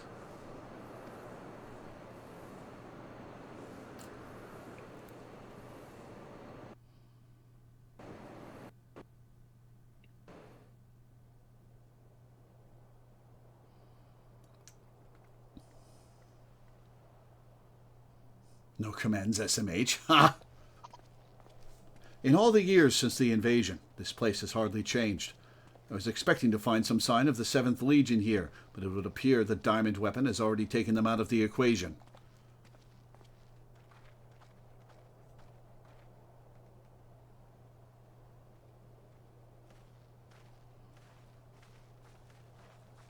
I pray we are not too late.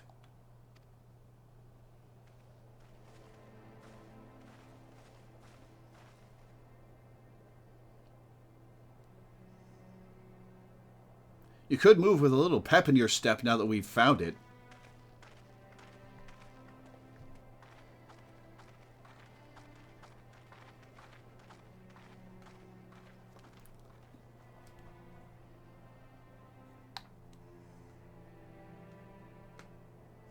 Face down, ass up.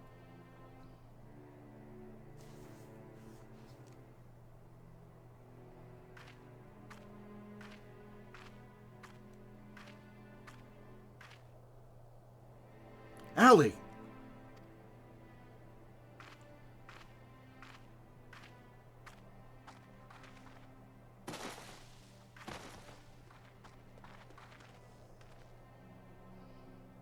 Well, she's alive, but how much of her is left?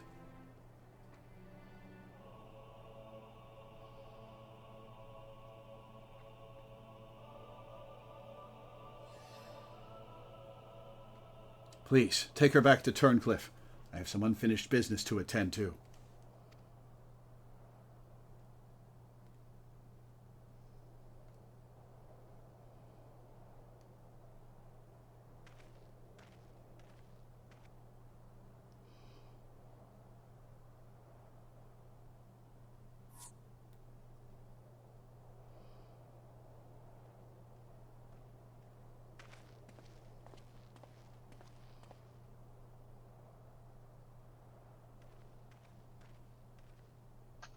Now to learn what has become of Alphonse.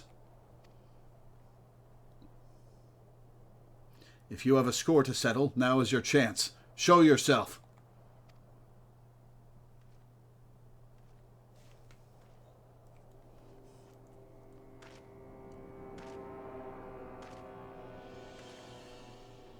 Come to gloat, have you, Gaius? It's not over yet.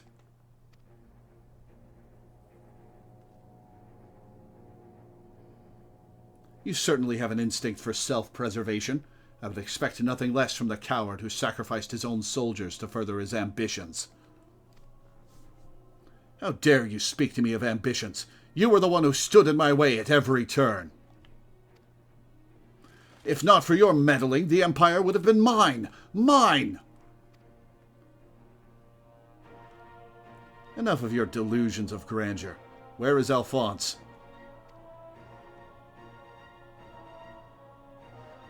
Huh.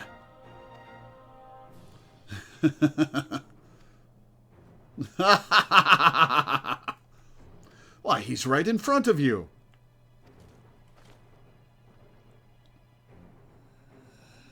What?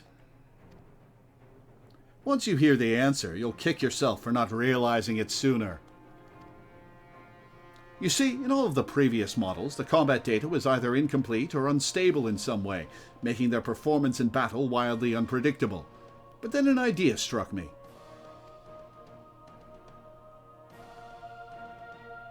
Rather than using data gathered in battle, I should use something a little more realistic.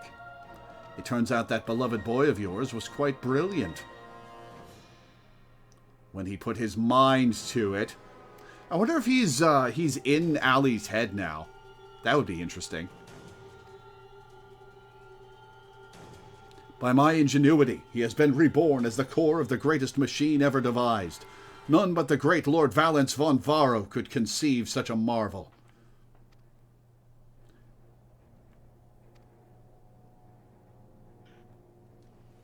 And to think that Ali came here to steal the diamond weapon to save her brother, only to find he'd already become a part of it. Perhaps it wasn't the reunion she'd envisioned, but I'm sure she was grateful nonetheless. Oh, that might also explain why Overmind activated all by itself. It was clearly an attempt to protect his precious sister. A fascinating anomaly, but I can't stand disobedience.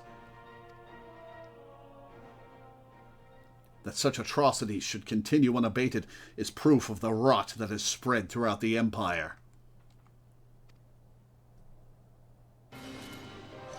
The guy's boss theme. Yep. Your crimes are an affront not only to Garlemald, but to all of mankind. And now you will die.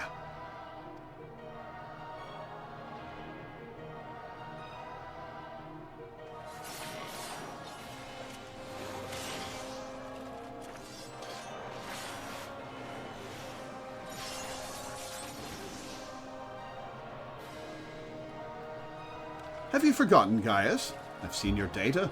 I know your every move. Such pitiful swordsmanship is a relic of the past, just like you.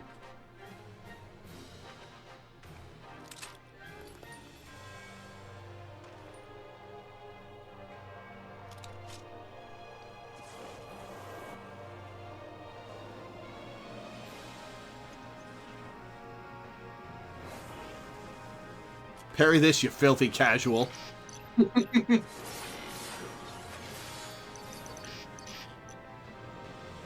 Terminus est. Crocea mors.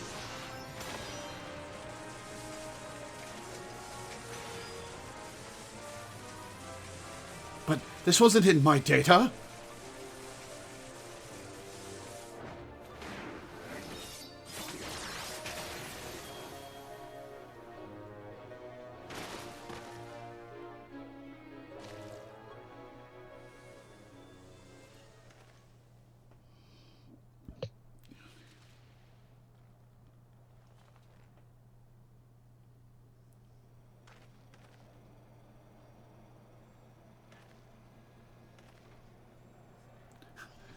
I'm just leaned against the diamond weapon. I look at him and I start clapping.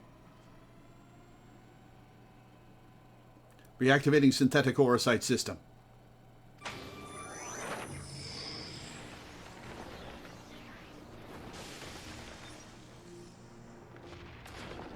Squish him!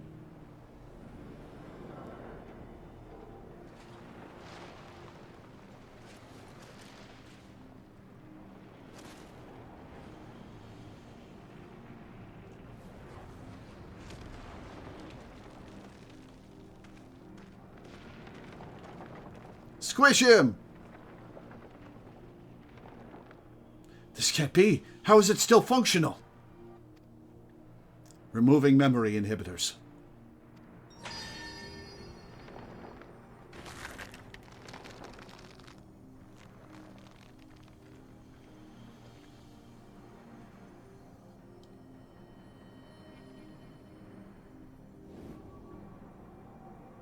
What? You? Stop this at once. Please, let me go. Albert, no, farmed. Wait, no. Even the names of those sacrificed in your twisted experiments are beneath your notice. You are beyond redemption.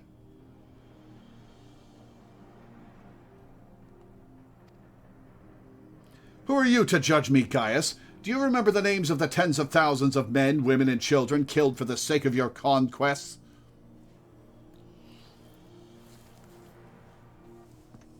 And then he says yes and just starts listing them off for the next 10 hours. Meteor Survivor credits!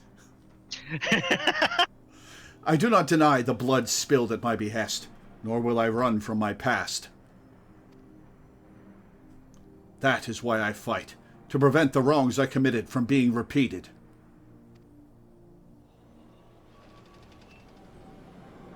No, stop, I beg you! Oh, shit, damn. You can't do this to me. I'm Valens von Varro, better than Gaius, better than all of them. It can't end this way.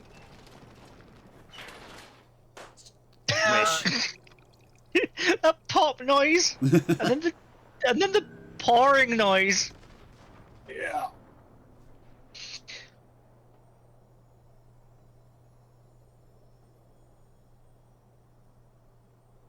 Alphonse?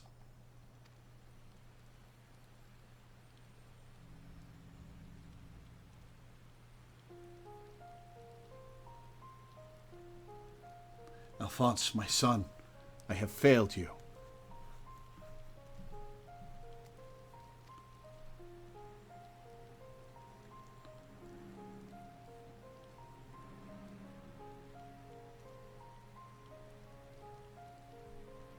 But this is not the end. I will see your dreams fulfilled. This I swear. I ask only that you, Melisandre, Rykon, and Brex watch over me.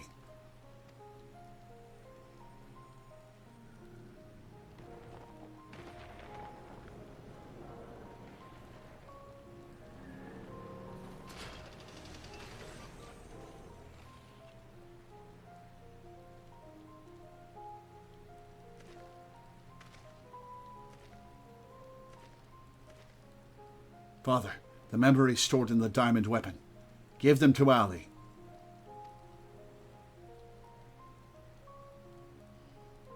Watch over her in my stead. Father, I cannot go on like this. Please.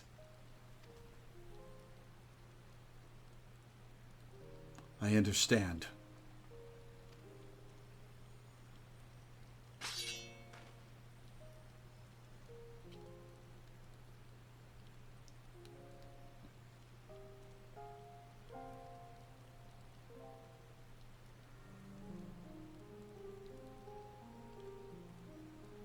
Thank you. I am proud to call myself your son.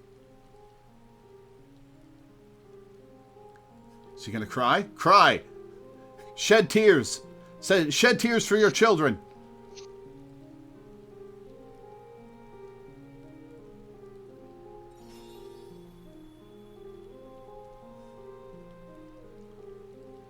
Wait, hang on. The memory core was also the laser gun? No, that was the core of the machine. Gaius just shuts it down forever. Like the Yeah, arc no, that's reactor where he in Iron fired Man. lasers from when it activated. Yeah, it's like the arc reactor on Iron Man. It's the energy source, so it does all the things. Oh, look, he's alive. It's been some time since we last heard from Gaius. Yeah, give him a minute.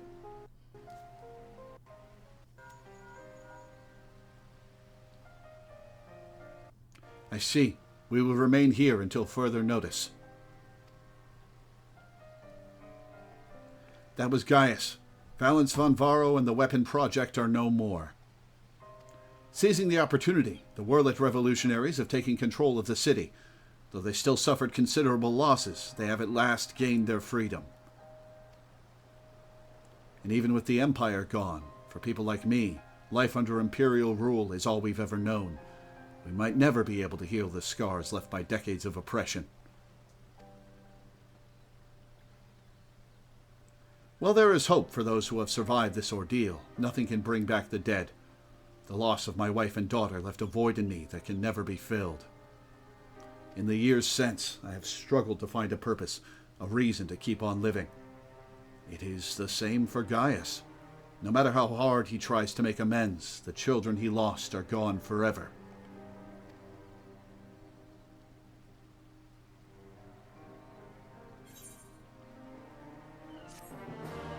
Congratulations, you got an orchestrion role.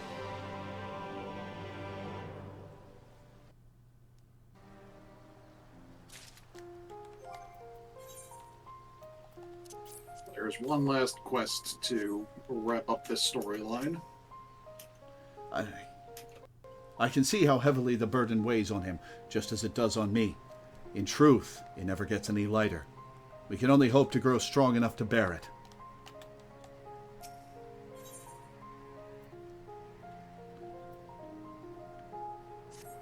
The recent events in Wurlet have had a profound impact on the lives of many, many people, but none more so than Allie.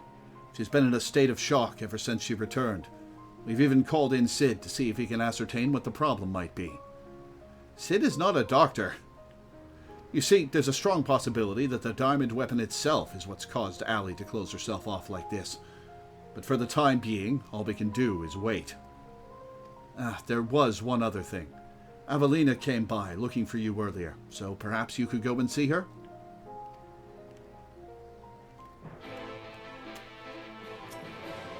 When I last saw Avelina, she was headed towards the new monument. Is it true that she oversaw its construction?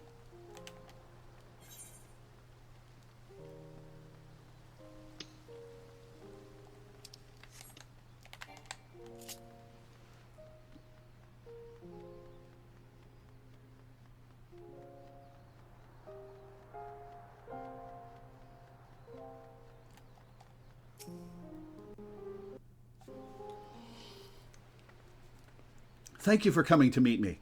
I'm glad to see you're none the worse for your experiences.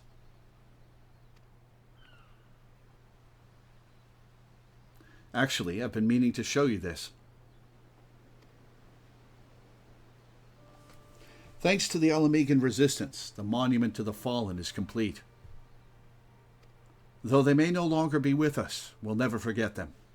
This way, they'll always be a part of Turncliffe, and future generations will be reminded of the sacrifices that were made. You were always so kind to me, and now it's my turn to do the same for others.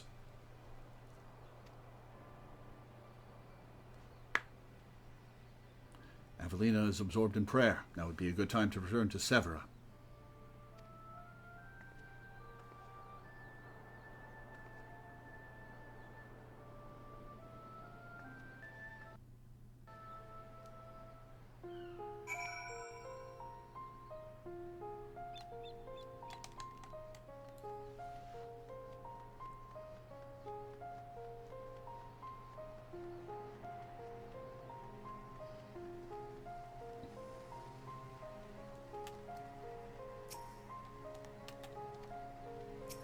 I hope all is well with Avelina. Actually, while you were speaking with her, I've received word that Gaius will be here soon.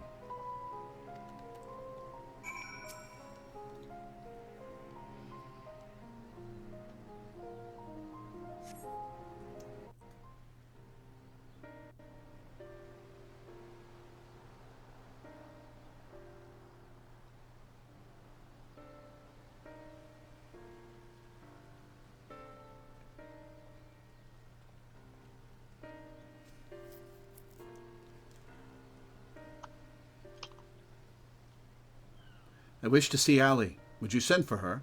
Or you can go to her, Gaius.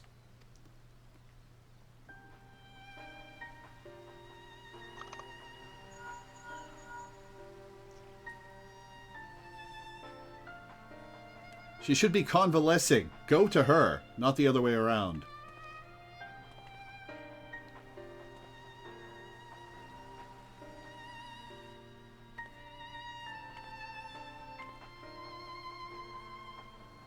Allie.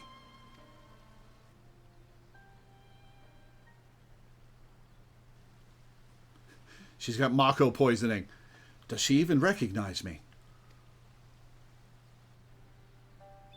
At first, we thought the weapon's influence had caused this, but it seems there is more to it than that.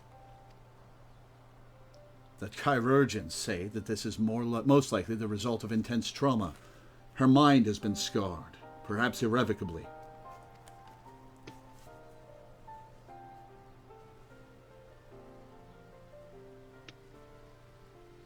She boarded the diamond weapon with the intention of saving her brother.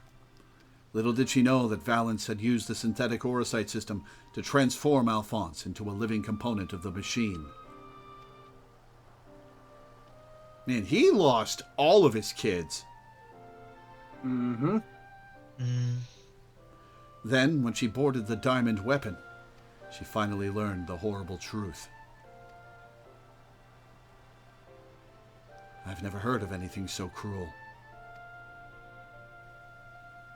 Just a moment. In each of the previous cases, pilots became fused with the weapon's core. So how was Allie able to escape a similar fate?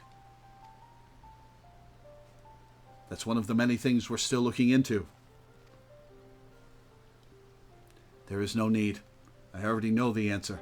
It was Alphonse who kept her safe.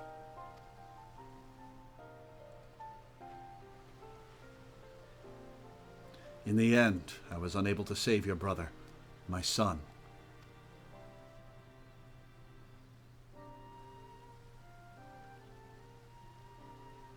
All they wanted was a place to call home, where they could live in peace. But after all the pain and hardship they endured, this is their reward? No, this is not the end of their story.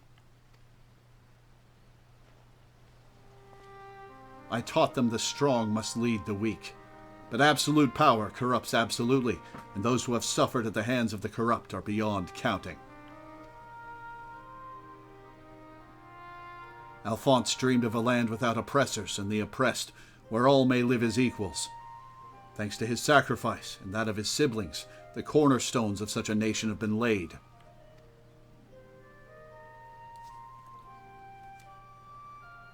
Melisandre, Rykon, Rex, Alphonse, and Allie. They risked everything to win the freedom of Werlet. And now it has come to pass. I will see that their ideals are upheld. This I swear, as their father. The long and arduous process of rebuilding Werlet has begun. In the days to follow, I shall be working alongside the new government to create a place that people like Allie and Severo would be proud to call home. Yeah, I can handle the Ascians, man. Go for it. For so long, all that kept me alive was hate. But the time has come to cast it aside. I'm going with you. I'll only regret it if I don't. And while nothing I do can bring back the ones I've lost, I owe it to them to make the most of the life I've been given.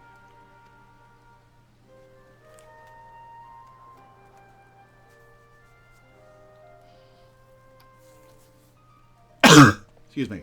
Times change. People change. And it's just as well. We inventors would soon find ourselves out of work if everything stayed the same. If you've a need for my creations, just say the word.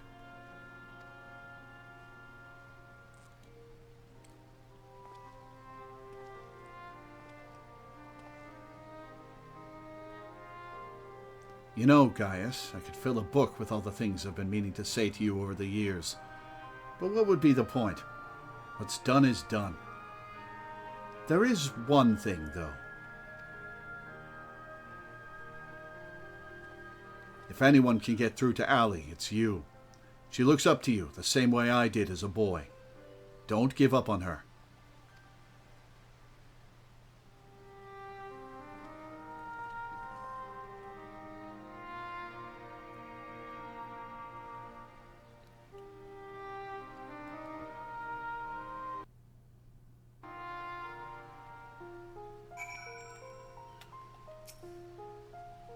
Poor Allie. I would not have made it this far without my constant companions, Vaudeline and Severa. In fact, I believe she has a few words to share with you. Yep, I can see the icon above her head, I know. It's taken me a long time, too long, but I've finally found a reason to live for the present, for the future. For all my life, I've been searching for my place in the world. Everywhere I went, I was always on the outside, looking in. But I've realized if we can't find one, we just have to make it ourselves. That's what I learned from Gaius's children. Despite everything, they never gave up, and neither will I. For now, at least, my place is at Gaius's side. I'll follow him and see where this journey leads. And before I leave, I want to tell you how grateful I am that you chose to stand by us until the end. I hope we'll meet again one day. Man. This is definitely not going to be the end of Gaius's involvement in the plot, but... damn. What a way to go out. It's pretty great. Yeah. If he wasn't a changed man before, he is now. Yeah. Mm-hmm. All this time, I'd been trying to convince myself that Gaius was every bit the villain that I'd imagined him to be. The ruthless subjugator of nations, evil made flesh. And while many who fight under the banner of Garlemald are all that and worse, I realize now that Gaius was driven by his own notions of right and wrong, misguided as they were. Since then, he has turned his back on the Empire and its hateful doctrine. His guilt and anguish only strengthen his resolve. The day I spared his life, he was given a second chance, to set right the wrongs he had committed, to become the man his children believed him to be. I was a father once, a husband. In many ways, I still am. And even though they're no longer with me, I want to be someone they would be proud of. Now I too have been given a chance to make a difference, in a land far from home. I'll never forget my past, but neither will I be beholden to it. When I meet the people of Werlet, I'll be sure to tell the tale of your bravery and compassion. May it grant them the strength to face the struggles ahead. Pray, go in peace, my friend. Milena, remember when you completed ARR, we're speculating what came next, and said Gaius is turbo dead? Yep, I remember that. Glad I That was a funny wrong. one. Yeah. Though we were brought together under strange circumstances, Vaudeline, Severa, and I will continue to work together, at least for the foreseeable future.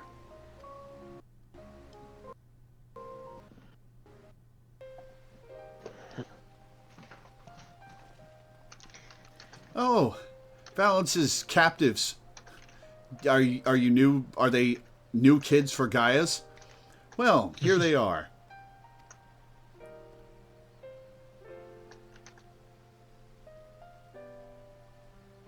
And who might these charming young men be? They were found in the 7th Legion's headquarters, in one of the few areas that escaped unscathed following the Diamond Weapons rampage. Perhaps that was Alphonse's intention. Do not be afraid. We mean you no harm.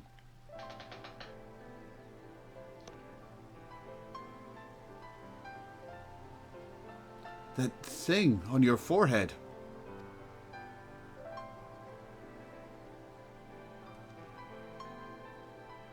My name is Gaius Baelsar, and like Valence von Varro, I was once a legatus of the Garlean Empire. Though I believed I was fighting for a just cause, my conquests came at a terrible cost. Pray, forgive me. I do not mean to scare you. If you would lend me your ears, I have a story to tell.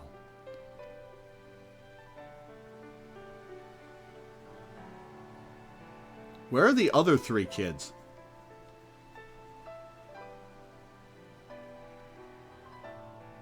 A group of courageous young men and women, not so different from yourselves, stood up to protect their people from the tyranny of the Empire. They fought with everything they had, and finally, victory was theirs. But it came at a terrible price. As their father, I still struggle to come to terms with their sacrifice. And yet they have entrusted the future to me, and I will stop at nothing to see their dream fulfilled. Even so, there is only so much one old soldier can achieve by himself. I would be honored to have your support in the days to come.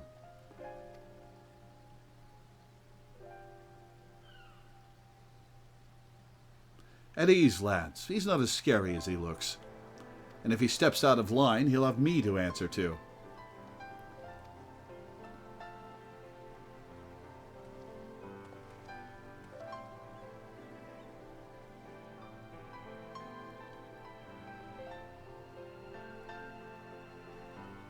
Though they were fortunate enough to escape the destruction of the castrum, they may have been injured while fleeing. Have the chirurgeons look them over and find a place for them to stay.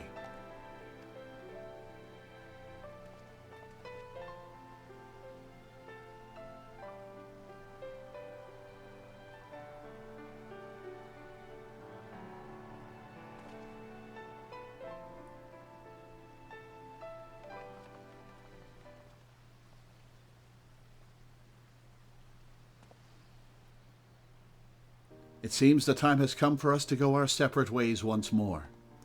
I myself can scarcely believe that we were once bitter adversaries, but my encounters with you have led me to question the very ideals I swore to uphold. What is strength? What is weakness? If those who grasp the reins of power are said to be the strong, then those who lack such power must therefore be the weak. For better or worse, however, we are far more complex creatures than that.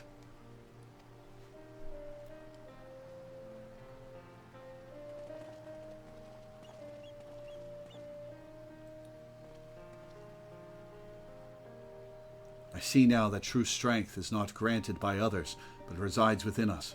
Strength of character, of spirit, of resolve. Her eyes have lit up again. Therein lies the power to cast off the shackles of oppression, to overcome any adversity, to stand firm in the face of impossible odds. That is the strength you possess. May it never leave you.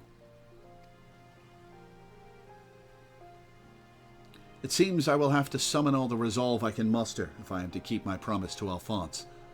The process of establishing the independent governance of Wurlit is underway, and I will do all in my power to see it become everything my children dreamed of and more.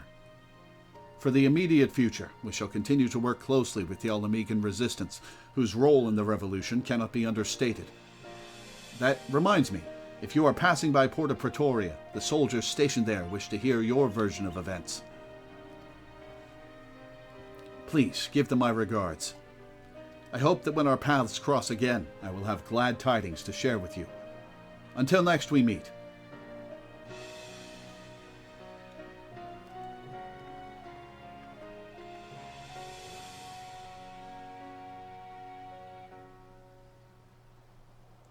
So not that this isn't a worthy swerve out of the plot for him, but they just swerved Gaius out of the plot really hard.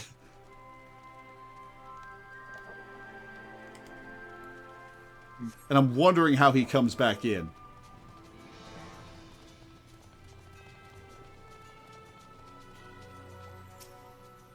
We just had a 6-hour stream for 2 boss fights. Welcome back, Lore. Congratulations on another hard-earned victory. Ever since we first heard the news, I've been dying to hear exactly how it all unfolded. So, what can you tell me of this diamond weapon?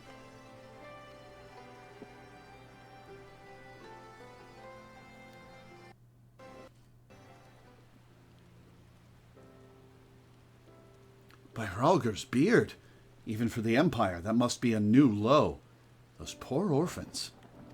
I can only pray that the citizens of Wurlit are able to enjoy the freedom that Gaius's wards gave their lives for. At the very least, we need no longer live in fear of the monstrous creations birthed by the Weapon Project. I shall add your account to our official report.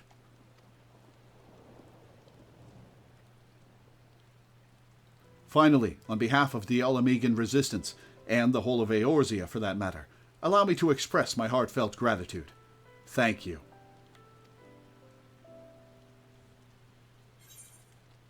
G-Warrior MG. 5.5 hours later, 3 fights down.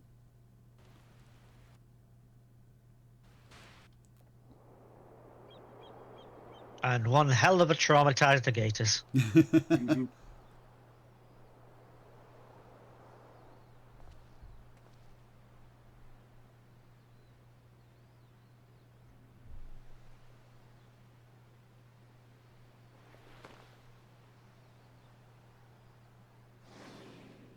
Father, the memories stored in the diamond weapon. Give them to Ali.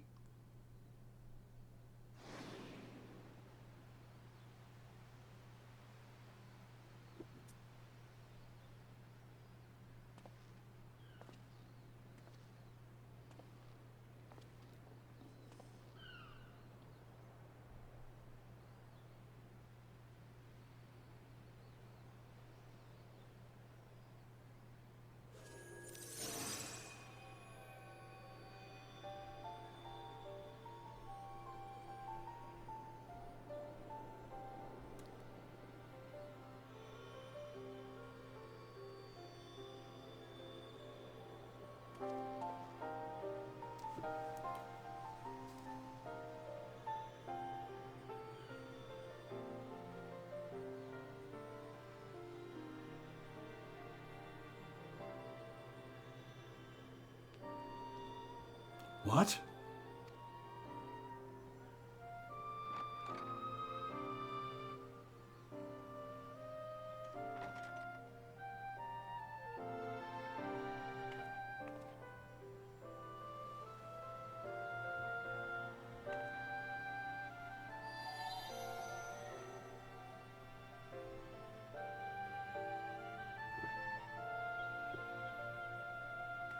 Oof.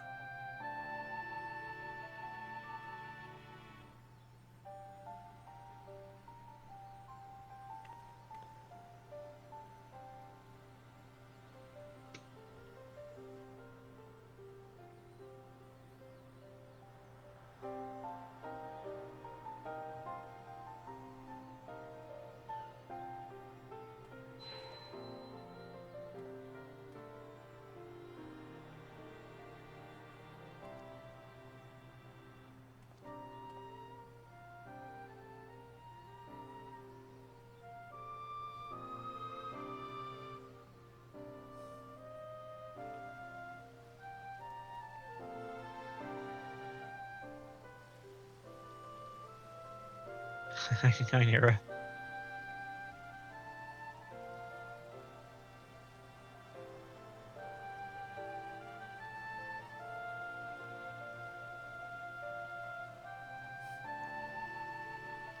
Yeah, go away, Livia.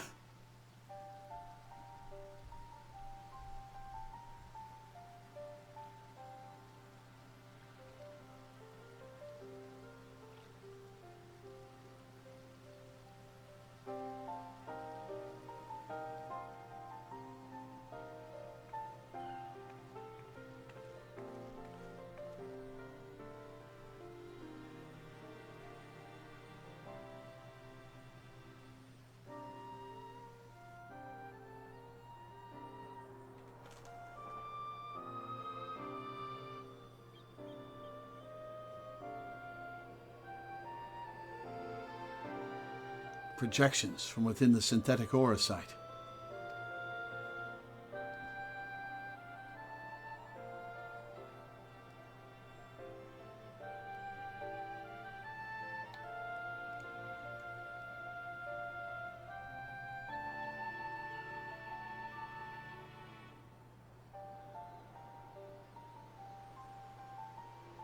These are his memories. Their memories.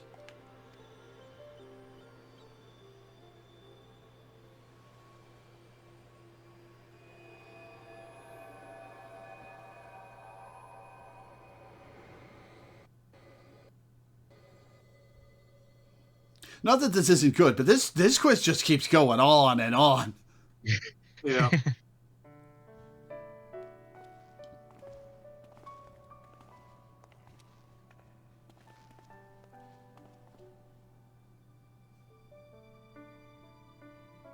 I don't want to live in a world without you. That's why I'm going with you.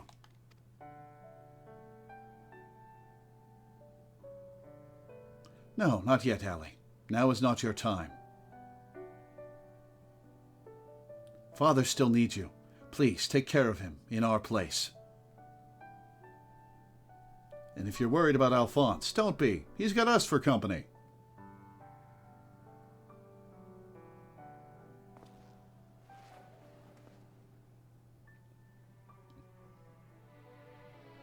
We want you to see this new world for yourself.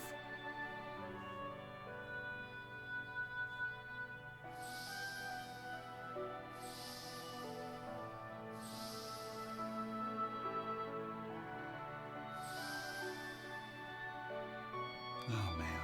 We will forever be at your side, Allie.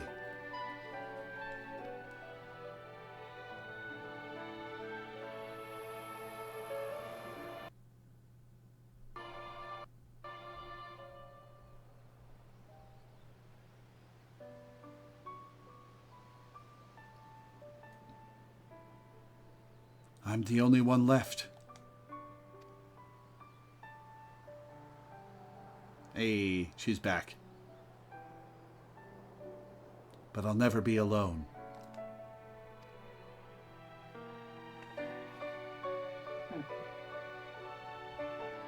Up, dawn's breaking. Hell yeah. Father.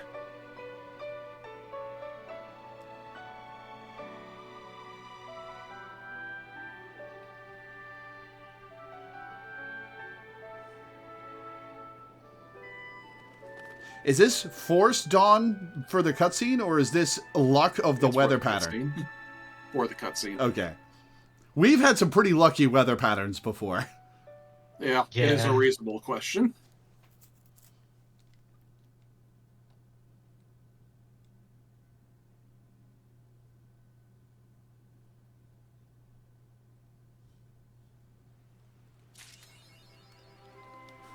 Achievement unlocked. Mass destructions of weapons. Huh. So that was some good shit. Yeah, this is some good shit. This is one of my favorite little side quests in the game because it's so tragic and the kids are great and Val is cartoony, but he's a fun villain to hate, and he gets squished by a kaiju. So like, what can you complain about, really? What an excellent end to that guy. Yeah. There is one minor amusing epilogue to this whole storyline from a couple of years ago. Remember, it was a year or two ago for the Easter event. There was a thing where there was a whole bunch of people running around in chicken costumes. Uh-huh. Remember that one? Was one of them Gaius? Well, one of them was two of them were Gaius and Allie. Yep. Yeah. They were not visible to you because they're only visible to people who have completed this quest line. But for people who have, like, they could walk up to them, and they weren't named Gaius and Allie. They were named like Grumpy Chicken and Enthusiastic Chicken or something. But you would talk to them. He was like, "Allie insisted we come.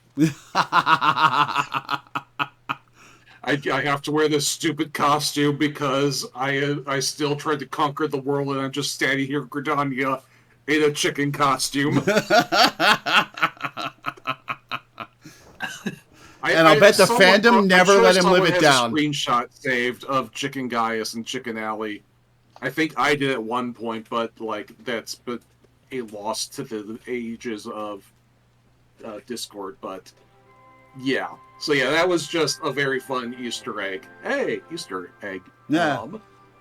From a couple of years ago. That's... Yeah.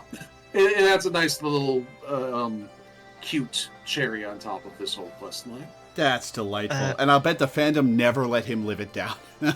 Oh, absolutely.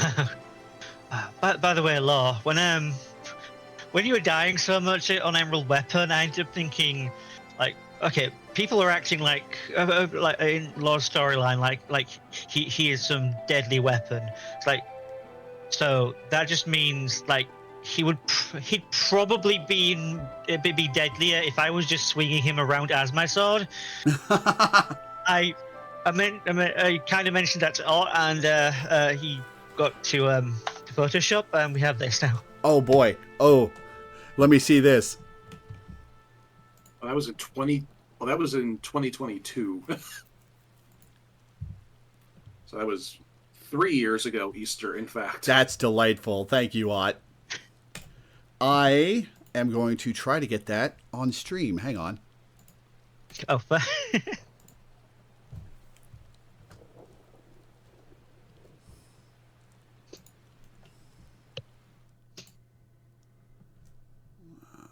Capture properties.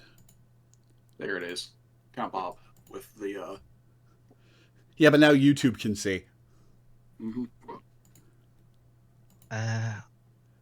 That's funny. I like that. Fatherly rooster.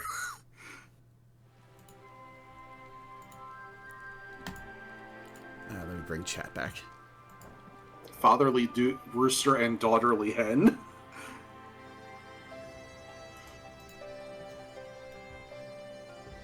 And oh god, that was 3 years ago already. Jesus Christ.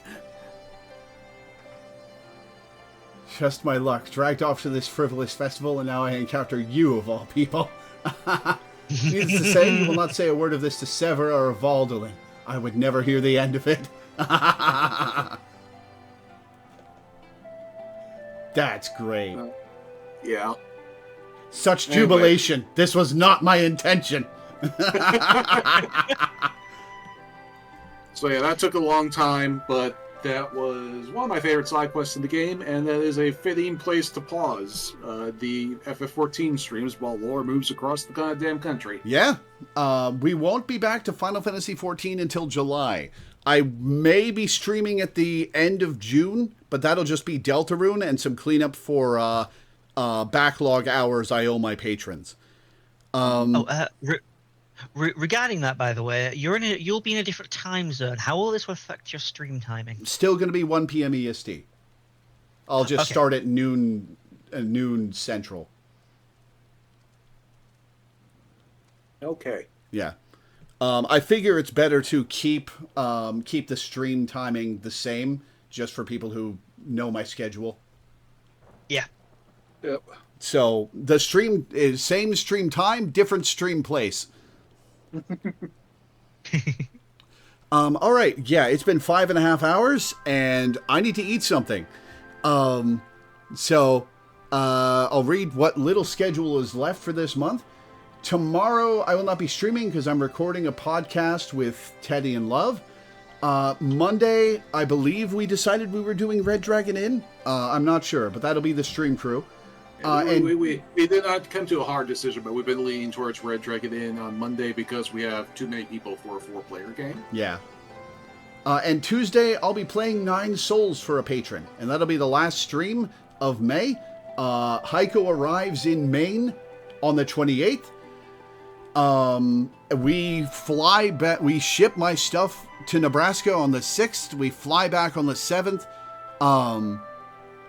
And my stuff arrives on the 19th of June, supposedly. So yeah, that's what's coming up. Thank you guys for tuning in. Thanks for hanging out. Thanks for watching. And I will see you next time. Ciao for now. Bye. Have fun, stay safe, be brave enough to be kind, and if you like Minecraft, play on the Loreweaver Universe Minecraft server. Bye! Oh, yeah. If you play Minecraft and you're part of the Discord server, there's a community Minecraft server that Teddy just started up. Ask him about it. But yeah, later, everybody.